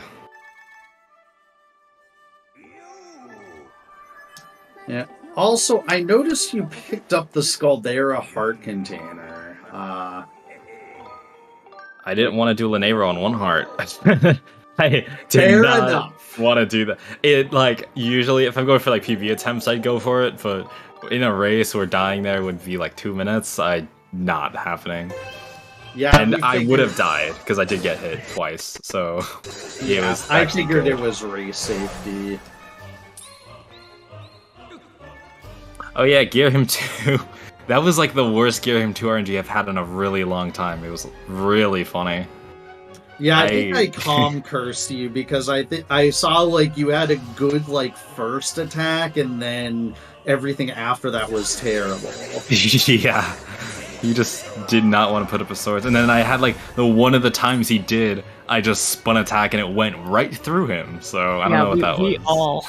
We all were very confused about that. Yeah, that was some Caldera level. It's so weird. It just kind of, it usually doesn't happen on SD, and it just happens. I don't know why. It's just one of those things that just occasionally occurs. It's weird. What else was there? I know I died somewhere else. I don't remember. Oh, I died in Lightning Node, right? Because the Technoblin decided to just destroy me. I actually blame Rando for that one because I was doing a Rando seed last night. It was like last night or like it was the weekly. Yeah, it was the weekly last night.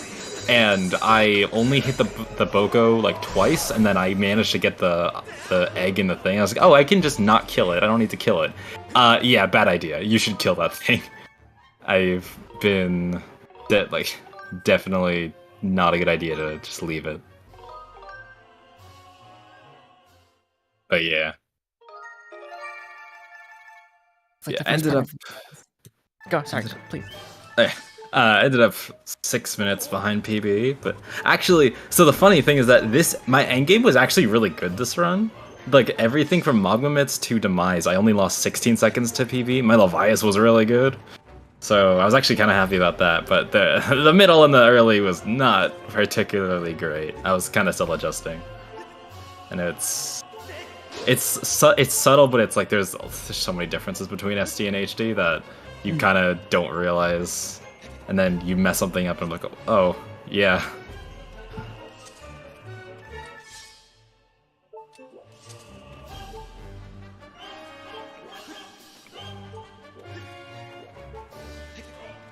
Looks like the fence clip is giving yell. Just there we go.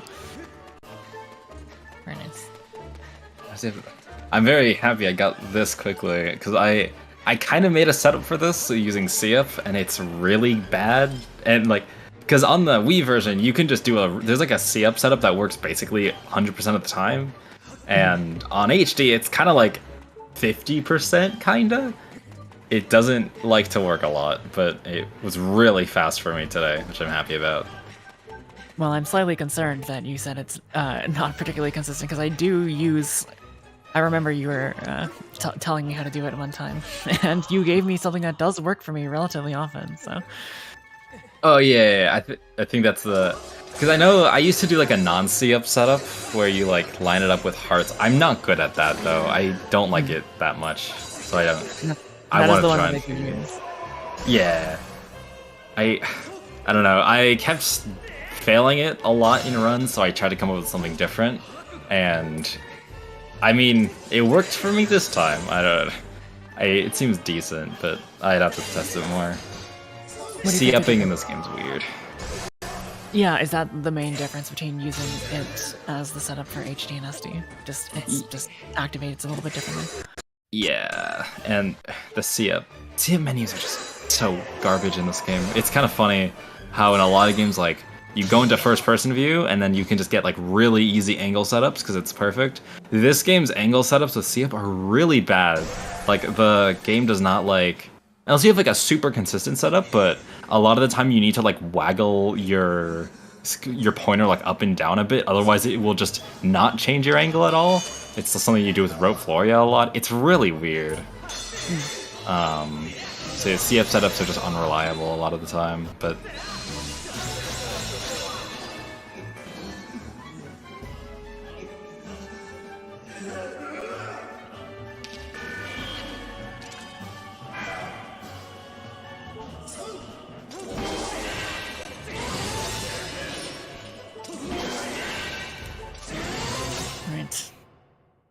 EL's coming up on Demise.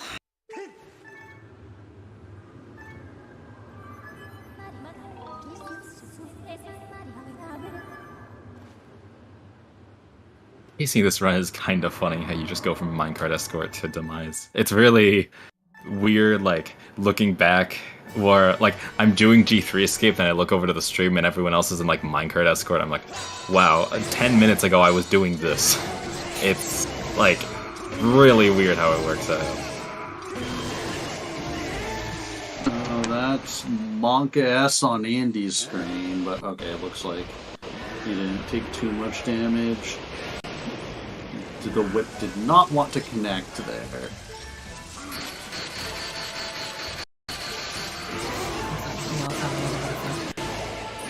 No, this is actually his certified strat. This is a... Oh yeah. I think it's slightly faster to my... I mean, I don't really know how it works, but according to him, it's like a 1 second faster Demise strat where you like claw shot him a bunch and then spin attack. Alright, GG's to Yale. Yes, GG's to Yale, second place.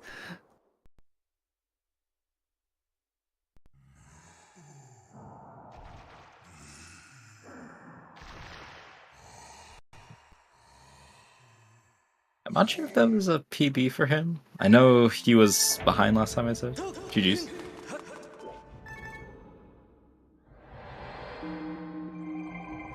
Yeah. So fun fact. The last time I PB'd was when G3 Escape was first found, and we used the old strategy, where you had to like get some fairies and void out and stuff. It was lots of fun. But this time we're using the much faster strats. So even though I was a minute behind at Thunder Dragon, and even though it took me 5 years to clip through the fence, I still finished 3 minutes ahead of PB.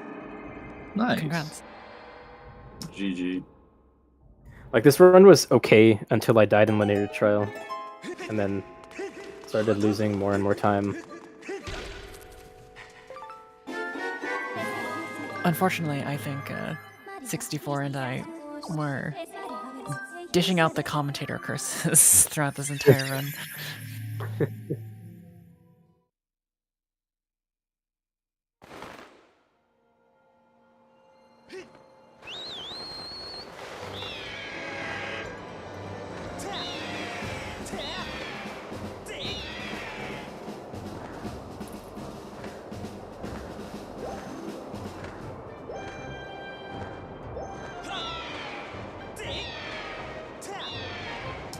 Yeah, I'm trying to think. So I mean, that linear trial incident was really unfortunate. I shouldn't have even gone for it. I tried it in practice, couldn't get it to work. Yeah, it looked to me like you were maybe a bit close to the tier when you're trying to front hop into it. Yeah, see, that's interesting. Jasnik says that I should be closer, like that I'm too far back. Yeah, I mean, that's just how it looked to me, but...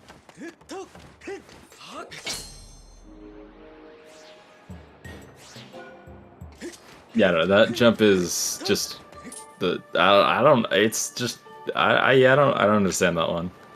A lot of the time, I mean, you need to like get at like the peak of your jump height, so usually I feel I'm like, when I fail it, I'm usually too far back, but I didn't see how you failed it. I'd have to look at it. But it's like weirdly specific. It's kind of annoying. I got pretty good.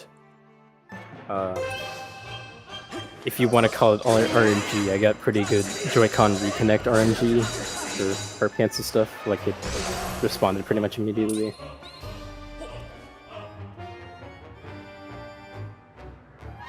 I was astonished by your G2.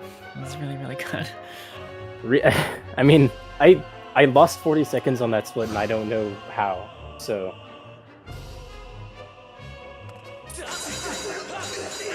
Alright, well, now that the race is coming to a close, now who's gonna find the annual Skyward Sword HT glitch that we find every year right after this race happens? So, who's gonna find it? Fun fact, according to Jasnix, they did find a big break for the TAS route on Wii.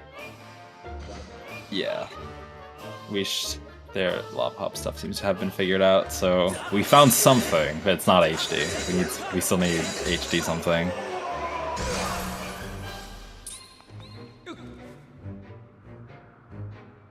What would you like to be found most? I would personally want early Fire Sanctuary. Yeah, I would agree. Early Volcano Summit on its own won't work because then you'd be stuck because you can't start the Scrapper Escort. But if you could just get into the dungeon itself early, you like skip straight from claw shots to Fire Sanctuary. No.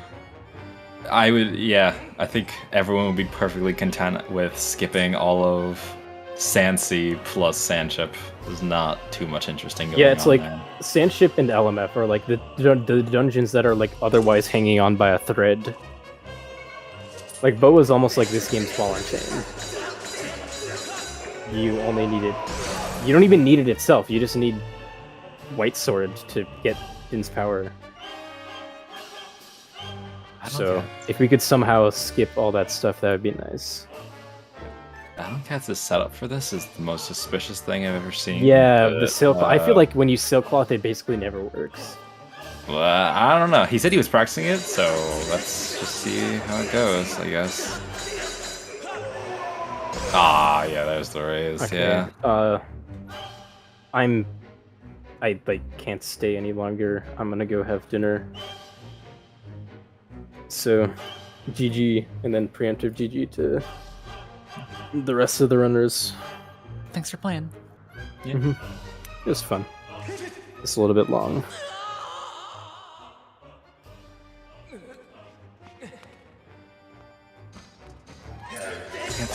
Boy, that's unfortunate. Yeah. I don't think I've seen the strat that BCats is doing here. I've never seen it either. I would I'm pretty sure I've watched him run HD at some point recently, so...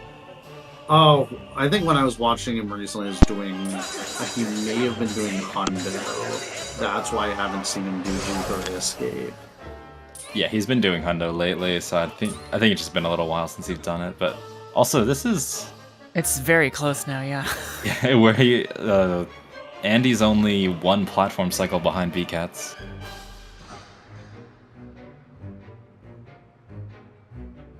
Yeah, we have ourselves a race for third and fourth.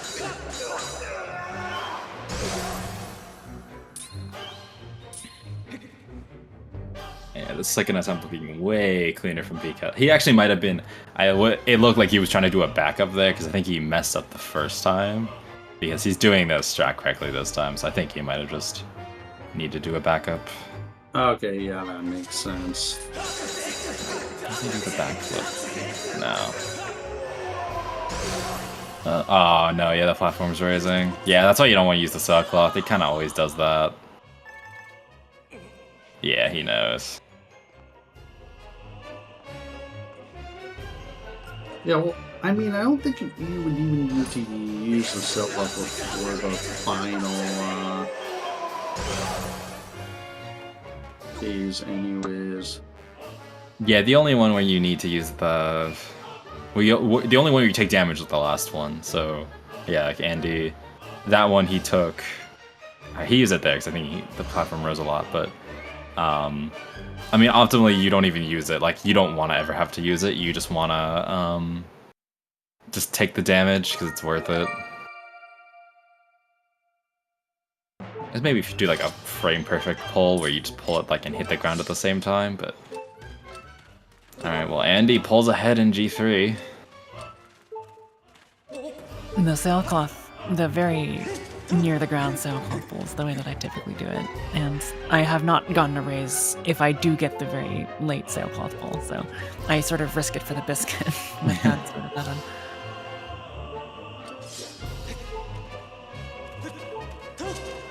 Nice hop. Oh, yeah.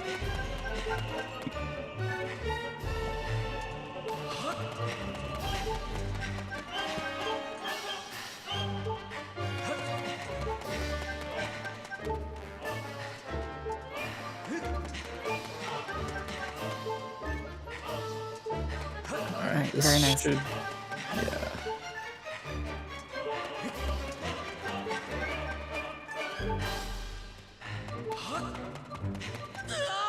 This is doable for BCats, theoretically, though he would have to rely on Andy making a mistake, which at this point could happen. G3 is known to go on sliding. Also, he almost got hit by that. That could have been it. Yeah. Andy's also hacked too hard, so he can't get hit at all.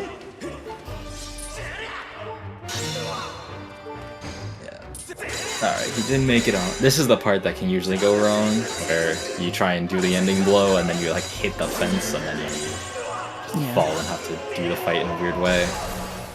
But Is it worth not doing the jump flash down when you're doing the second part? The second knockdown, rather. No, because the floor will disappear underneath you if you try to do a finishing blow from the upper platform, right? Yeah, the floor will disappear. I mean, if you can jump down, you try, but a lot of the time you just get stopped because the platforms are moving. You go for it, but if a lot of the time it just doesn't work. Yeah, actually, I think in your like actual G3, like it was a little bit scary between like your first and second like knockdowns on the real fight. Gary was like a few inches from landing back on the same platform. Yeah, and then crash. I haven't actually had that happen to me before, but I certainly am not excited for when it does. Because I don't usually take any precautions there.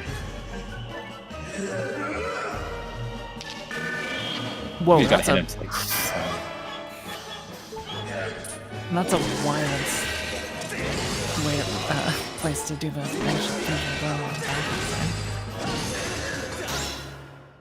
Okay, Andy on Demise. We're about to start Demise. BCats and Andy were back and forth a lot in this race. But like they traded third and fourth between each other a bunch. Yeah. I mean, through most of this, me and Yell had like comfortable leads, and then these two, they mostly stayed close. Andy does the shield strats like a culture person. I mean, technically shieldless is a little bit faster if you do the SVA one, but I also think it looks cool, so that's why I like it.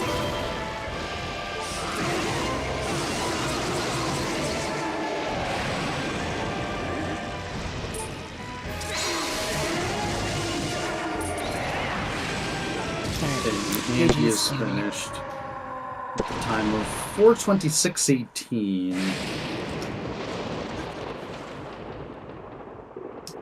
So, looks like it is a PB for him. Maybe not as much of a PB as he would have liked, but still a PB. And I mean, PB in a race setting is always good.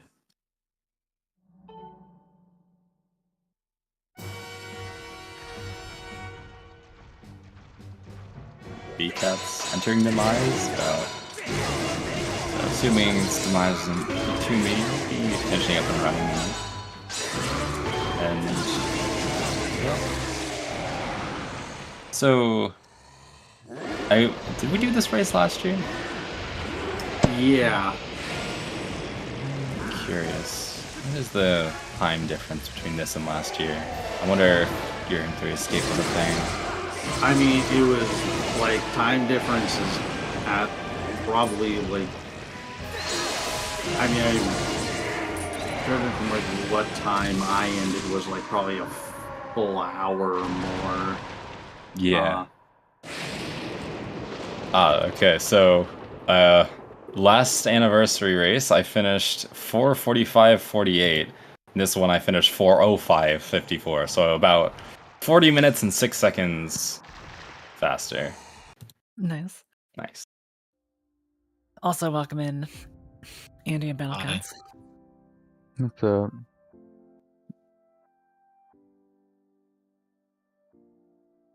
Yeah, so I don't like GG. Goob. Do not like Goob. Stupid trick. Did it perfectly before the run. Did not do it perfectly in the run. Yeah. Do not like that. Yeah, Other than that, it's fine. Yeah, I mean that's yeah. I did get it once like before this race, and then I was just kind of practicing, and then I realized like, oh, and I'm like, I'll just do the rest of the run, and then I realized, wait, but that's gonna overwrite the autosave that had my G3 escape setup. Oops.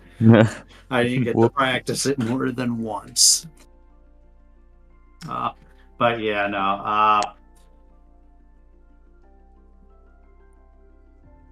Yeah, you and Andy were trading the third and fourth between each other a bunch.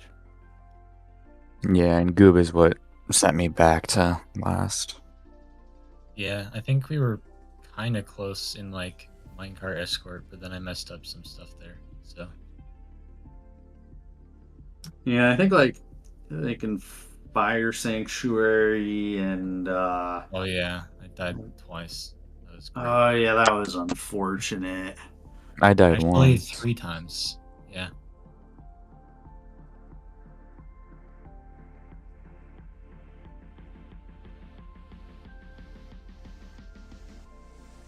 Now I have like, I don't know, like 3 or 4 minutes of time save there. Next run. So that's fun. Yeah, I mean theoretically easy time save is nice.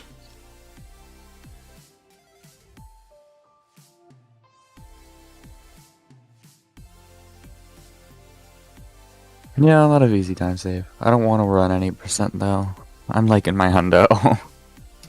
Yeah, I mean fair enough, and yeah, you also didn't really have that much practice with the G3 escape, because yeah, you're doing the hundo grind. Yeah, if we had like Tatones and Voco base, I would be all set. Yeah. New Well, legacy that's in that category. Well, that's basically normal mode, any percent. Yeah. Like, honestly, I don't think normal mode any percent for HD is, like, that terrible. I mean, there's a few things that are not great, but, like, I think kind of as, like, a legacy, kind of quasi-legacy category, like, I think that probably makes as much sense as anything.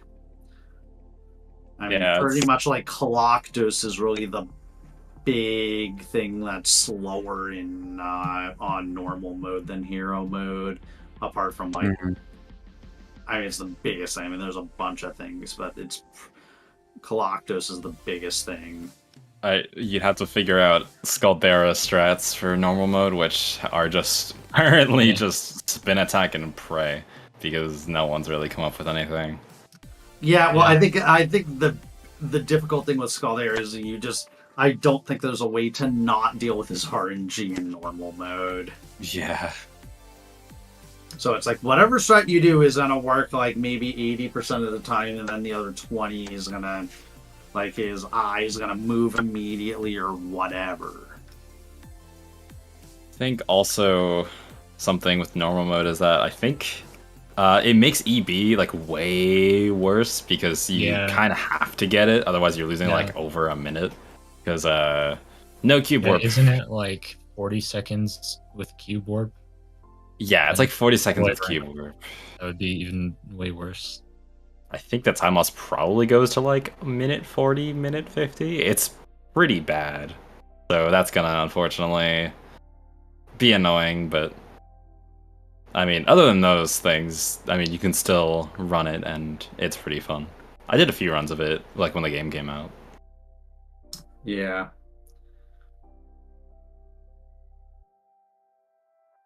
Oh, and also no air potion for Tadtones, because you get air potion for free. Yeah. Because that's like the difference between hero mode and normal mode that no one talks about is your air meter is half, or your air meter gets consumed twice as fast in hero mode. You could still get the potion and then you have double air potion, I guess. You could, but why would you at that point? Because I suck at Tad tones. I mean, You you do not miss them. You might want to get a heart potion for Vine Clip, because that's also back, but I mean, but you still only take half damage from that, so. true. Do the pots in that room give you hearts? I don't remember. No, they don't. You can use They're a goddess wall on Skyview room, but it's really slow, so you kind of want to avoid that. Yeah.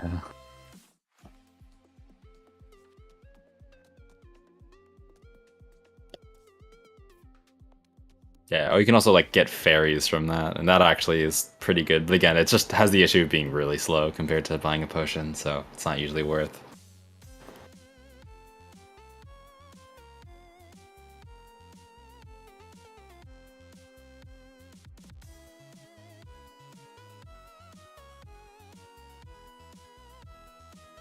Oh. Yeah, so any other thoughts on the race? No.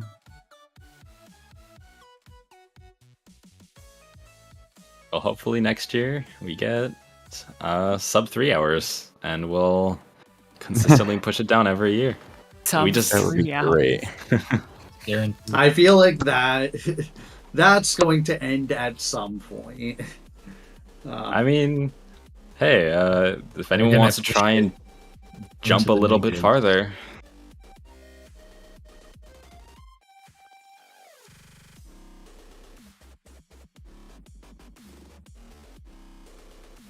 Alright, I guess that's everything for today. So, big thanks to all of our runners for doing an amazing race today. So, by tradition, we should probably find a new skip in this game soon. Also, big thanks to both of our commentators today, 64-bit Link and Variety Pack, for singing out with a nearly 5 hours restream. So, yeah, that's it for Skyward Sword for today, and I don't think there's anything else listed on the SR for today. But next week we are starting 2 new tournaments. We are starting the Majora Mask Randomizer Standard Tournament Season 4 with the first qualifier race on Saturday, and we are also starting the Wind Waker Randomizer Season 6 Tournament Qualifier 1 also on Saturday. But yeah, that's it for today. Thanks everyone, and see you later. Bye! goodbye. See ya.